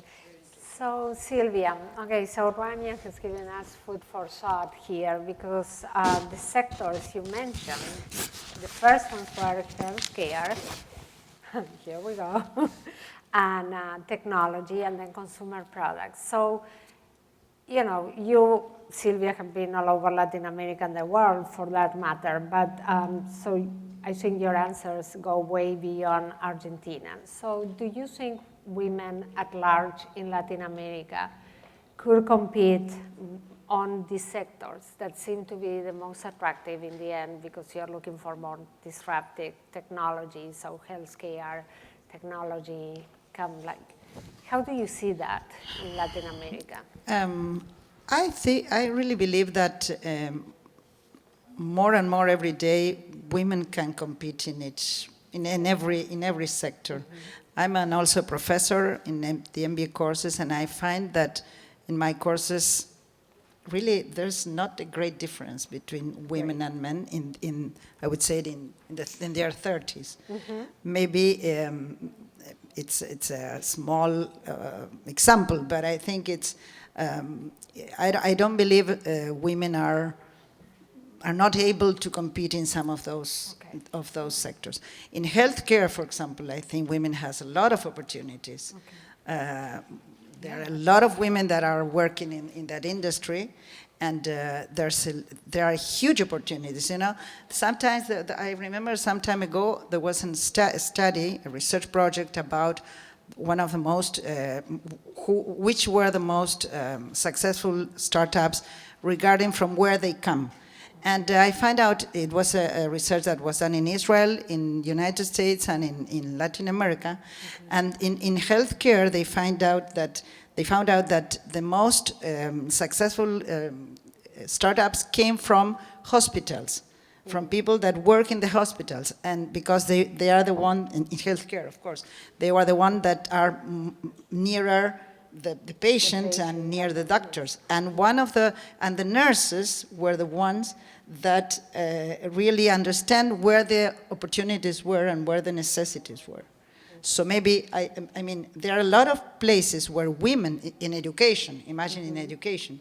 In education, women is very near to education, and I think for the future there are going to be huge opportunities in education. New technology enter education. So that's another area in which women can have huge opportunities and have a good handicap for starting in those businesses. So I mean, I would say there are not sectors that are Men and women. yes, Yeah, okay, but good. there are some in which women have been working for long, as healthcare, education, of course, nowadays technology is another, everything that has to do with home care or some of the things of course, fashion. I mean, there's those sectors in which women have been working that they can perceive where the opportunities are. Excellent.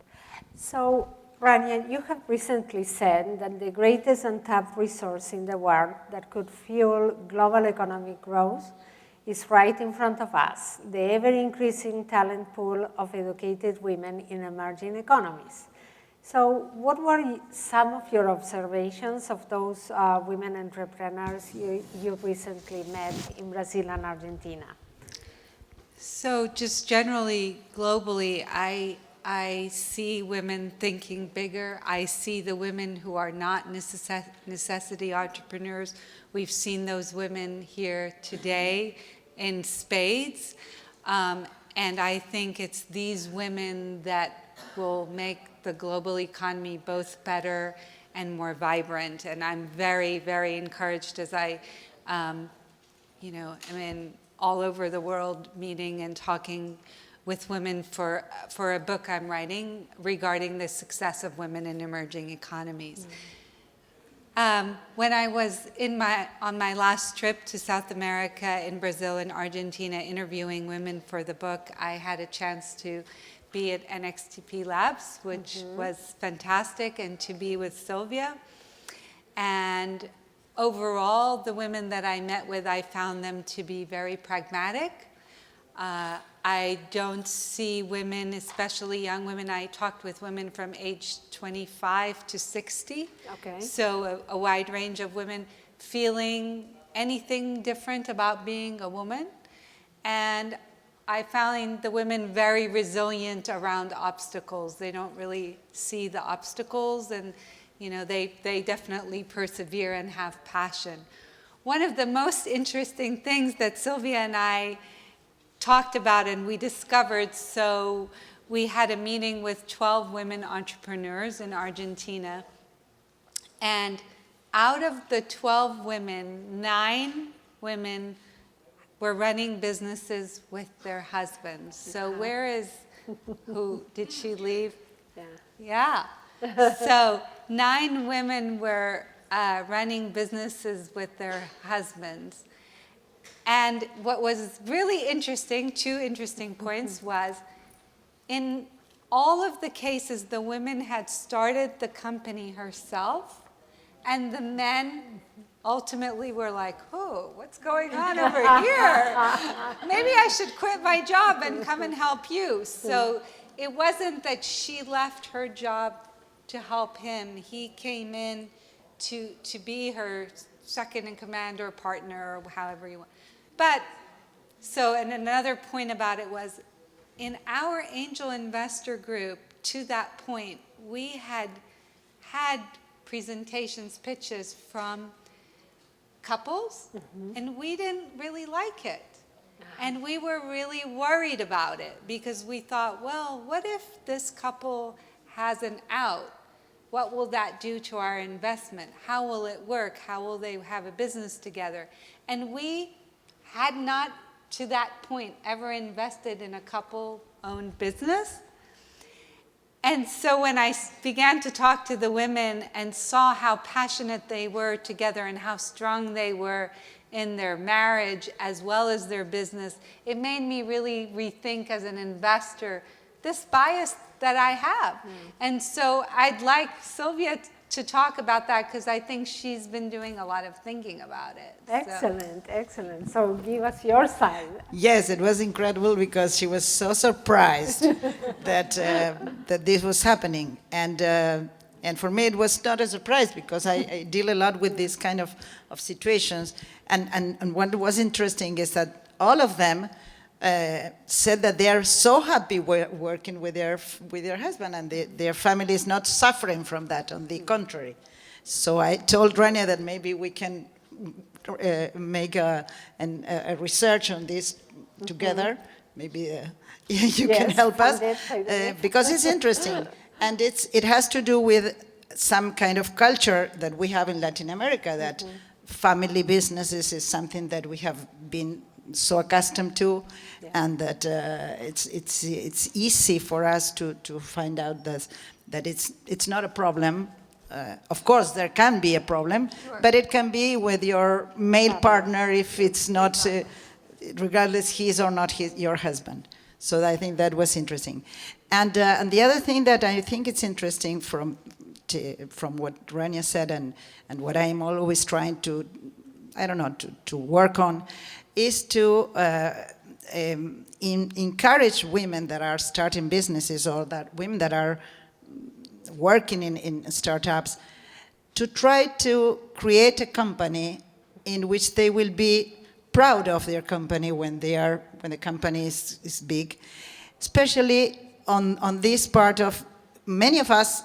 Not my case, but many maybe have suffered about this women discrimination or the problem in big companies where you have to choose. So it's important to create a company that has a different kind of value, that is a pro-family company or family. In our business school, we have now a research project that is called not only social responsibility in companies, but we've created a certification of familiar responsible companies. So you can start a company in which it's easy for a woman or for a man to work and to keep that work and personal life balance, which I think it's important because if you have that in mind, you start a business like that, and then you cannot, you don't need to change when it is a big company. So it has to be a place in which we can, of course, be successful, but we can keep our personal balance and our family balance, and of course to be like, this is a way of adding value to the society, create a new kind of companies. I really believe that when women brings their values, our values to a company, we need to have some differentiation, because if not, it's more of the same. So I really encourage women that are working in new companies to do it in their own way. That's what they can add. That's the complementarity you want, obviously. So we have talked quite a bit about throughout the day and yesterday that one of the ideas why we wanted to put together this conference was to make it a platform for networking between entrepreneurs, mentors, investors. So one short question.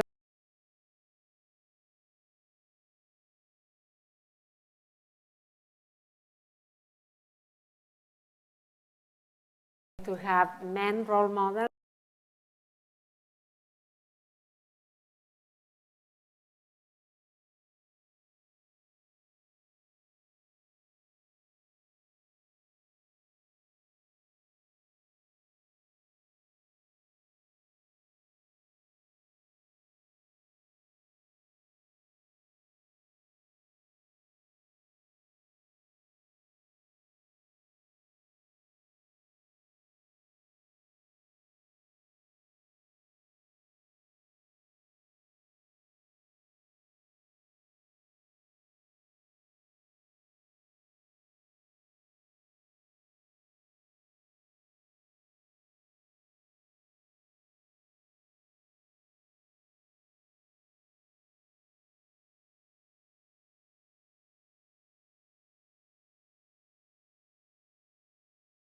be like examples for others. So it's easy for women to give back to others, and we create networks so easily. It's part of our nature. Only one thing about networking, I would like to say, because I believe this about networking is a little tricky. I mean, it's great to create networking or to try to network, but you know, the real thing that will last in the future is what we call social capital. Social capital, you can study about social capital. I have been studied about that because it's a very interesting issue. It's much more than networking. And the main link or the main glue of a social capital is trust. I think this is a very important word. Trust is something that is one of our more precious treasure, to create trust and to trust in others. And I think that's much more than networking. And so I really encourage all of you to, of course, network with everybody, but be trustable and trust in other people. And this is the way you can get everything. I think you can have access to all the other capitals, financial capital, technological capital, information, knowledge, all those are the resources that you need to put your company in place. Technology, finance, information, but the main thing is people, and the way that people go on in the future is being trustable for each other.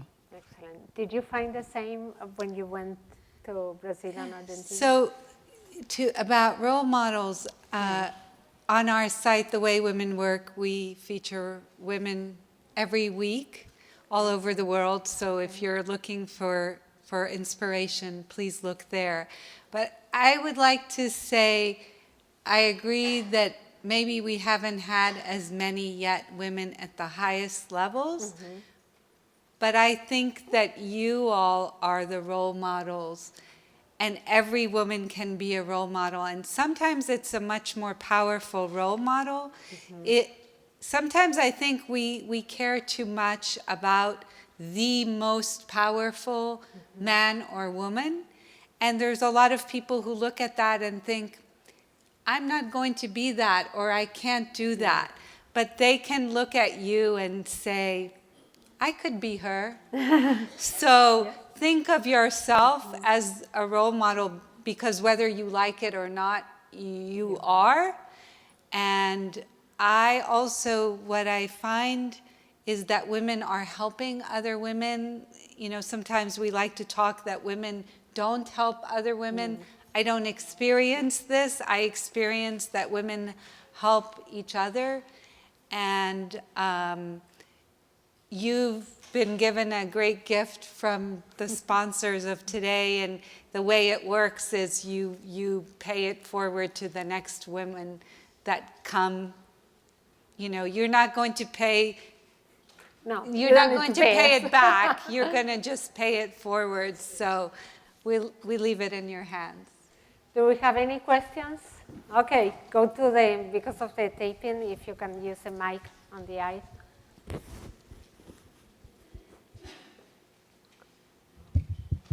Thank you. Yeah. About role models, I've been hearing for years, and I'm puzzled by this as a man, because for me it shouldn't be an issue. The famous glass ceiling, and to the point that, and I have women, very successful women, telling me, don't be naive. Of course there is a glass ceiling. You don't want to see it. I don't see it, and I shouldn't even think I don't think it should be an issue at all. But I've been also hearing from very successful, especially from the corporate women, from the corporate world, saying that it will get to a point that unless women resign at some point in their careers to elements of family, motherhood, and all these basic elements that make a woman, there won't be a success. You will encounter as a woman, you will encounter as an entrepreneur or in the corporate world, you will encounter the glass ceiling. I'm curious to hear from you, what is your experience nowadays with this famous glass ceiling and with this impairment to a certain point unless you resign, to what you believe in being as women. As a man, I'm very curious because I don't think it should even be an issue. I might say something a little, I don't know, controversial. Go, yes, but, go, Vanya.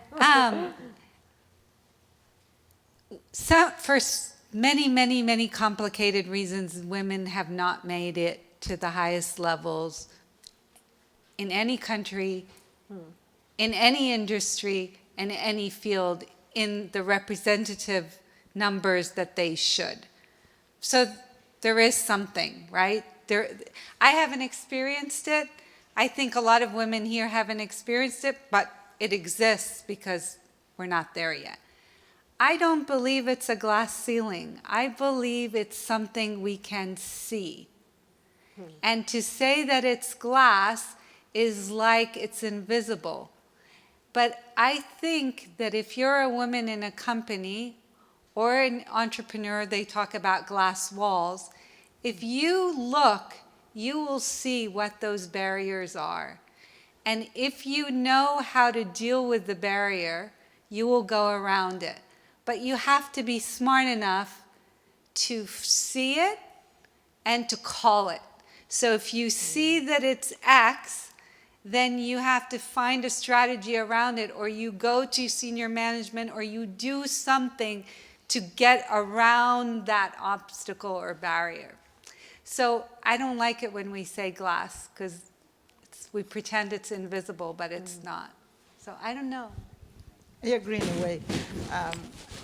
I think of course, there are cases in which there are situations that push a woman to choose. But in my case, I've never felt it, never. I've never, on the other side. Being a woman was an advantage for me, always, always. And I believe that's why I told you before, I think there's going to be a change in the organizations in the future, for sure. Companies will not be the same in the next 10 years or 20 years. As many things are not going to be the same. These new models, collaborative models, all the online working, all those things are things that are going to change the way we work and we live. Not only women, of course, men too. The appearance of women in the jobs and in the companies at the very beginning were like the kind of thing that started this discussion about life and work balance. And it didn't mean that men didn't need that balance. But when women started being responsible of the family and then having to work, this issue appeared. There have been a lot of studies about this. So it was the tipping point when women started working in, for example, in companies. But now there's going to be a change, and I think if new companies that are created by these young entrepreneurs have this in mind, so they can start companies in which there's not going to be these kind of barriers, neither for men nor for women, because it's something that it shouldn't be like that. We are an integral person in which family, personal life, our health, and our work has to be integrated in an equilibrium. So I understand that, of course, there are some cases and some companies and some sectors in which maybe it's more difficult to be a woman and to keep your family. But as I said, for example, I'm not going to tell only one example. I told you that there's this kind of certification now in Argentina that we're promoting for companies that are familiarly responsible.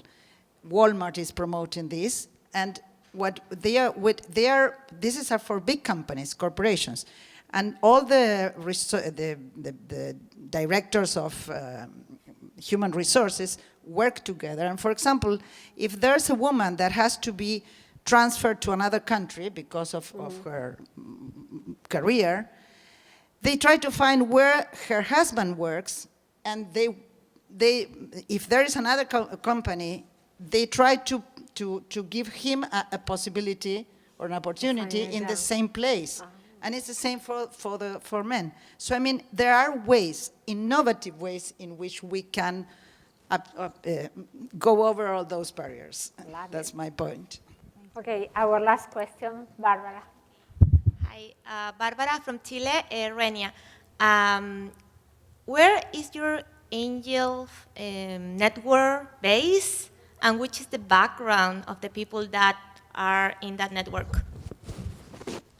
We're in Kansas City, Missouri, and we say it's the heart of America. So it's in the middle of the country, and the women are of every background. So some entrepreneurs, some corporate women in senior roles, some attorneys, some women in healthcare, CFOs, just all sorts and kinds of women, some with marketing expertise, some with sales expertise. And that's really, I believe, the greatest strength of our group. When we look at a business presentation, we can surround that business from every angle and analyze it from every perspective. And that's the strength of investing as an angel with a group of women. It's one of the ways that you minimize your risk, is to invest with other people.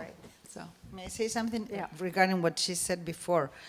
And you need not to imagine angels as wealthy people that we have won the lottery, or no, we are really entrepreneurs that now want to help another entrepreneurs and to share the passion and the adrenaline of the entrepreneurs, not executing ourselves.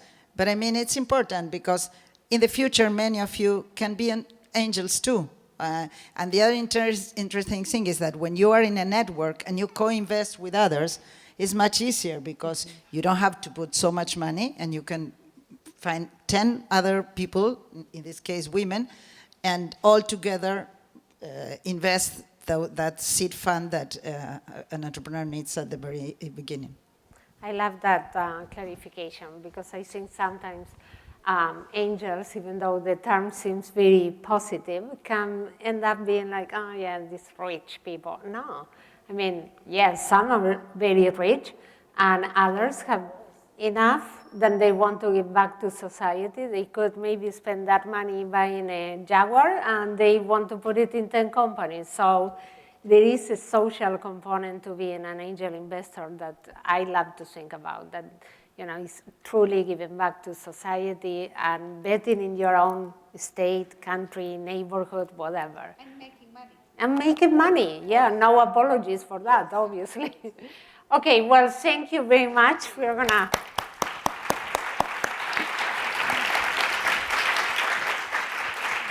Thank you. Gracias. Thank you much. Okay, and good. So we are going to go right into a topic very dear to our heart, right? Because you all have been given, and I'm going to take some also for me, our certificates to fail. So we are allowed to fail. We could celebrate failure, because failure gives us a second chance. So John Lyman is our next speaker. I'm going to call her to the podium, and she will be talking about celebrating second chances. She's a partner at LMG Corporation and co-founder of SecureWorks, and she's also, and she will maybe say it, she serves on the board of directors of several enterprises, as also is on the Council of National Advisors for the Springboard Enterprises. So we welcome John.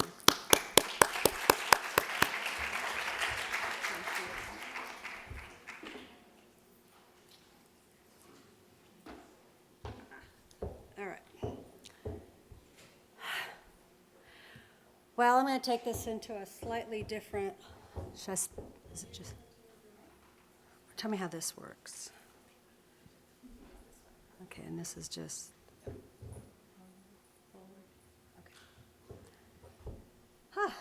hello, everybody. Thank you for coming. Let me see a show of hands for who is starting their own, who is in the middle of their own company right now? Come on, up, come on, get 'em up, up, up. I'm old, I can't see.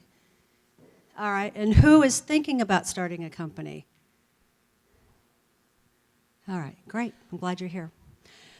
A couple of things I want to talk about. I want to talk about my last, I've done several companies. I have one in particular I want to talk about. I want to talk about the lessons learned, second chances, the definition of women entrepreneurs versus men, what the key challenges are, and how to take what we generically have as a weakness and turn it into strength. And in the years of what I have done, I've had 3 or 4 companies. The latest was an internet security company, which I'm going to talk to today about. But none of this could be possible without Springboard. There's a lot of lessons here, and it's not just my lesson, except the lesson of...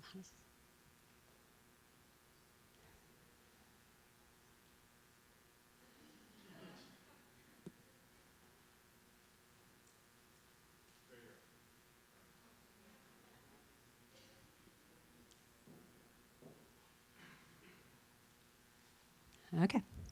So I was not about technology. It was more about the math of internet security was my last class.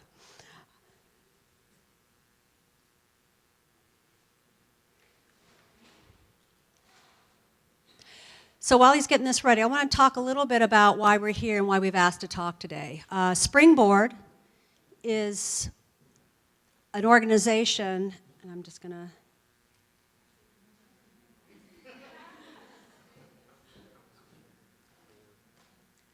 This is why you diversify your company and include men in them. Okay, he's just going to show me how to do this. Aha. Okay, so it's the other button. All right, got it. See? Works. All right, Springboard. A lot of this would not be possible without Springboard because in my journey for the last 13 years, I was an alum and I'm a member of Springboard. I came there in 2000 and pitched, and it's an organization that truly has the billionaire woman inside of it. We have, in the last 13 years, assimilated funding of over $6 billion. We have 600 women that have been through the program, and today we have 10 IPOs. So my story is only one of many, and it's here that we'd like you to find within my story and their stories as well is the strength that we all can have together, not through our successes, but really through a lot of our failures. Because you won't live long enough to learn from all your own. You should live to learn through ours. One of the things that we have found when I was going through when my story starts, when I actually started a company called SecureWorks. And SecureWorks was it still is, an internet security company. But the concept was, could we get the idea of 2 technologies to talk to each other that traditionally never did? Could an intrusion detection system that told you there's a virus in your big computer, in your network, and a firewall rule that would have to write to that. That usually took about 3 people to detect it, to write it, to close it, to report it. We had a concept that what if we put it all in one little box, almost the size of this, so the detection and the writing happened automatically. And the one thing, when we talk about what are the key differences to become the billion-dollar woman, is this issue. Location didn't matter. I started this company in Atlanta, Georgia.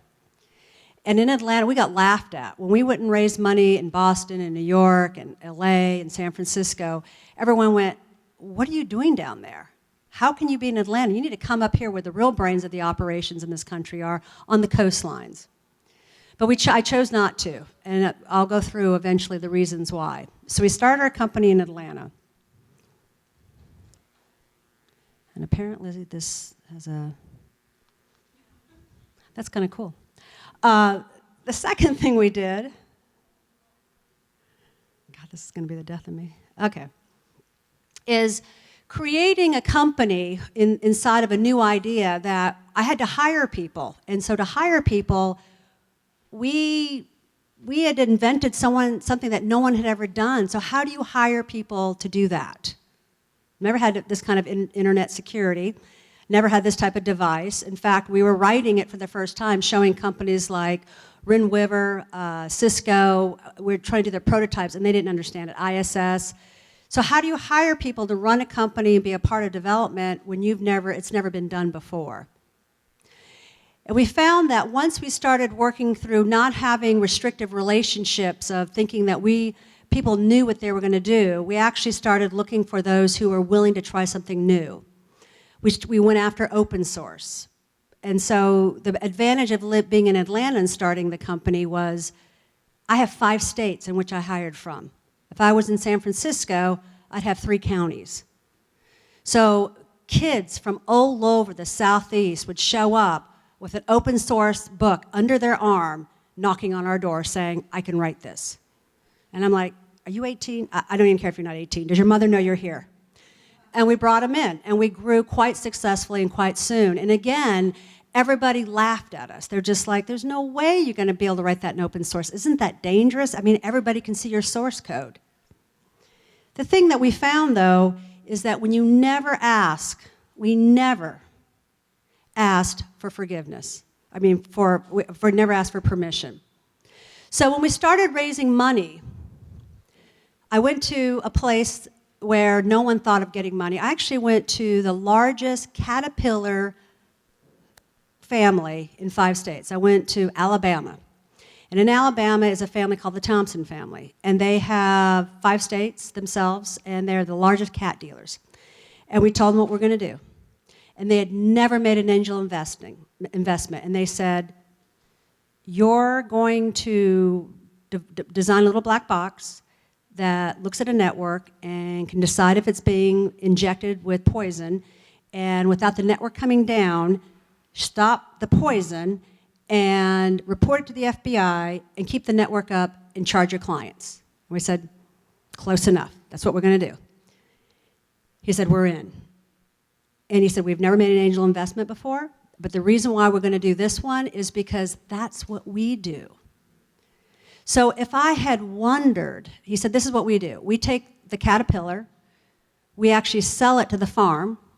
We don't make money on the caterpillar. We actually go and we inject all the piston oils out of it every year. And when we find a part is going to fail, we actually take it out early, sell it on the secondary market, and it's the maintenance contract of that cat where we make all our money. Essentially, we feel you're in our same market, but for a different reason. That led us into bringing in the largest investors in the Southeast, because the Thompson family, who had never done an investment deal, was in on this one, gave the eyes and ears of venture capital taking a look in the Southeast saying, what are they doing down there? And if I had asked the traditional, do you think we should go here to raise money? Should we go out to California? Should we move to California? We would have never had it happen. So the third lesson that we've seen with the billionaire woman industry is that you just never ask for permission. You go with your gut and you keep talking to people and relationships that you think can make your business grow. In the early days, one of the funniest things about our business is that we always worked on Saturdays. We had our HR had meetings on Saturdays. So we created an environment on Saturdays where half our offices were turned into playrooms. So all the dads could bring their kids. And we had to create a playroom for it. And it was a great experience because we taught our own employees and taught our own leadership team is there's never a reason to be alone. So if you have to come to work, bring your family with you. We even employed a chef on Saturdays. We had a facility, and we used to play football on our up on our rooftop until management locked us out at the executive park. The other strength of the company, and again, this is the laugh factor, is that I would go to our competitors. It was firewall companies, intrusion detection, security consulting houses, and we would tell them exactly what we were doing. And my investors would go crazy. They'd say, don't tell them. Don't tell them what they're going to do. They're so much bigger than you. They're going to go do it. I'm like, I hope they do. Because a market without a competition is not a market. But the reality was, I would tell not the CEO what we would do. I'd go take out the IT people. We would go hit up the help desk people. We would go talk to the developers of these companies and go, you know what we're going to work on? And they're like, that's brilliant. Yeah. They would go back to their management team. You think anybody believed them? No, that's crazy. No one can do that. That'd never work. Oh my God, we don't have to worry about those people. They're going to be out of business next year. They're going to burn through all that money and no one's going to do it. And then we started getting traction. And then management started talking to their, because we went after their market. And they said, yeah, we're going to come out with that too. And do you see how that flipped around? So when I went to Dell Corporation, and we pitched this idea why we should be this tiny little partner 9 years ago to them, they said, ISS and IBM are talking about doing this as well. We'd already talked to them. So then our competitors became our colleagues. They were actually endorsing our market. We're faster, we're nimble, we had more money and a lot more focus, and we just beat them to it every time. I understand that after hearing the beginning of today that the Latin American markets are very different than the United States markets. But I got to tell you one thing. While it's a push to see how you have a blended life and keep a family together and keep a marriage together and build a company, you will never, I've never seen it in 600 women, 13 years, $6 billion later, I've never seen it done as an entire novel. I see it in chapters. My daughter, I learned from somebody, and I say it to my daughter, and someday she'll say it to her daughter. She was 5 years old, and I had to go to a meeting, and I wasn't going to be there in the morning. And instead of feeling guilty about it, I learned a long time ago is don't apologize to your children where you are, and get excited about where you're going to be. And so what I would say to her, I'd say, baby, I'm not, when you get up in the morning, I won't be here. She's like, well, where are you going to be? I said, you're not going to believe this. I'm going to go meet a man. He owns this company.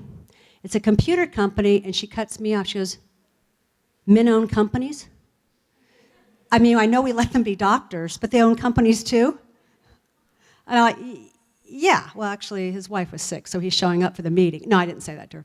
But it's just showing her a place in the world where you're going to make a difference, and your kids are excited. This morning, I had to say the same thing. I got my little guy up. I said, baby, get on up. If you get up early, I'll take you to Einstein's before I take you to the train. He goes, how come you can't drive me to school today? I said, because I got to go to a meeting. I'm going to go down to Miami and speak at a conference. And he said, they're going to pay you, right? So you get to a place where live it in chapters, and the most important thing is never live in guilt. If you live in guilt in what you do, your kids will resent capitalism. I grew up in California, and in California, women and men, even from the 60s on, work. It's not the case. It wasn't the case in the rest of the country. And I've seen the difference between meeting men who have women as strong leaders in their company versus other parts of the country, and it's because of the way they were raised. You will find it that if women are not feeling guilty of the lives they're making, the differences they're creating in the world, their children will support it, and they'll be proud of who their parents become. Nurturing relationships with old people. This is one, for me, is one of the most successful points of taking what I felt was a failure and turning it into a success. My mother is an American Indian. She's a Pima Indian from the tribe lands of Arizona. And she comes to me, and I was introducing her to everybody in my company. She shakes the hand of a man that was a CEO that we had just hired, and he was not, we didn't end up keeping him. She shook his hand, and she looked at me, and she said, that man wants your job. I said, I know, Mama, he's CEO. Of course he's got my job. She said, no. He wants your job. And I said, he wants what you have. And I thought, what could an old Indian from the tribe lands, Pueblo Nation of Arizona know about business? This is a really tricky thing, Mom. She said, no, he wants what you have.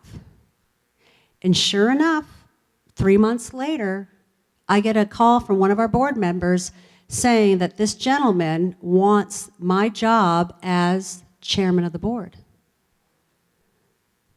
Call my mom up. What else does he want? I listened to that woman through what I'm about to tell you every step of the way. And to this day, what I do today as a business is I negotiate the economic rights for founders. When a term sheet is signed by or considered by a woman, I step up and represent their economic interest to make sure, as a shareholder, over the next 5 to 10 years, they get what they signed up for. And they never come across these type of CEOs that they hire or these type of board members. And it's because every step of the way, this old woman kept saying, no, this person wants this person wants that. So nurture relationships with older people, because maybe they didn't go to graduate school or have a formal education, but they have heart and soul and they know the nature of man. Kind, not just men. So one of the things, we have this company, everyone's laughing at us, no one thinks we can pull it off, no one can figure out how I'm going to pull it off, I'm not even from the industry. Everyone thinks we're in the wrong location, we're in the south of the Americas, what's going on down there. But we're starting to raise money. And it's the most key thing here is when you raise money, you need to own the power of no. So we're in the middle of a second round, we've raised 11 million, we're raising another 20 million. Everybody big is in it. GE, Mellon Bank, ATC, ATV, Normos, all the big names in the Southeast and a few off the East Coast are in. And they come to me and they said, okay, we like the terms, we only got one last issue. And they always had one last issue, they always had 2 issues. And so I'd resolve one and the other one would be on the table. So now it's to the point where this last issue sits. And they're sitting there and they said, you have it in your agreement where if we sell the company, every employee today's own shares will vest 100%. I said, I do. And they said, well, that's kind of a problem. You don't have an earn-out. I said, well, I told my employees, and at that point we had 80 employees, I said, if the point is this, I told my employees if they would do what it took to build a business that somebody wanted, I would make them whole. They said, well, that's kind of a problem because technically, if we sell the company tomorrow, they'll get 20% of it. You know, they had their reasons for it. Basically, it wasn't a good reason. It wasn't a reason that was warranting me to go, oh, okay, well, I'll just take that off the table. Every employee that came through my door, I signed an employment agreement with them, a shareholder agreement, and I explained that one clause. If you build something, we work day and night and build something and the funding keeps going, and we sell it for any reason, you'll vest. They said, Jen, let's just net it out for you. If you don't take that clause away, we won't fund you. And remember that was the year that A Perfect Storm came out, that movie? Remember, it was horrible. The men had to make a decision. Okay, keep the fish, try to get back, or go for it. I called my management team and I said, we're throwing fish over. I said, investors, if I go back on my word, I won't have a company to fund. I'm not budging. And I called my CFO and said, how much money do we have left? He says, we got enough for a year. I said, then we'll make that good enough. Investors came back, took it off the table, and funded us. Did they resent it? Yes. Did my employees in the long run appreciate what I had done? Maybe, maybe not. Did I know and my co-founder know what we had done was the right thing? Absolutely. Because you have to own the word no. The hardest thing for women in the leadership role is to do your job. When you're at a board meeting, don't get anybody coffee. When you're in a management meeting, don't make excuses for our people are late. You can always tell people, I don't care if you're late. If you're in after me, the door gets locked. Too many times we act as staff, and then we wonder why our investors and our employees don't respect us. Lastly, I'll leave you with this.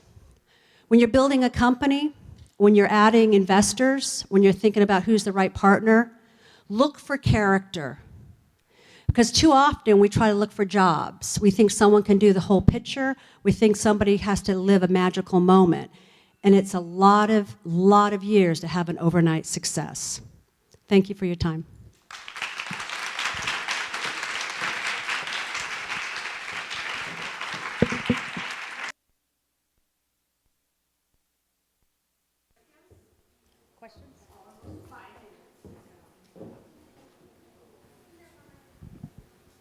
Hello? Come on, questions. So what you saw me do is go through 10, these are the 10 reasons that we have found in our own organization at Springboard why women have broken the glass ceiling, cut, yes, scarred, nunca. And it's the 10 things that if you'll lean in to do, you too won't, you'll see a boundary and go around it now. Because Zipcar, iRobot, Minute Clinic, Build-A-Bear, they broke that glass ceiling. It's gone. You just have to step over the glass pieces that lay there around you. Questions? Yes?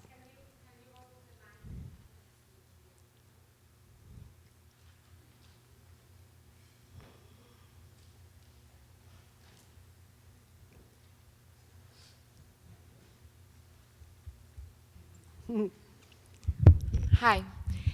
My question is, how do you balance your work and family life, not just Saturdays? You do it a couple ways. You don't do anything without your family fully engaged. You don't start a business, and you don't get involved in an opportunity if your husband and kids aren't wildly excited about it.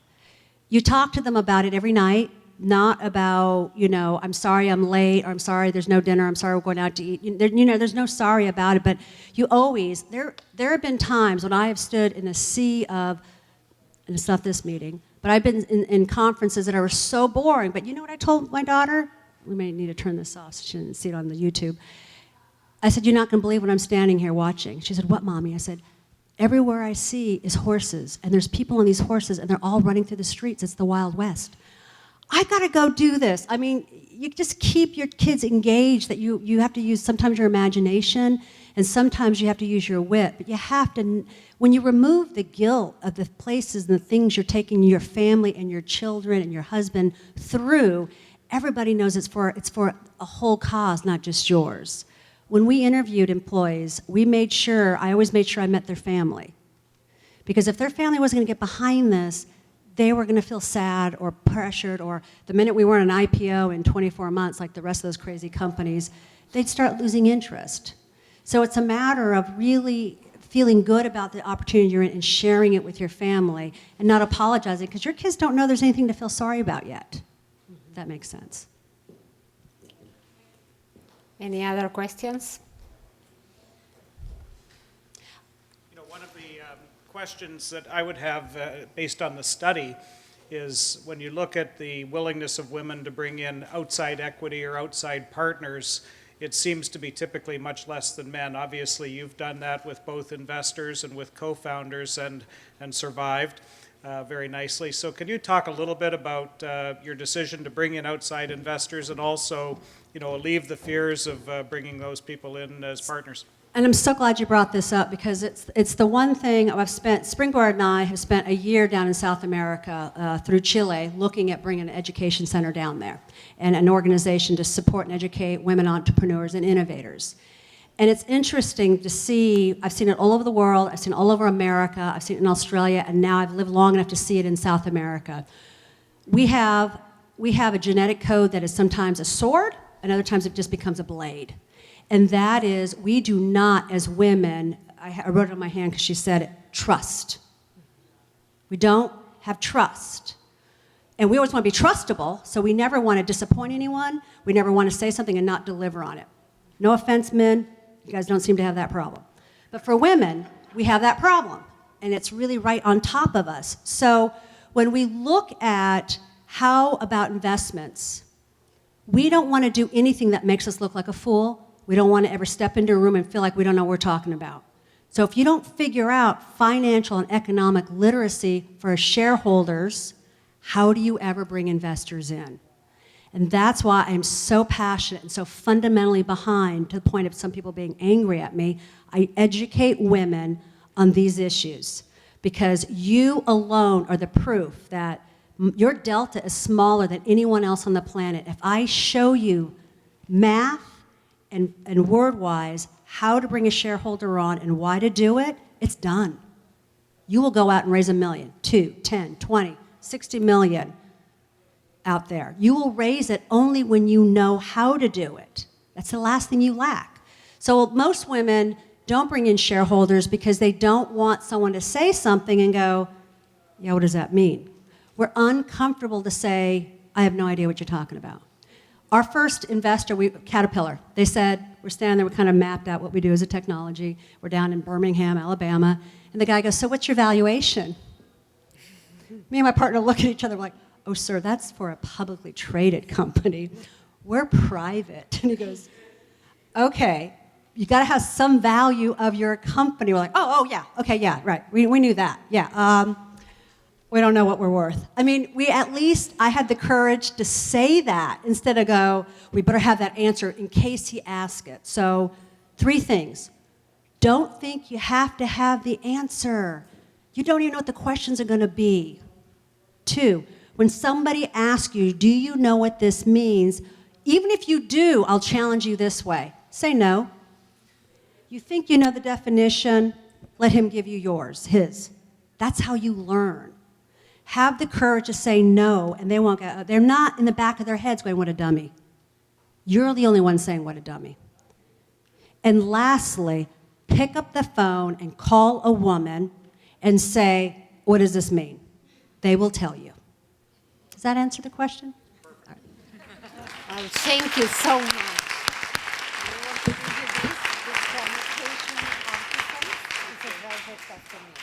Thank you so much. Wow, what a full afternoon. Our next speaker, I want to call Silvina Moschini, and she's going to talk about a leap of faith from executive to entrepreneur. Silvina is an international expert on social media and internet marketing and regular contributor to CNN, where she co-hosts Directo a la Tecnología, Straight to Technology, a weekly segment on IT and internet trends for CNN in Spanish, primetime program Directo USA. Please, Silvina, we welcome you.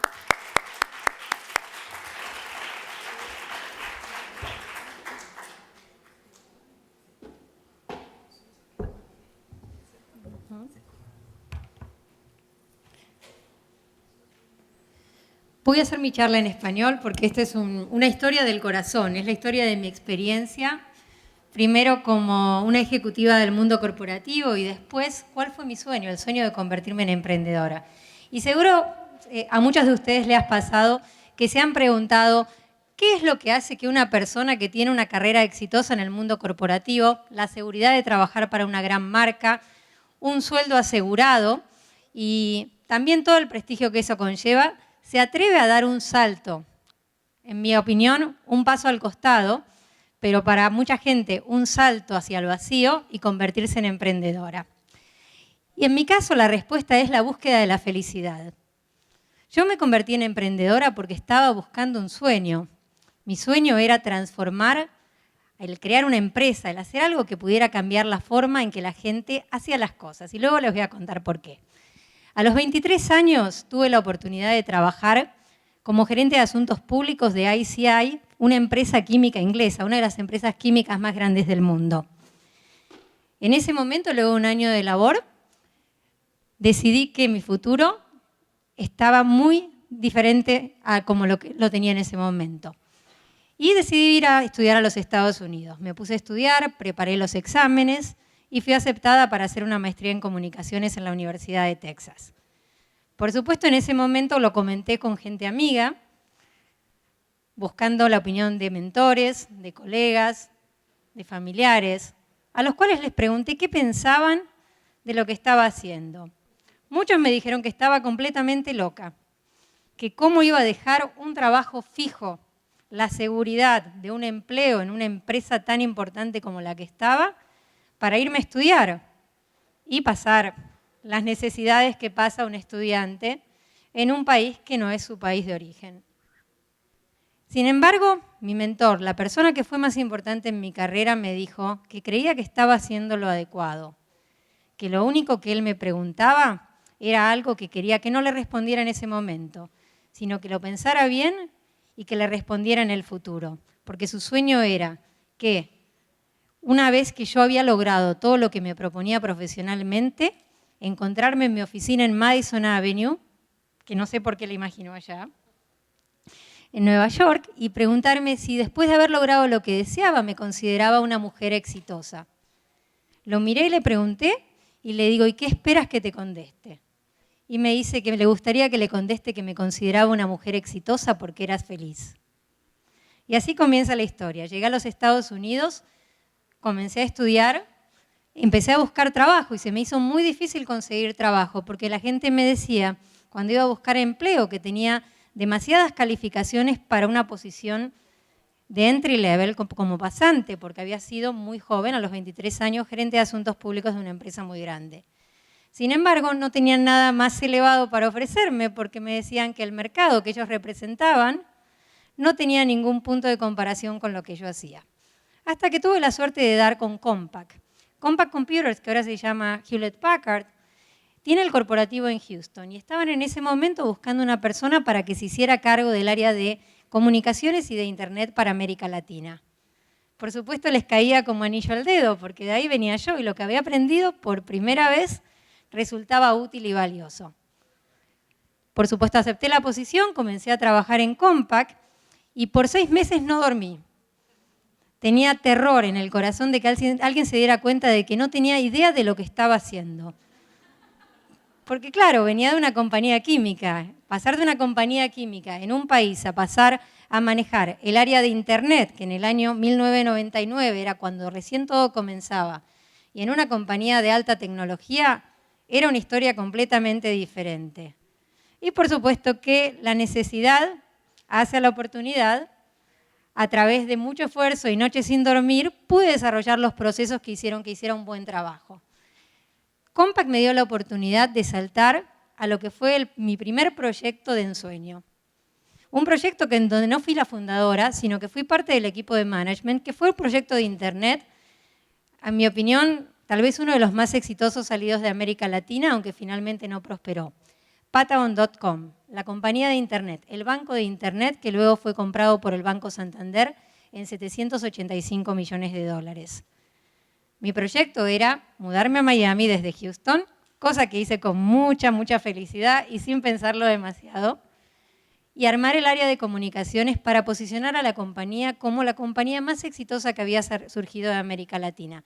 En aquella época, muchos de ustedes tal vez se acuerdan, cuando comenzó el boom de Internet, nadie sabía cómo las compañías se tenían que valorizar, no sabían cómo se asignaba el valor de una compañía. Entonces, un gran factor para el éxito de la venta de una compañía tenía que ver con cómo lo percibían los analistas y los periodistas.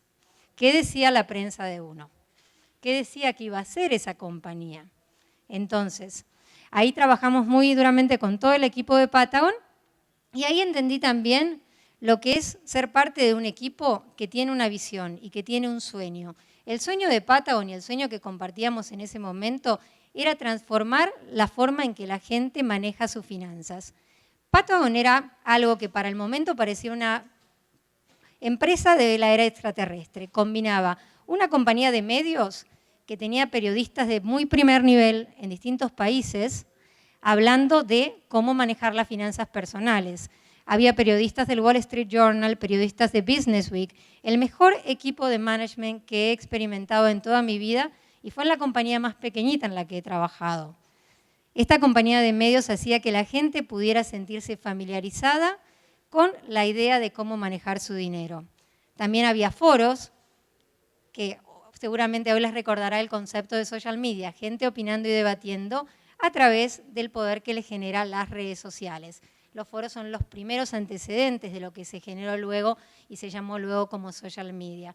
Y por otro lado, una compañía de banco, es decir, un banco y un supermercado financiero, donde la gente podía elegir créditos, podía elegir productos financieros. Entonces, la idea de Patagon en aquel momento era transformar la forma en que la gente manejaba sus finanzas personales, ser el MTV de las finanzas personales, hacerlo de manera que fuera cool, que tuviera mucha onda manejar el dinero. Claro que para aquella época, en el 2000, cuando uno decía que la gente iba a poner el dinero en el banco y que ese banco iba a ser un banco de Internet, la respuesta que teníamos en muchos casos era, si no las cejas levantadas, era una carcajada. La gente decía que era una locura que alguien fuera a poner el dinero en un banco que no tuviera pisos de mármol, un señor banquero con un traje muy caro y que estuviera fumando habanos. Sin embargo, nosotros en aquel momento teníamos la certeza de que Patagon iba a transformar el mundo de las finanzas y que iba a transformar la forma en que la gente manejaba su dinero.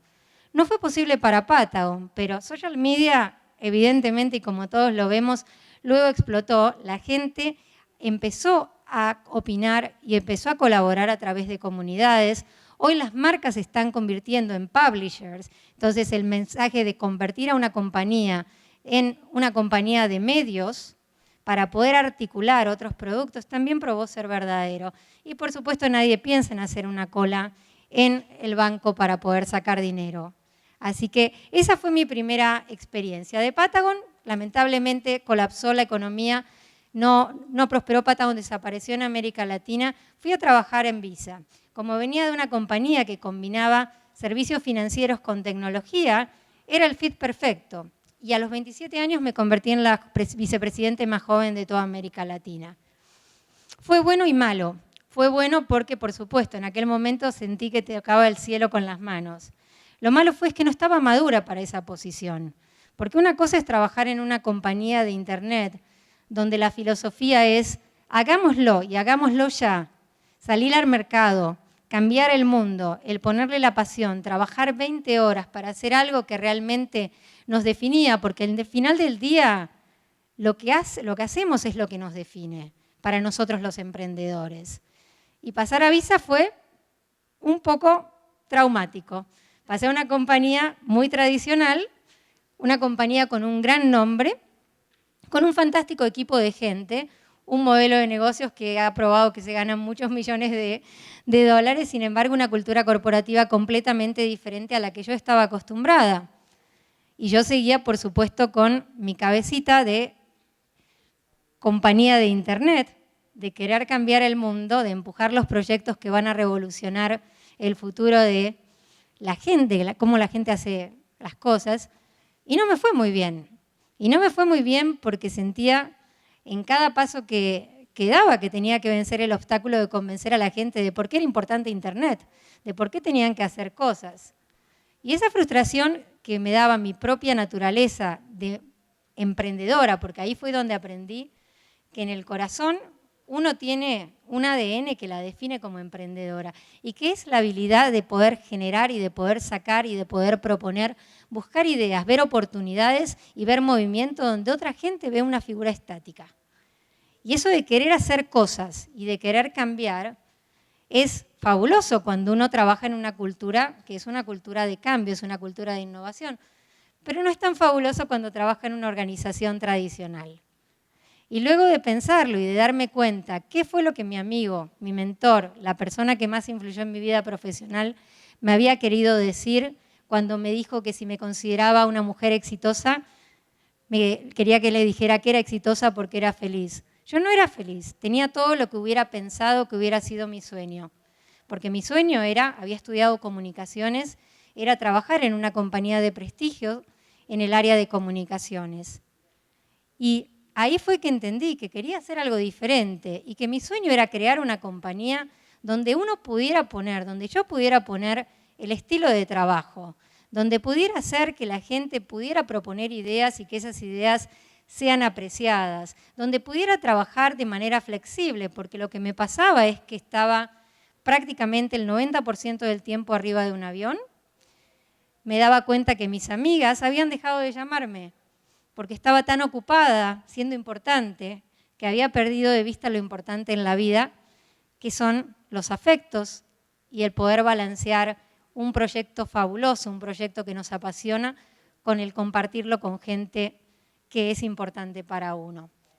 Y es ahí cuando del día a la noche me fui de visa. Renuncié, me fui sin un centavo, porque aquí en los Estados Unidos, y bueno, en cualquier lado también, si uno se va no se lleva dinero. Si lo echan tal vez tiene más chance.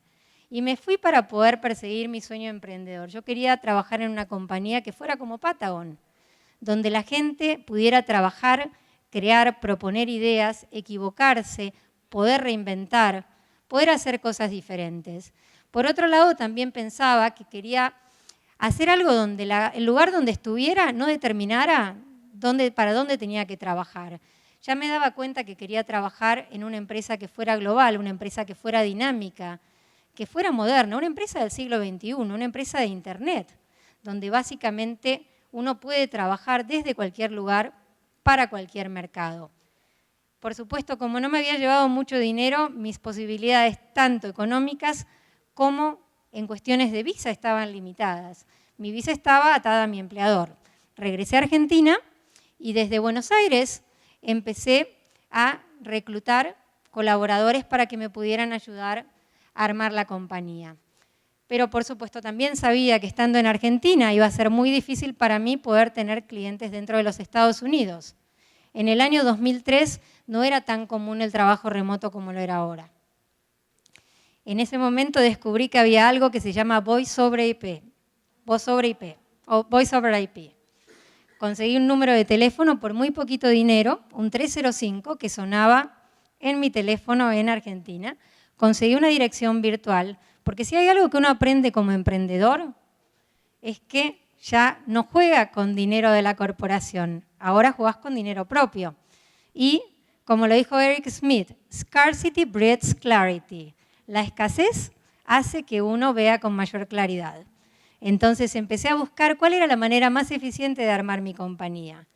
Voice over IP, una oficina ficticia, porque ¿para qué necesitaba compañía? Yo iba a trabajar con empresas grandes, a las cuales necesito visitar, porque las empresas grandes no van a ir a la oficina a visitarlo, por una cuestión obviamente de tiempo y de comodidad.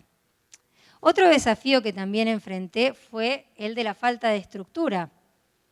Por supuesto, viniendo de una compañía grande, uno tiene abogados, tiene contadores, tiene administrativos, tiene un equipo de gente que lo ayudan a hacer que las cosas pasen. Y uno solamente tiene un sueño y tiene algún set de habilidades bastante limitadas.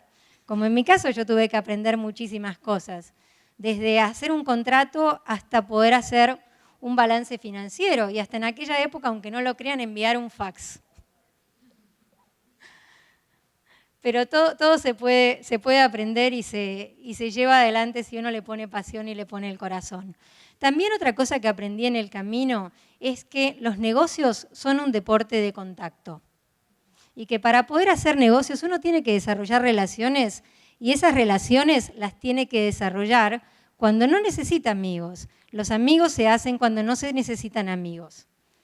Eso fue algo que a mí me jugó a mi favor. Intuitivamente había desarrollado muy buenas relaciones en la industria que hicieron que cuando fui a golpear la puerta, ya como la viuda de visa, porque de golpe también en este camino había perdido a mi marido, porque uno muchas veces cuando está en el mundo corporativo se define por la compañía, era Silvina de visa. De golpe voy a presentarme y yo soy Silvina de Intuit, que era mi compañía en aquel momento, que es una de mis empresas de consultoría. Me dicen, ¿de dónde? Yo digo, bueno, déjame que te explique. Y ahí es donde uno aprende también que el valor que uno tiene que crear de marca tiene que estar basado en su nombre y su apellido, que lo pueda llegar a cualquier lugar que va.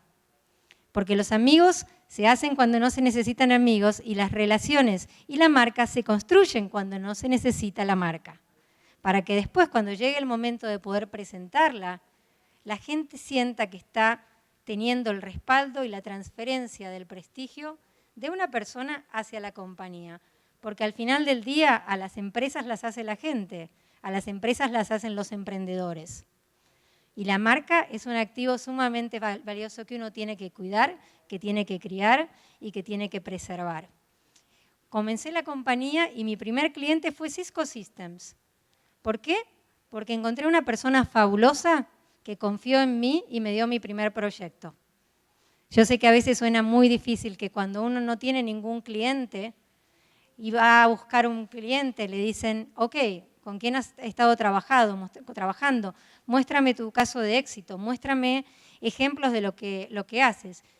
Y uno no tenía nada, yo no tenía nada para decir. Lo único que podía darle es mi compromiso absoluto de que iba a hacer lo que fuera para que la persona que había puesto el voto de confianza en mí quedara bien parada y se sintiera orgulloso de mí de haberme recomendado. Luego, por supuesto, y como esto es un negocio de relaciones, el negocio fue creciendo, la persona se fue moviendo, esa persona se fue a Google, luego llegó Google como cliente, y luego a Facebook, y luego llegó Facebook como cliente. Y después de ahí vinieron muchos más. Ahora mi desafío como emprendedora era poder hacer crecer la empresa, porque ya en aquel momento tenía unas 20 personas y necesitaba poder expandir la compañía para poder dar más servicios, porque por supuesto también me daba demasiado miedo como emprendedora el armar una empresa tan grande, asumir responsabilidades financieras y después también otro de los grandes desafíos es lidiar con la situación financiera de tener clientes y saber que te van a pagar, pero hasta que no te pagan no cuentas con el dinero para poder abordar y por supuesto también a la gente uno tiene que pagarle en tiempo y en forma. Entonces aprendí que quería hacer una empresa que pudiera crecer orgánicamente y lo pude hacer a través de la tecnología. En un momento volví a los Estados Unidos, conocí a mi marido, un emprendedor ruso, también un emprendedor tecnológico, a través de Match.com, por supuesto. Y como no podía ser de otra manera, después de disfrutar un tiempo bastante interesante aquí en Miami, cuando colapsó la economía en el año 2008, decidimos pasar un tiempito para oler las rosas y poder pensar qué íbamos a hacer desde el punto de vista profesional en Europa.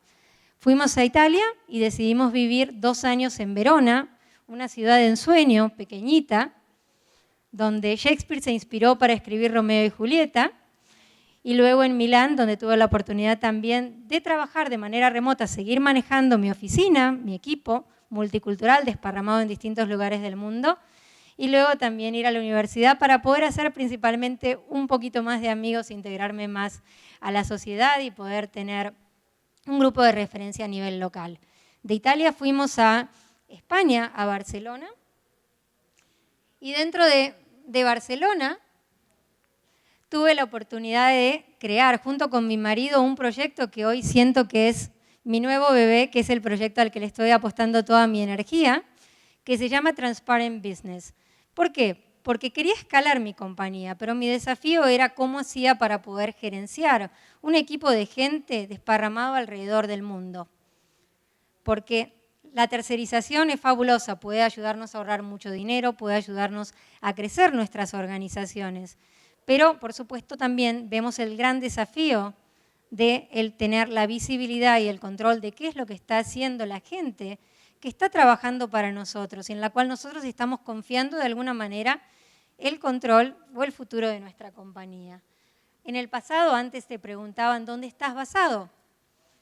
Y en el pasado hubieras respondido, estoy basado con una oficina en el Empire State, que es el hecho real de la compañía que tenemos en Estados Unidos, en Nueva York. Hoy, en el presente, uno puede estar basado en cualquier lugar del mundo. La compañía tiene que estar incorporada en algún lugar, por supuesto, pero desde el punto de vista de los negocios, el talento se exporta. Y nosotros teníamos ya en aquel momento gente trabajando en distintos países, porque vimos que había gente en mercados que tenían habilidades diferenciales que eran tremendamente competitivas. Por ejemplo, programadores en Taganrog, en Rusia, diseñadores en Barcelona, en Argentina, en Colombia, creadores de contenido en España, en Colombia, project managers en los Estados Unidos y así sucesivamente. El desafío que teníamos era que cada vez que la compañía iba creciendo era más difícil poder tener visibilidad y control de lo que pasaba. Y por esa razón, desde Europa creamos una herramienta para manejar nuestro equipo interno que se llamó Transparent Business y que básicamente le permite a la gente de nuestro equipo el poder conectarse, loguearse en un proyecto, seleccionar dónde van a estar trabajando, en qué tarea, y de esa manera poder generar capturas de pantallas de cómo va evolucionando ese proyecto para que nosotros pudiéramos seguir la evolución y poder colaborar de manera simultánea, como uno colaboraría en Google Docs cuando comparte un documento con sus colegas. Eso nos trajo no solamente la paz mental y emocional de poder tener la visibilidad de qué pasaba con nuestra empresa, sino la posibilidad de escalar el negocio de manera mucho más eficiente. Esta aplicación luego la hicimos comercial y la dimos de manera gratuita hasta 5 licencias para emprendedores, porque veíamos que uno de los grandes desafíos que tienen los emprendedores, porque lo vivimos nosotros también como emprendedores, era el poder escalar o el poder dar los primeros pasos de una compañía. Y muchas veces uno no necesita tener una persona de tiempo completo. Es mucho más eficiente poder contratar talento en cualquier lugar del mundo con una herramienta que te permita poder saber que efectivamente están trabajando y poder darles retroalimentación y poder hacer crecer la compañía en la medida en que lo necesitabas. Porque el mundo de hoy, y como lo vimos, y fue mi gran oportunidad también de poder hacer un negocio eficiente, es un mundo global, donde la gente puede trabajar de cualquier lugar conectado a Internet, de manera colaborativa, de manera eficiente. Y es un poquitito también la visión de los millennials. Trabajar de manera flexible, porque los millennials, y si ustedes piensan, hoy los millennials son solamente el 20% de la fuerza laboral, pero en el 2050 van a ser el 75% de la fuerza laboral. Definitivamente van a cambiar el mundo del trabajo. Y todos los que trabajamos con millennials y compartimos la pasión y la visión que tienen de la vida y del trabajo, sabemos que es necesario cambiar la forma en que estructuramos los negocios. Para mí fue una cuestión de eficiencia, pero fue una cuestión también de decisión de estilo de vida. Yo no quería estar en un lugar donde no quería estar solamente por tener que trabajar ahí. Esto a mí me dio la posibilidad de estar en lugares bellísimos como Italia o como España y poder seguir trabajando para los Estados Unidos. Me dio la posibilidad también de poder generar empleo para gente que estaba en lugares remotos, gente en provincias y en ciudades pequeñitas, en pueblitos, que tal vez de otra manera podrían estar simplemente limitados a poder ofrecer sus servicios por ahí, por mucho menos a los lugares que tuvieran disponibles en ese momento. Y esta flexibilidad también me dio una mejor calidad de vida. Y en mi empresa nosotros incorporamos mujeres que son emprendedoras, que quieren tener la posibilidad de balancear una vida familiar con una vida profesional que pueda ser desafiante, que pueda ser motivante. Y al final del día creemos que con este proyecto tal vez pueda transformar un poquitito o colaborar a que el mundo del trabajo sea un mundo más flexible, más dinámico, más igualitario y más colaborativo y también con más visibilidad para todo el mundo. Muchas gracias. Que son de los artesanos de Haití. Wow, qué ejemplo. We are going to have a coffee break, finally, and then in 15 minutes we gather back again for the last part of the event.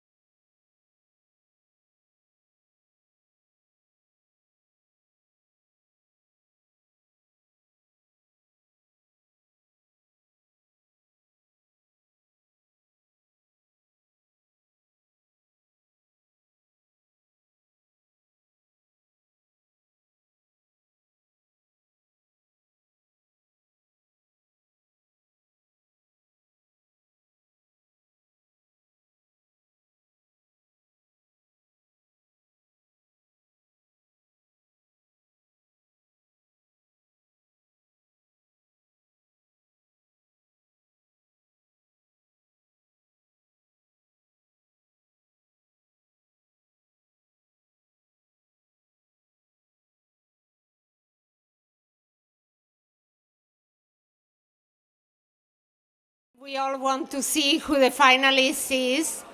So the sooner we get this going, who is the finalist who won, and we can go to the cocktail. So whoever is talking in the back, get a seat.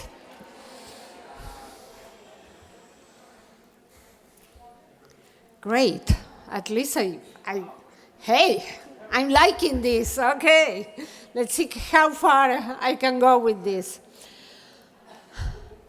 Okay, seriously, if you're in the back talking, get a seat. Mom?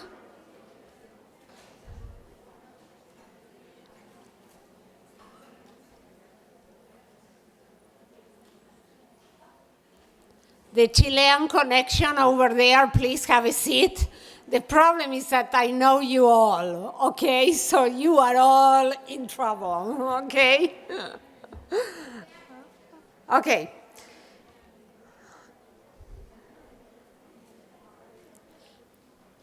We are now, the last, is gonna consist of two parts.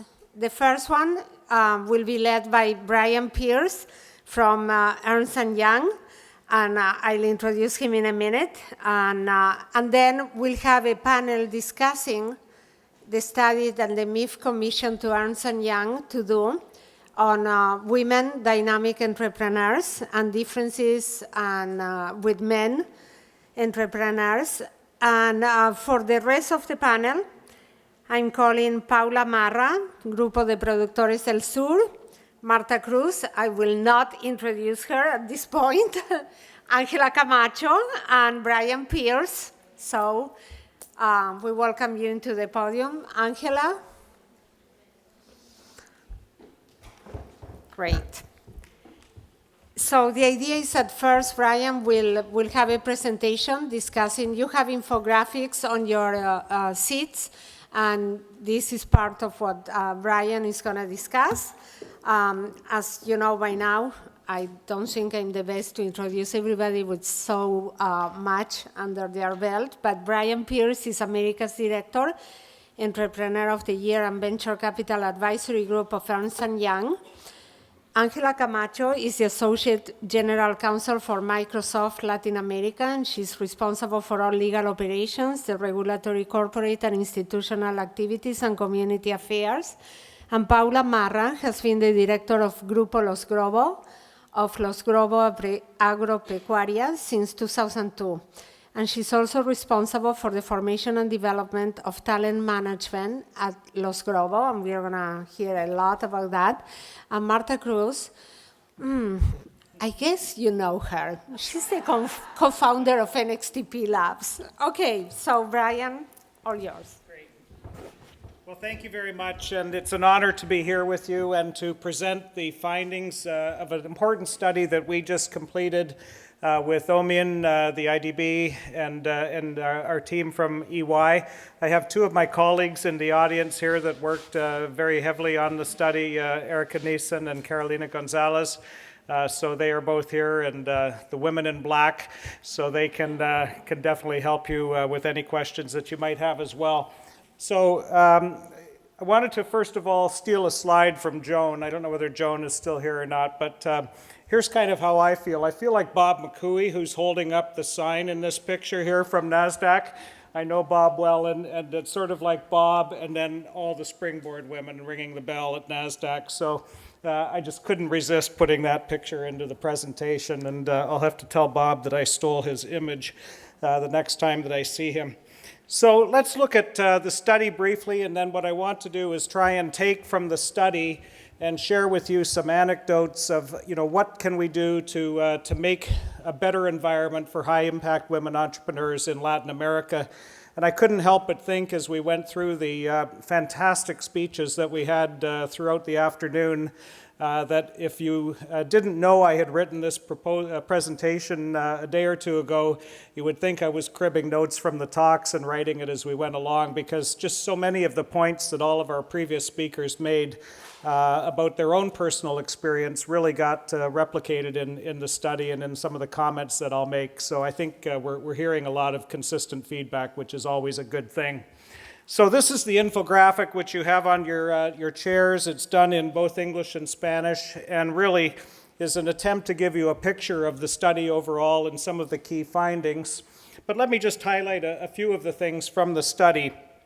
The purpose of the study was really two things. One was to look at the characteristics of high-growth women-led companies or women-led entrepreneurs, but also to compare that to what's different between men and women that are both leading high-growth companies from an entrepreneurial perspective, and also what's different with women that perhaps are leading small businesses that are lifestyle companies that provide them and their families with an honest living, but are not really trying to think big and scale their companies, as Nicolette challenged us all to do. So looking at the profile, 64% of these companies are led by women who are between 30 and 49 years old. 64% are married or living with a partner. 8 out of 10 do have children. On average, they have 2. Very highly educated group. 71% had a basic degree. 48% had an undergraduate degree. 21% had a master's degree, and 3% had a doctoral level. A couple of key statistics, I think, here. 42% had the opportunity to study abroad. So when we get looking at the opportunities to expand their business outside of the home country, the fact that they had studied abroad, had exposure to foreign markets, I think is very important. And one of the things that I found most fascinating was that 8 out of 10 of the women in the survey that led high-growth companies had grown up in an environment of either a family business or an entrepreneurial family where at least one of their parents was also an entrepreneur, and kind of what I called the kitchen table effect, that they came home every night, they heard about business, sitting around the kitchen table at dinner, and much as one of our speakers remarked this afternoon, you know, they thought that was just normal and they went and did it.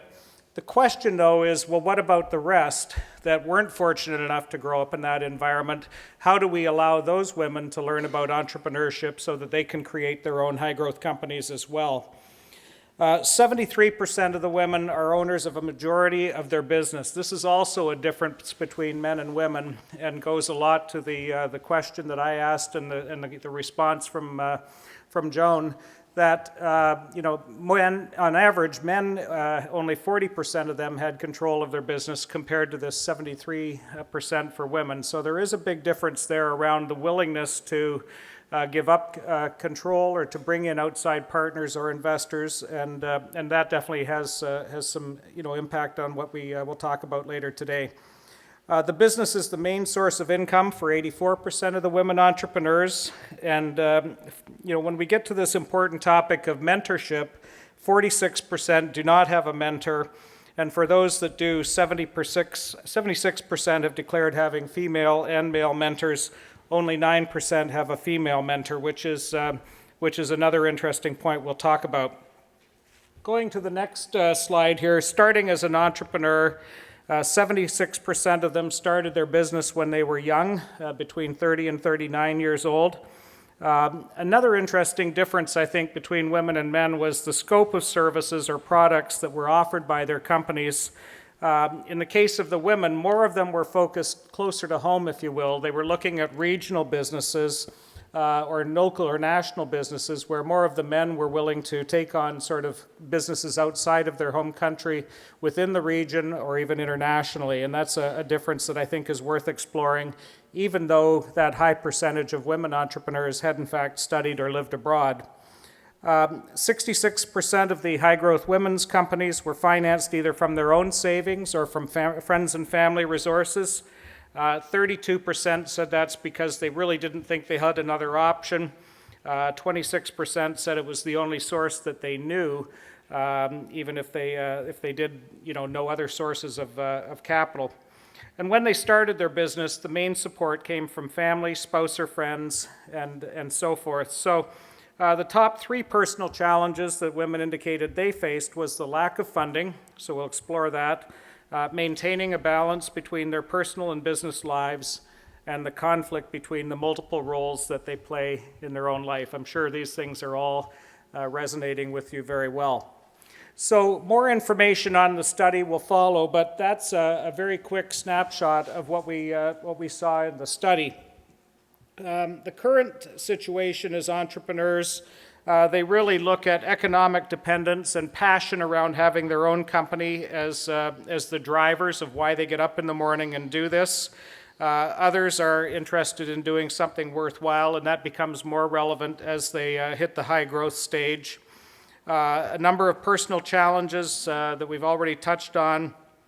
Funding sources vary. 43% of the resources that they used to start their company came from family and friends, and private banks, commercial banks range from 16 to 32%. 7 in 10 agreed that to overcome their initial objectives, almost 100% want to continue growing their business even bigger.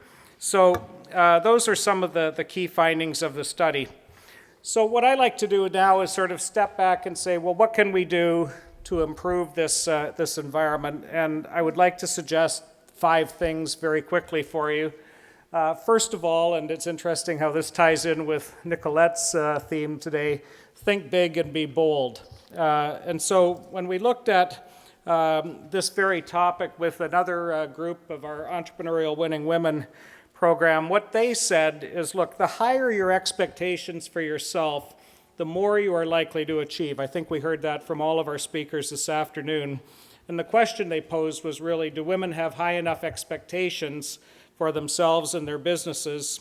And so one of our judges in that program that we do is a man by the name of Howard Brodsky. He runs one of the largest private companies in the US. They have 6,000 stores under various brands.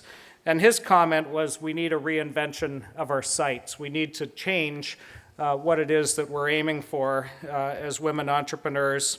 And he said they might not be thinking big, but part of realizing you can grow just as quickly as other entrepreneurs have, it's part confidence and part awareness. So I think conferences like this hopefully are adding both to confidence and awareness. One of our women in this program, Carol Borden, who's the founder of CB Transportation, made an interesting comment that one of the realizations that she's had being with other high-growth women in the program is that we shouldn't be looking for small incremental growth. She really wanted to look for big quantum leaps of growth. The second one is building a public profile.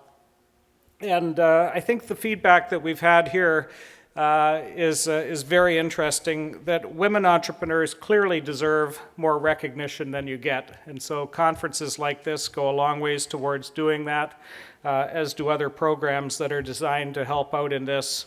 But generating media profile really directly benefits your companies. How many people today or yesterday have spoken to some of the media that have been here, and doing interviews talking about your business? Okay, quite a few. That's great. So, I think the more we can encourage you to do that, the better off you'll be. And why do that? And Rob Scott, who's a serial entrepreneur, he's built and sold 5 companies, said this when he was talking about some of the women he was judging in the Winning Women program. He said, many women entrepreneurs have company websites that don't even have a word about them as the leader, and such modesty is counterproductive.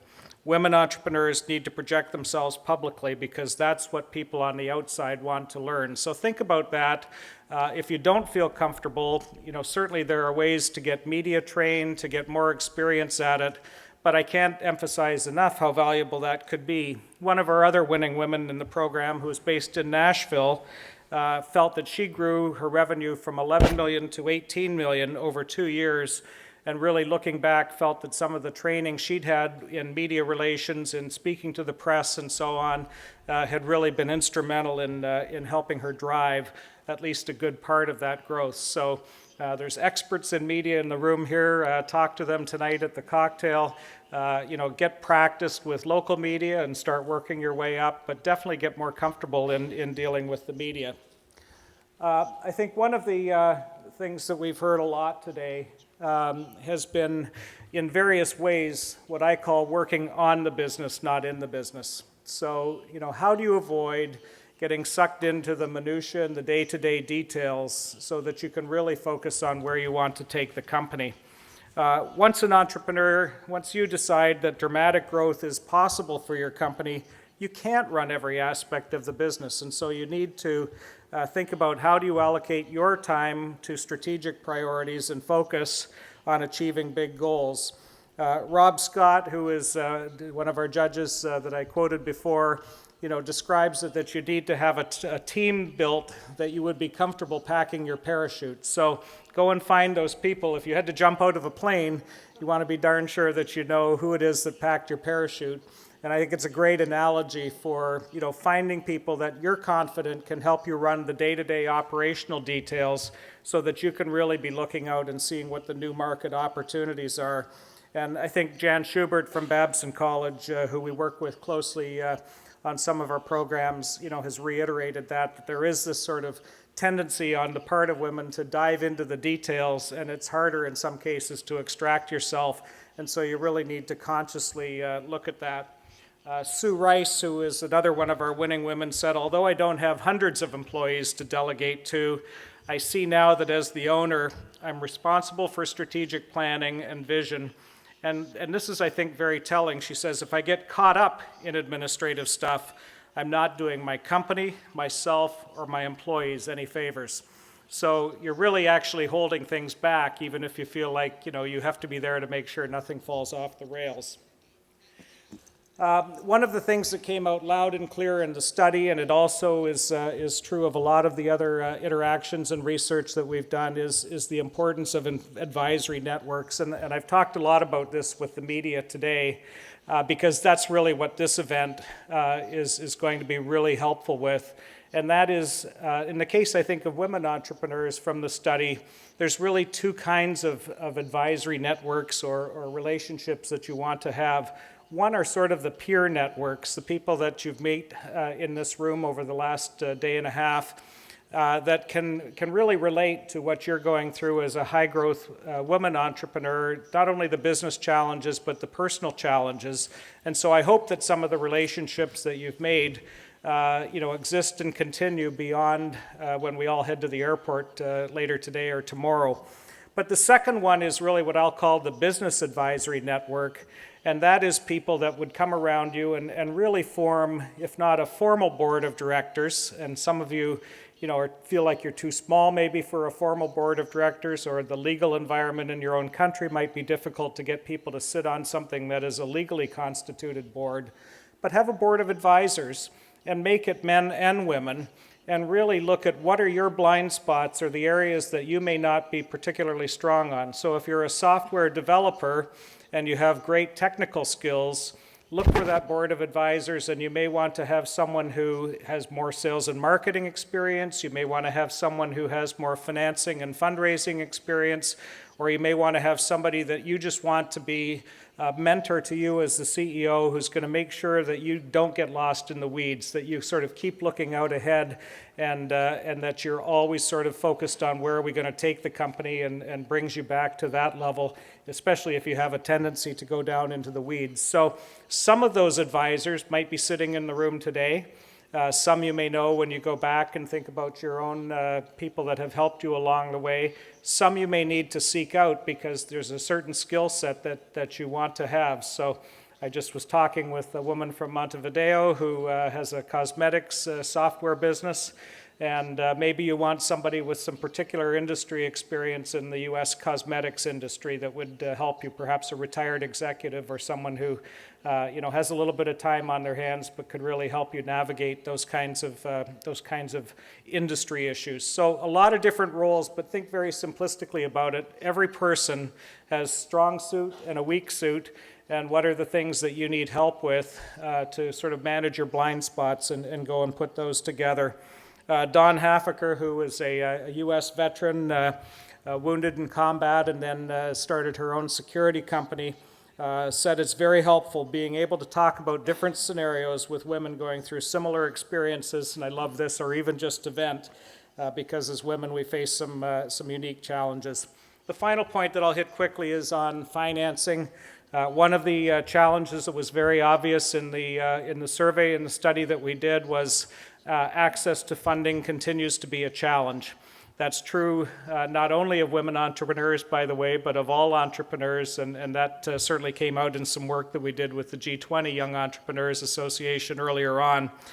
But listening to the 6 presentations this morning, which were all excellent, one of the things that I think did come up in almost every one of the series of questions from the judges was, are you sure you have enough? And do you really think like you've thought through your funding strategy? And so I think, this is an area to really be careful on. There's very few businesses, as Jerry Harmon said, that are self-funded.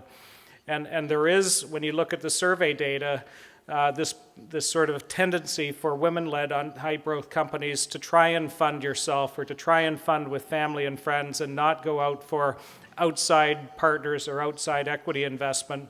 And I think, as you heard earlier on today, some companies you just need to have that kind of outside equity in order to scale and grow.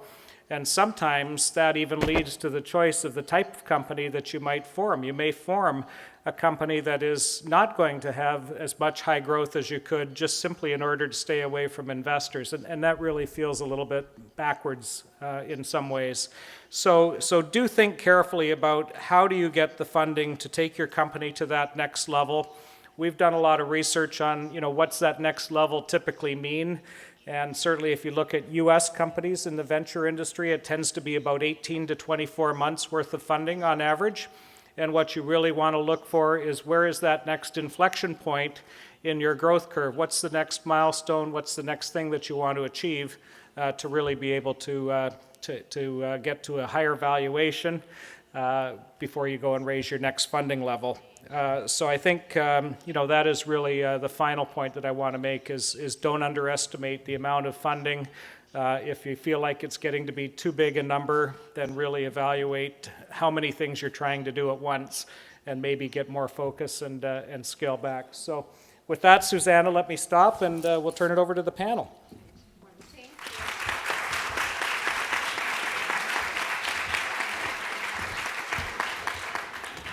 Thank you.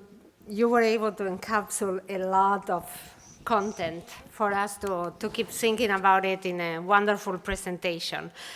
So we chose this title, Unlocking the Potential of Women Entrepreneurs, and we wanted to have a variety. These women, they are doing very different things, all of them fascinating. And so we are going to start, sorry, Marta, with Angela. You're much more on the corporate world. So how can private companies support entrepreneurial efforts and operations in the region? What's your take on that? And if you want to tell us a little bit more about what you do at Microsoft. Sure, absolutely. So thank you, first of all. Thank you so much for the invitation. For us, it's a great pleasure, but also an honor to be sitting here with such a group of very talented and courageous women from my region, Colombia. My region, Latin America. It's evident that I am Colombian. Can't resist. From Latin America. So I currently work for Microsoft. I've been with Microsoft for 10 years. I am the general counsel for Latin America, and as part in Microsoft, we combine the legal affairs with the government affairs, citizenship, and working responsible and community affairs. So that's my team. That's what my team does. We have a team of 33 people, 50% of them are women, and they are based in different countries across the region. As you may imagine, this is a topic, women entrepreneurs and women economic, political, and social inclusion and advancement is at the core of the needs of Latin America as a region. There will only be real development once we have a real equality in the region. As probably has been said over the seminar, 50.6% of our population are women. So this is an imperative for us, not only because of the relevance that it has in terms of having full equality, but also because from a market perspective, it makes sense. Imagine having productivity in 50.6% of the population. So It's a business imperative. It's not only something that we would like to do, it's something that is needed to achieve.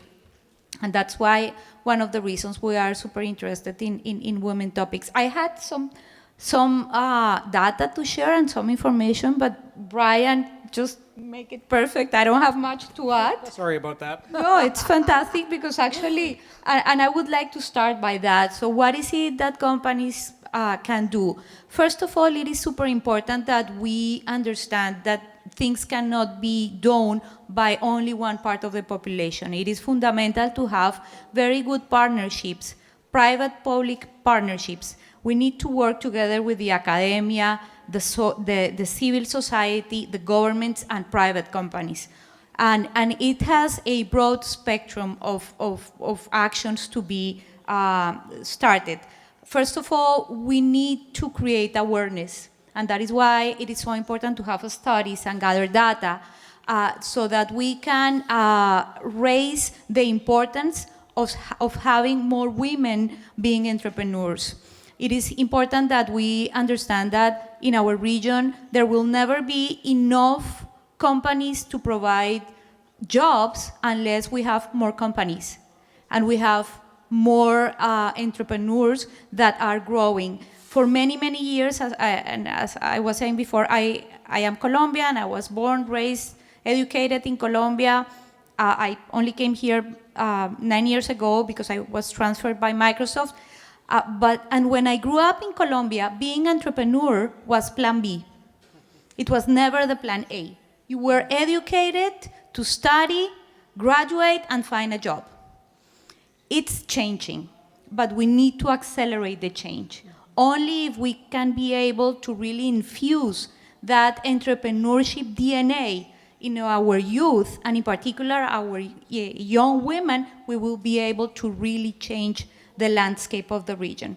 So that's number one. We need to create awareness. We need to raise the profile. We need to have more people interested in promoting, helping these entrepreneurs' projects to grow and thrive, because it's good for the region.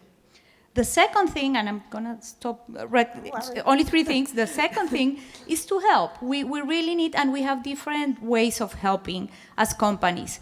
One is we need to help with education, training, providing skills on what we know to do, how to do it. So, for example, in Microsoft, we have several programs, and I will elaborate a little bit more on those programs, to help women to acquire the skills and capabilities to become entrepreneurs.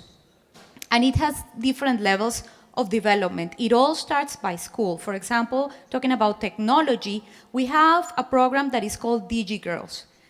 Through this program, we invite girls in secondary from schools in the region. We have run this program in 17 different countries because we want more girls studying math, technology, science. We need more women working in technology, which is a big goal for the region.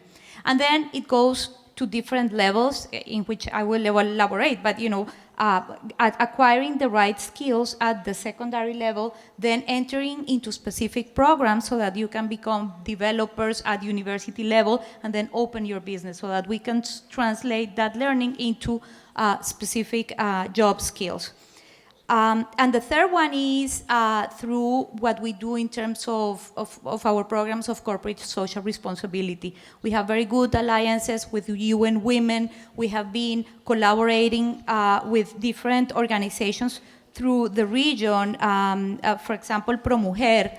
We have been donating cash and software licenses so that we can help and promote women entrepreneurs throughout the region. I'm going to stop here because, as you will see, I'm super passionate on the topic, and I could speak for the rest of the afternoon, but would be happy to expand on any of those as the panel advances. That's what we want, women with passion and drive. But go ahead, Brian. Just very quickly, I think you asked the question, what can really corporations do to help high-growth women entrepreneurs? And you talked about what I would simplistically call give them stuff for free, whether it's education or, in the case, product and services. I think the other thing, frankly, is buy stuff. And you know, I don't know whether this is true throughout Latin America. It's certainly true in the U.S., where many large companies have pretty extensive programs around minority or diverse supplier programs. I'll give you one very quick example. You know, we had a woman in Boston who ended up taking over the family business when her father passed. They make toner cartridges for photocopiers, very boring, you know, kind of business, but one that everybody needs. And they actually came to us, and we were able to work a deal between them and Staples and ourselves, where we buy all of our printer cartridge refills now from Roxbury Technologies in Boston, you know, and the woman-led business. She happens to employ a lot of minority workforce, a lot of people out of the correctional system, and it's a win-win-win all around. And so I think looking for specific examples like that, where you take advantage of the opportunities to find big customers that are willing to help high-growth women entrepreneurs as they grow their companies. That is a great point. Paula, you have a fascinating story, your family business, and I don't want to ruin it, so go ahead and go for it. Our company has existed for 100 years now, but we are the third generation, and the last 25 years we built a platform that manages photosynthesis. It's a huge platform. And the way we do what we do is building business ecosystems. So we got to get all the stakeholders in, and we have a lot of collective action and collective processes. We build our rules together, and so it's a huge effort of getting to converge in what we want to do. That way, our company is growing like amoeba, going where entrepreneurs took it.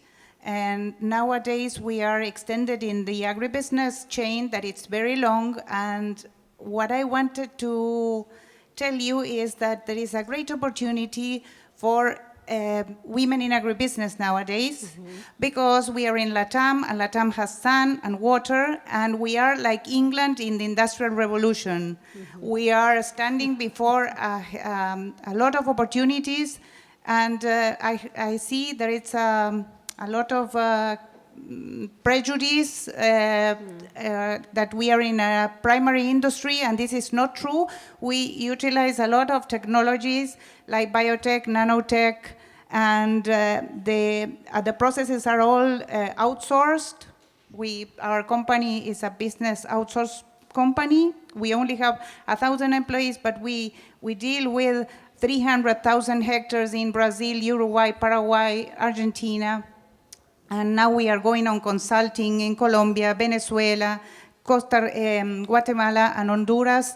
So I see there are a lot of, we deal with 10,000 small companies, and they are family held mostly, and some are from young entrepreneurs that come from harvesting machines and agriculture precision, and we have even alliances with satellite companies, because we need a lot of information to get processed. And so we invite you to pay attention to that kind of business too. You are building a whole ecosystem and a whole local development, you know, regional development. So that's very important. To tell you one more thing. Rural areas are not a good place to develop, because you don't have access to water, to electricity, sometimes to internet, to roads, in Latin America especially. So we have to make a lot of effort to foster entrepreneurship to get what we need. We raise our children in the middle of the farm, so we have to build the school, build the music hall, the theater. So entrepreneurship in rural areas is very notable nowadays. Alive and kicking. Alive and kicking. And I'm working with Aboriginal women in different parts of Argentina. And I wanted to tell you an anecdote that we realized together when we were meeting, that once Microsoft donated us the Office package in Quechua, that it's the language the Aboriginal women speak in the northern mountains, for the Amautas in Tucumán. And that proved to be very energizing for the people. They have their own cyber cafe as a business model for the chief of the tribe, and now it was more popular when they've got windows in Quechua. Well, this also is such an example of using technology to reach out to an untypical community, may I say, but that, of course, is in need of having that technology. Can I say something? Okay, I want to get to Marta, but yes. No, I took your No, mic. go ahead. No, the only thing is that the point that I wanted to make is that what Paula has said is so fundamental in terms of understanding how relevant the use of technology is, not only for technology-based companies. Sometimes people believe that technology is only relevant if you're going to have applications or games, it's fundamental. And in the rural areas, the benefit and the potential is huge. So it's fantastic. Actually, I have to do some PR about one investment in an agribusiness fund in Chile. Thank you. You're welcome, Carolina. With one of our management teams, Sembrador. It's an agribusiness fund, but they use technology a lot to the point that in their first fund, they were bought out, the companies, by a technology company. And they said, well, we knew all the different technologies. We had never seen applied it in every company, all of them. And that moved us to acquire the portfolio companies. And it couldn't have been more traditional business if you look at it superficially. Marta, you are in an exciting job. Many times I feel a little bit green with envy when I go to NXTP Labs and I say, well, what am I doing underneath? Maybe I should move over. But how do you unlock on a daily basis the potential that you find in entrepreneurs? How do you analyze their businesses and give them that boost to know that they can maximize and go for the goal? Bueno, me vienen como una catarata de cosas para contarles. La realidad es que cuando llegan equipos de mujeres o equipos mixtos, en realidad el approach es bastante diferente. Cuando se trata de equipos que son solamente de mujeres, en general lo que trato es de decirles que tienen que tener algún socio, un co-founder o un miembro en el equipo que sea varón, porque propiciamos esto de la diversidad, básicamente. Cuando son equipos mixtos, cuando hay varones y hay mujeres, en realidad lo que les pido a las mujeres es que aprendan a alzar la voz. En general las mujeres frente a equipos de varones tendemos, y digo tendemos porque a mí también me ha pasado, o sea, esto que contaba Silvina de que me muero de miedo y no sé cómo voy a hacer para solucionar este tema, nos pasa a todas. No tengan vergüenza de decir tuve miedo en tal situación y en tal charla, pero en general cuando hay varios en una mesa y muchos son varones, en general los hombres se dirigen a los hombres. Y uno puede estar haciendo una observación y el varón termina mirando al otro varón hasta que de repente reacciona y dice, no, está diciendo algo interesante esta chica, ¿no? Entonces, bueno, eso es lo que hago, ¿no? Como de alguna manera mostrarles a través del ejemplo que puedan alzar la voz, que puedan ellas ser las que exponen, que puedan ser ellas las que presentan. Esto que hicimos aquí, el pitch competition, es una forma de que las mujeres empiecen a tomar conciencia que también pueden hacer el pitch. En general siempre es el co-founder varón que va a buscar inversión, que va a hacer sus presentaciones. Y fundamentalmente porque del otro lado, en el tema de la inversión también, hay pocas mujeres. Entonces también se da esta cosa de no encontrar mujeres en el lado de la inversión. Pero más allá de eso, más allá de hablar del negocio, más allá de apoyarlas en todo lo que tiene que ver en el desarrollo del negocio y las conexiones, tanto del networking para conseguir inversores o socios de negocios como para conseguir la parte comercial, o sea, como ustedes les contaba, mi fuerte tiene que ver mucho con el conseguir clientes, una de las grandes temas de los startups.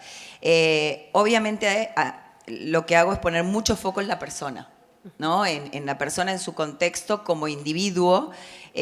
Tal es así que este año hemos incorporado dentro de todo lo que es el programa de Next TP Lab una parte que es el apoyo a la persona específicamente a través de sesiones de psicodrama llevadas adelante por un especialista que lleva esta cosa de dramatizar situaciones del emprendimiento, de la relación entre los socios y no de la problemática con los individuos en particular.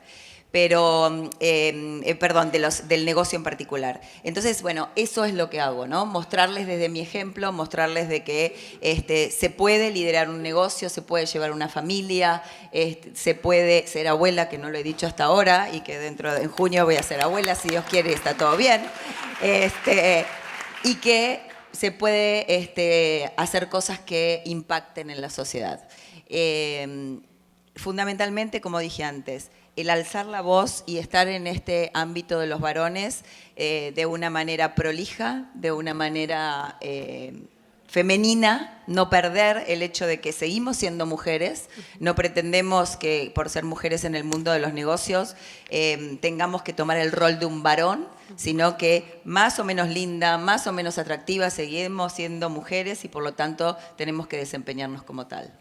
Well, that reminds me, today somebody, I'm trying to see if he's still in the audience, maybe he had to leave, but he came up to me and he said, well, I have to tell you that it was kind of weird for me to be at an event in which women were totally the minority, so now I understand how you feel. So, yeah, let me tell you, 15 years attending boards and investment committees, and I'm the only woman there, and now it's changing, but oh yeah, well, welcome to this side. So, but that is a perfect lead, Marta, to Paula, you have gotten, and it shocked me when I heard it, and I shouldn't have been shocked, that your board is 50-50. So you have attained what everybody thinks is the perfect world. So tell us a little bit about that 50% of men and women and how you live together in a board of an important company. Well, I don't know. Now I regret to having told you that because the other women are my sisters-in-law. So my environment is an Irish Catholic family and they are Jews. So you can imagine what kind of discussions we have. Synergizing. It's engaging. Yes, synergizing. Yeah. Different points of view, integrating. Yeah.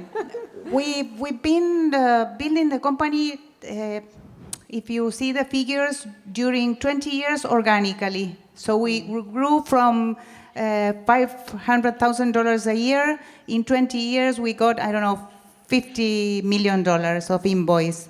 And we just grew exponentially to $1 billion the last 10 years. And that was, I think, because, as you said, in the board, we were half women, and we have a lot of conversations about the future in an holistic way, and you've told before. So we took the processes in the company, the cycles took us a lot of time because we discussed it thoroughly, but when opportunities came, we were always ready to take them. So we received a private equity investment in 2007 from a Brazilian investment group. And I am glad to tell you that thanks to IDB, I met the investor. I am the only one who knows him because I met it in the commission of accessory of I don't know what. But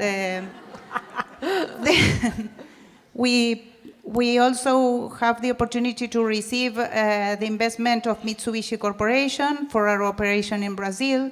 And then we started growing by buying other companies that we didn't know that you could do. That was a way to grow. And again, as it took us a lot of time, we did it taking care of a lot of details. We were successful with our first takeover to tell you something. And then we started to buy other companies and we started to grow more quickly. So I think our motto is, together we add value, and we do live our values. We are passionate about work, we try to be generous, and we try to be intelligent to make decisions with intelligence for everyday detail, not to invent great things. Our experience is that we do things to solve problems, you know. We have clients and we try to solve the problems. We're inclined to grow with other people. And in doing that solutions, talking a lot with clients that we have bi-directional relationships, because sometimes they give us services, we give them to them, we sell them products, we buy products to them, we are in the same territory. What happened is that while we were solving those problems, when we turn around, we see that we have been growing without noticing it. So today I felt like a hippie entrepreneur, because we never meant to grow. It just happened while we were doing, something. Excellent, that's the best way. So I want to ask you, for all of you, the same question. What else do you think we can do for the future generations of young women to become successful entrepreneurs? So whoever wants to go first, go. Everybody needs to think about it. This is serious business. Are you asking specifically about young people? No? Oh, I did say young. Well, young, you know. Young, at anything least under in the US 75. Exactly. Yes. So now young, we are all young, right? Well, you know, I think certainly this type of event is great, and I think that also, you know, for younger people, really younger people, you know, getting internships and opportunities to come into, whether it's a big company like EY or Microsoft, or getting in and working in larger private companies like Paula's, getting some business experience, ideally in an entrepreneurial environment, whether it's a big company that acts entrepreneurial or it's working for a high-growth entrepreneur, and deciding whether that's what turns you on or not. Because I think, you know, if we can get those experiences for young people, men or women, they're going to be a lot more interested in pursuing an entrepreneurial career. And frankly, that's where the jobs are going to be. People are going to be creating their own jobs. They're not going to be going and working for somebody else for life. So that would be my suggestion. Great, I'm taking notes. So.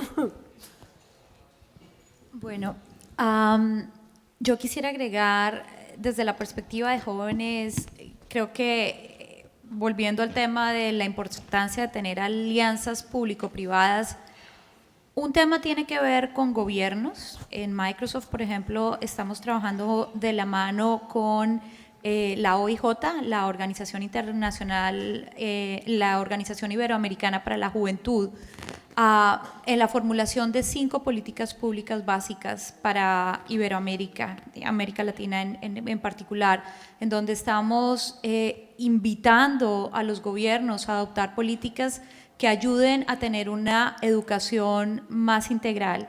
Son 5 básicamente, 2 de ellas quisiera resaltar. Una es, por ejemplo, empezar a tener clases en secundaria en donde los jóvenes aprendan a code, a desarrollar código.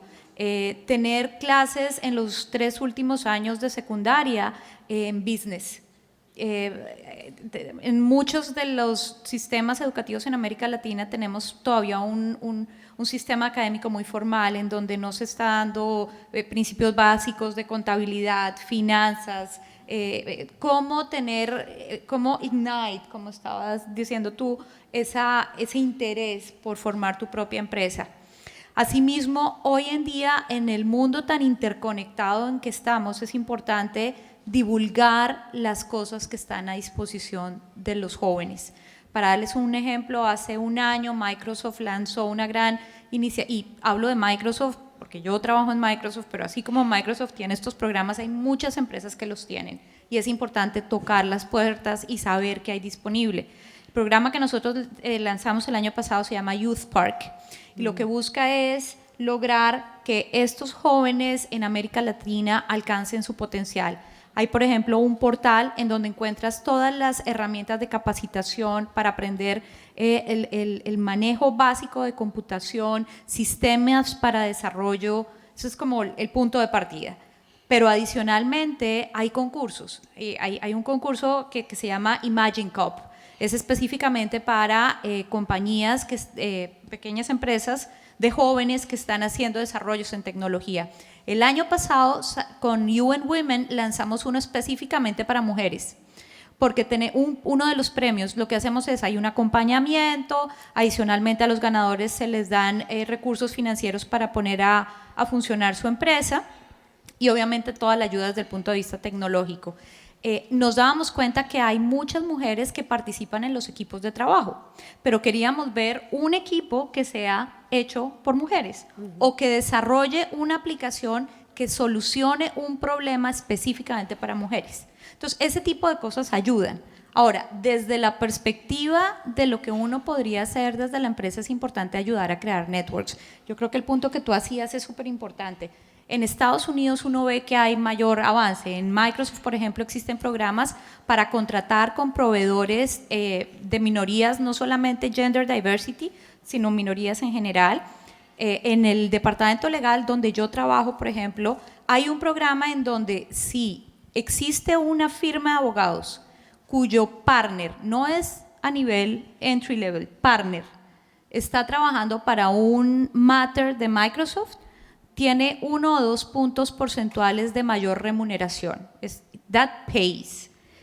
Y cuando lo lanzamos hace 7 años, la gente pensaba que no iba a funcionar. Todos los partners que están trabajando están pudiendo hacer esos 2 puntos porque han incorporado minorías en los servicios.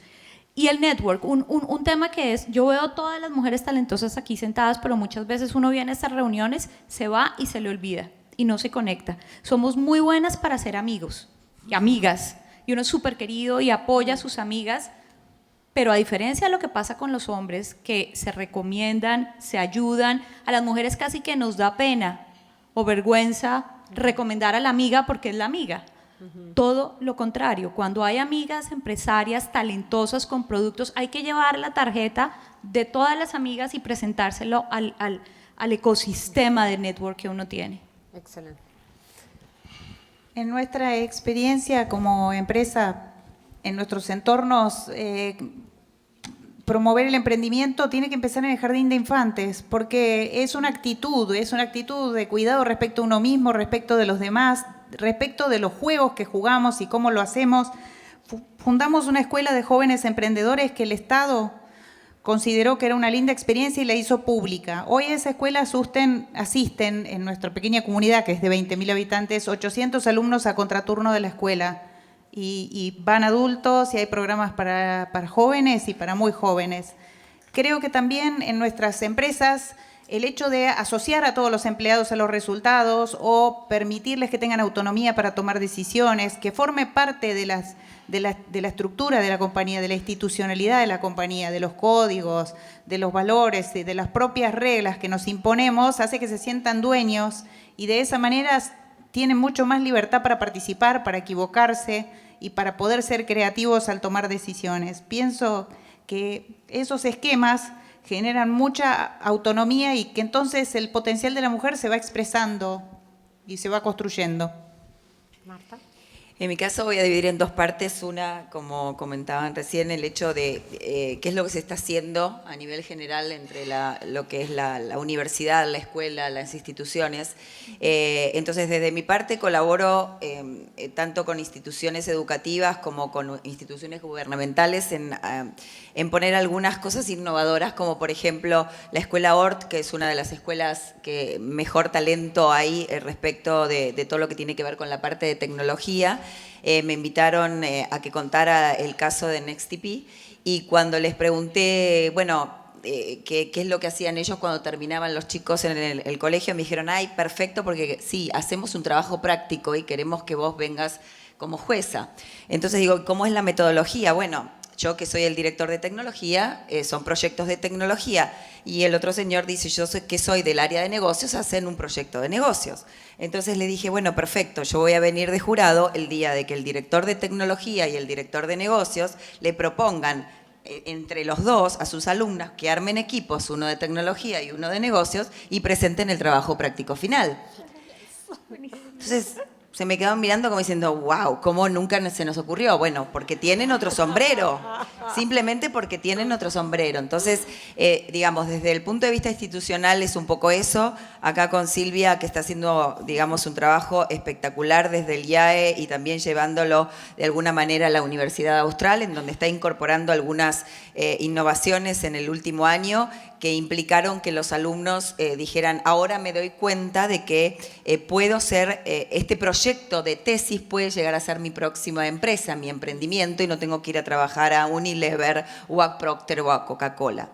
Y desde el punto de vista de consejos para las mujeres, tanto jóvenes como no jóvenes, es esto lo que decíamos, ¿no? El tema de las redes, esto lo que es Ellas al Cuadrado, lo que es Voces Vitales, el tema de relacionarse en estos espacios en donde compartimos cosas que nos pasan a todas y que nos terminan siendo como naturales y que empiezan a emparejar lo que es la montaña rusa, ¿no? Que cuando estoy muy mal y me parece que se va a ir todo al tacho o donde, no sé en qué idioma decirlo, pero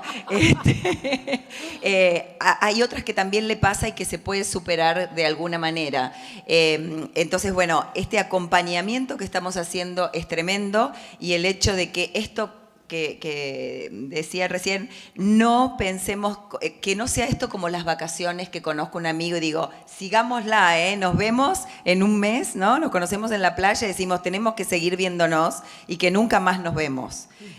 La tarea de ustedes de hoy a la noche y mañana es agarrar todas las tarjetas, incorporarlas a sus bases de datos, mandar mail de agradecimientos a aquellas personas en donde simplemente tuvieron un intercambio de tarjetas y generar un contacto, aquellas que le tienen que pedir algo, pedírselo concretamente con todas las letras. Ayer hablé del tema del espíritu de Chutzpah, hablando de la comunidad israelí que tiene tan en claro el tema del ecosistema emprendedor y esto del caradurismo, de lo atrevido, de ir hacia adelante, hacia el frente sin vergüenza, sin pena, como dicen los colombianos.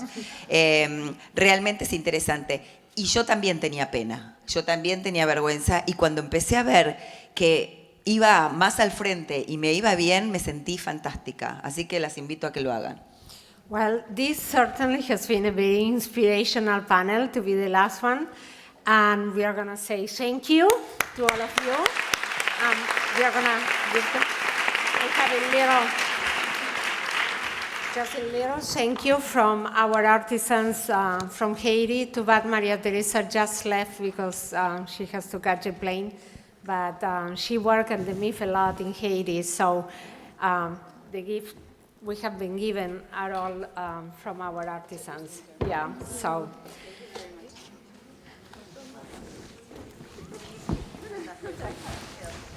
Yeah, Marta, you're a collector by now, but you put it out there.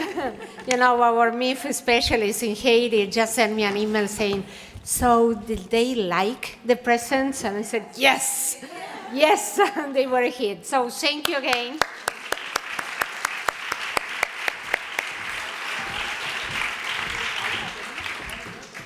And we are now coming to the most exciting moment of the evening. So I'm going to take only 5 minutes trying to sum up the panel. The discussion is supposed to be challenges ahead. Don't worry, it's not going to be heavy duty because we are all waiting for the finalists and the announcement of the winner. I have to say that even though we did this agenda, I've been cursing myself for having put me on for this task of challenges ahead. Oh, great. Why did I think I should be talking about this? none of you will remember, I'm sure, that many months ago there was a brand of cigarettes called Virginia Slims. And they try to be, see, Brian here is nodding, they try to be very looking forward. The whole point were that these cigarettes were slimmer and more feminine looking, and women now had the right to smoke. So the slogan of the ad was, "You have come a long way, baby." So we have come a long way. When Brian and the study that Ernst & Young is doing can say that 80% of us do not see our being women as an obstacle to be an entrepreneur, we have come a long way. We'll skip the baby. A little bit paternalistic. But we also have some problems and some challenges ahead. We also heard that even though 46% of us have access to studying abroad and have done it, men have a greater percentage of having studied abroad. And what happens when you study abroad? You get deeper international networks, you make contact with developed markets, with emerged markets. You go back to your country with a very different chip in your brain. So we are lagging behind a little bit. Our networks may tend to be more closer to family and friends because that's more comfortable to us, and we are friendly people. Our mentors also are different. What about if all of us would have studied in Harvard and gotten mentors from Harvard or from whatever place, Columbia University, I'm going to be good to my alma mater, Columbia University, as opposed to seeking mentors among my family, who loves me, I think, and my friends. And what happens when your circle of mentors is only people who you already know, and it's a circle of trust, but they are your family, your friends, your boyfriend. Okay, who's gonna tell you, that company that you are so enthusiastic about is gonna get nowhere? They are not gonna do that. So, quoting somebody, the founder of, one of the founders of NXTP Labs, Ariel Arrieta, he's very funny, I'm gonna say this in Spanish, he said, "Emprendedor, acordate, es de Buenos Aires, acordate que tu compañía no te la valida tu mamá, te la valida el mercado." So yes, companies are validated by the market, not by mom and dad who loves us, or my boyfriend or girlfriend, etc. So seeking mentors outside our zone of comfort is very important. Another thing that we have to keep changing, and it is changing, is our aversion to risk. And if I would have brought the same heels I brought yesterday to the cocktail and killed my toes, I would have made some skit I do, and some people have seen me doing that, to really put it very clearly what it is, our aversion to risk, but I'm gonna do it the safe way with my flats that anyway are killing me because I've been standing up for too long. And this is what happened. We are women, right? So we are walking, and all of a sudden we have high heels, like Silvina, good for you. I can't believe how you can pull them off, but we kind of twist our ankle and fall. Let's say it's winter, we have tights, black tights. We run our nylons, and people come to our rescue. And what is our reaction? No, I'm okay, I'm okay, I'm okay. And you run as soon and as fast as you can from anyone who have seen you. And if somebody asks you, "Oh, you seem to have had a problem, your knee's bleeding and you have a run," no, I'm a punk. You know, this is the way I like it. I don't have any problem. I didn't fall. What are you talking about? So that's us and how we have been taught, you know. Even if you're showing your failure all over, try to hide it, okay? Try to hide it, sweep it under the rug, and keep going, chin up, nobody saw me. Or if somebody saw me, I'm so far away from that person that, forget it. he already forgot. So I'm going to quote again Ariel Arrieta because he has many, many good quotes. So again, I will say it first in porteño. So one time he said, well, soy Ariel Arrieta, fundé y fundí varias empresas. Hoy soy millonario. Okay, so I'm Ariel Arrieta. I started up several companies. I took them to the ground, and today I'm a millionaire. So the point is, this is why we gave all of you a certificate to fail. The challenge is how you're going to incorporate this culture of stop being afraid, stop trying to be risk averse, become the opposite, a risk taker. Innovation brings chaos, brings lessons learned from failure. Nothing is perfect when you're innovating. Nothing falls into place perfectly, okay? And I can say this because for many years, the original manager of the MIF was a crazy Irish guy from, Boston, totally crazy, that as the manager of the MIF, a multilateral, for goodness sake, he would be like, okay, what do you want to do? Just, don't give me too many details because I may need to tell you now. So go ahead, learn your lessons, come back, tell me if you fail, and if you did, do it again until you learn how to do it well. So it was the most engaging environment. Everybody was working like crazy, and he would be the one going through the offices. What the heck are you doing still in the office? No, I really want to do this. No, get out. So chaos and innovation are very linked. So how you're going to incorporate this in your life is up to you, and that's the challenge. And to finish is the whole idea of, okay, what are we and the MIF going to offer you? Okay, we set the bar very high. This was quite an event. It really took us, some people today told me, no, to pull this off in 6 months, are you crazy? You were also, your team, no, not me, supervising 54 funds, doing new investments, going all over the planet in different speaking engagements. You produced several contracts to hire for knowledge products, the survey with Ernst & Young, and I wish it would be the only one, but we had 500 other things, videos, infographics. No, you did quite well. And I'm like, oh, really? Typical reaction of a woman. We are very demanding with ourselves. So I was, so you think we did well? Yeah. So we think we did well. We think you're happy with what we produce. The challenge is going to be how is this going to live on, not just as something from the MIF. This is something that is yours. So at least I can promise you something. I'm going to create an advisory board because we need help and because we have talked about the way we have to collaborate with each other. So the next iteration of WeXchange, it will be called WeXchange. I think we want to trademark this, but we are going to seek the wisdom of the crowd. There is so much wisdom in this room. It would be a shame to think that we are the MIF, because we had the money to pull it together, we are the ones who own this. We never did alone. We did it with Patricia from Ellas al Cuadrado, Marta and NXTP Labs, and everybody else who helped us.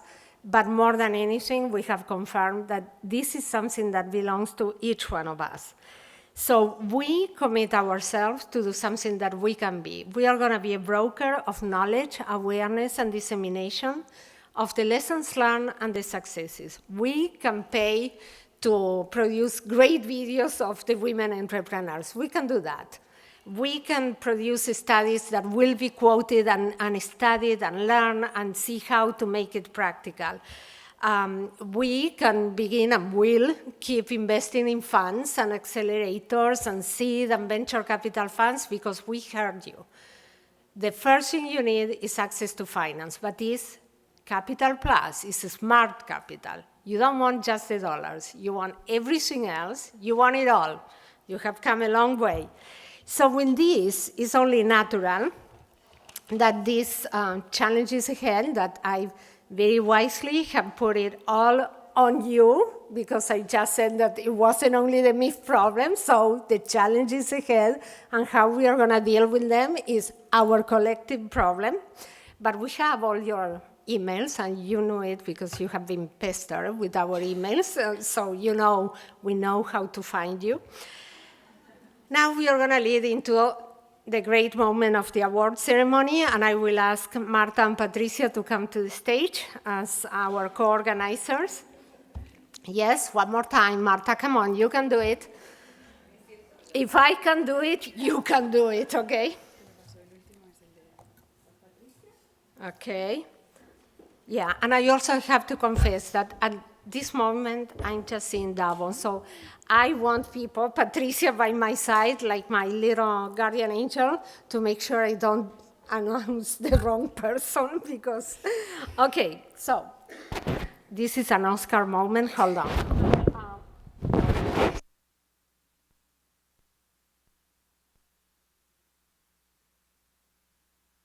So it was very hard. The decision was really hard.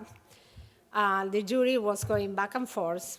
They kept asking us, okay, can we meet more? And we were like, no, no, no. We need to keep going, okay? There is a cocktail to finish, and there are people who need to catch planes, one of them, to go and see her daughter. So, okay, so finally, I think before we announce, and we are going to do it from the last one to the first one, I think I ask you to think about what Rania said today. When sometimes you don't win the gold, maybe for very different reasons, don't take it like a failure. Remember, we gave you a certificate to fail. Nobody here today failed, okay? So we are gonna announce, God, number 3. Third position. Okay, you want to say it? Sí. Okay, yes, yes. ¿Puedo? Puedes, que sí, madre patria, puedes. Voy a sentir Penélope Cruz en los Yes. Oscars. Okay. Bueno, vamos a empezar de la tercera a la primera, ¿ok? Okay. Como Susana dijo, el jurado lo ha tenido complicado, ha habido muy poca diferencia entre los proyectos. Decimos, ahora es el momento de los surfaces, ¿sí? Después de eso. ¿Después? Sí. Okay. Pero So. Hold on. Falta un certificado. Sorry. Yeah, this is sorry. Estamos I mean, at ya. some point we needed to crack, right? Ok. So. No, este. Ok, este ahora, ¿ok? Pero no es las Sí, del tercero a la primera. Pero no lo tengo el certificado. Pero, un momentito, por favor.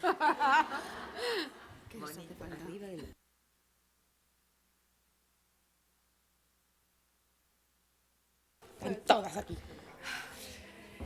That's why I want Patricia to do it. Okay? En tercer lugar, Foter.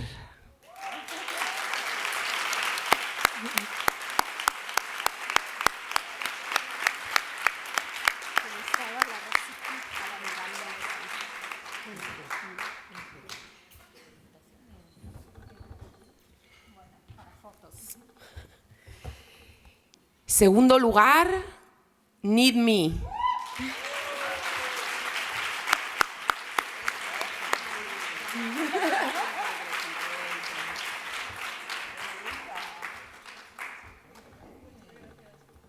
And the Oscar goes to... Okay. She wants to get.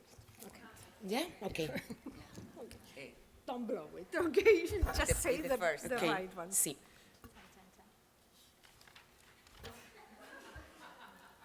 Oh, she doesn't know? You know? No. Okay. Announce, please. ¿Ah, sí? Yes. Okay. Okay. Qué nervios. ¿Te lo decimos? Venga. 1, 2 y 3. Last Room.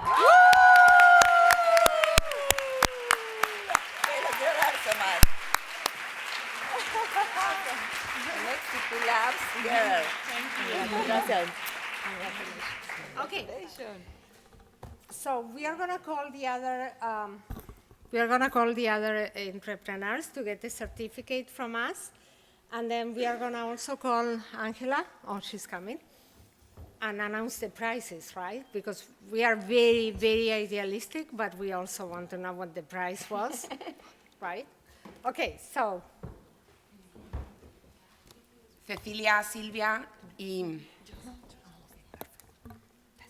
Cecilia, Silvia y Janina. Acá.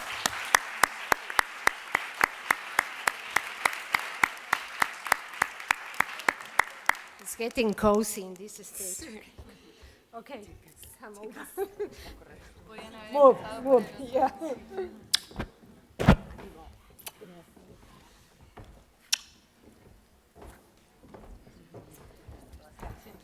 Okay. So for the first 3 winners, 1, 2, and 3, thanks to Microsoft, you are all gonna get 1 tablet Surface that Monica and Angela, where is Angela? Oh, I lost it, good. So, wow.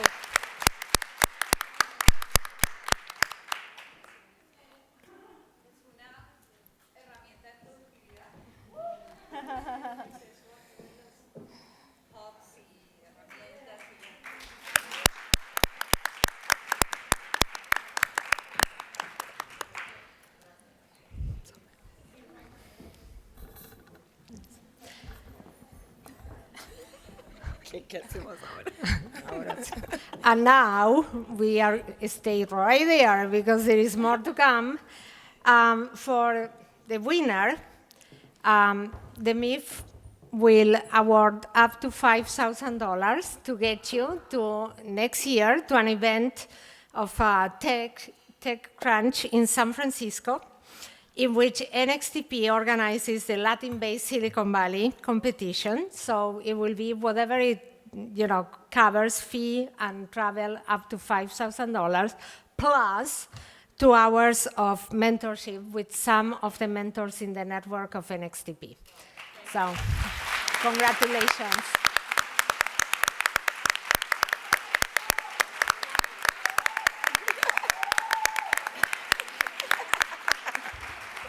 Thank you, Adriana. So, let me see if I can still read. Okay, I promise you, this is getting to an end. So, we just want to acknowledge one more time our wonderful sponsors. And I want to say one more time to Miami-Dade College, Joe Peña. Wonderful.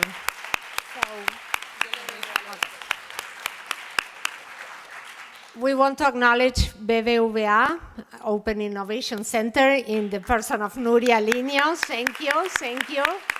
It was great, your support. We want to acknowledge the Knight Foundation. I don't think Matt Hagman is here. We also want to acknowledge a sponsorship that made it possible for many of you to be here, the sponsorship of Impulse under the leadership of Catalina Ortiz.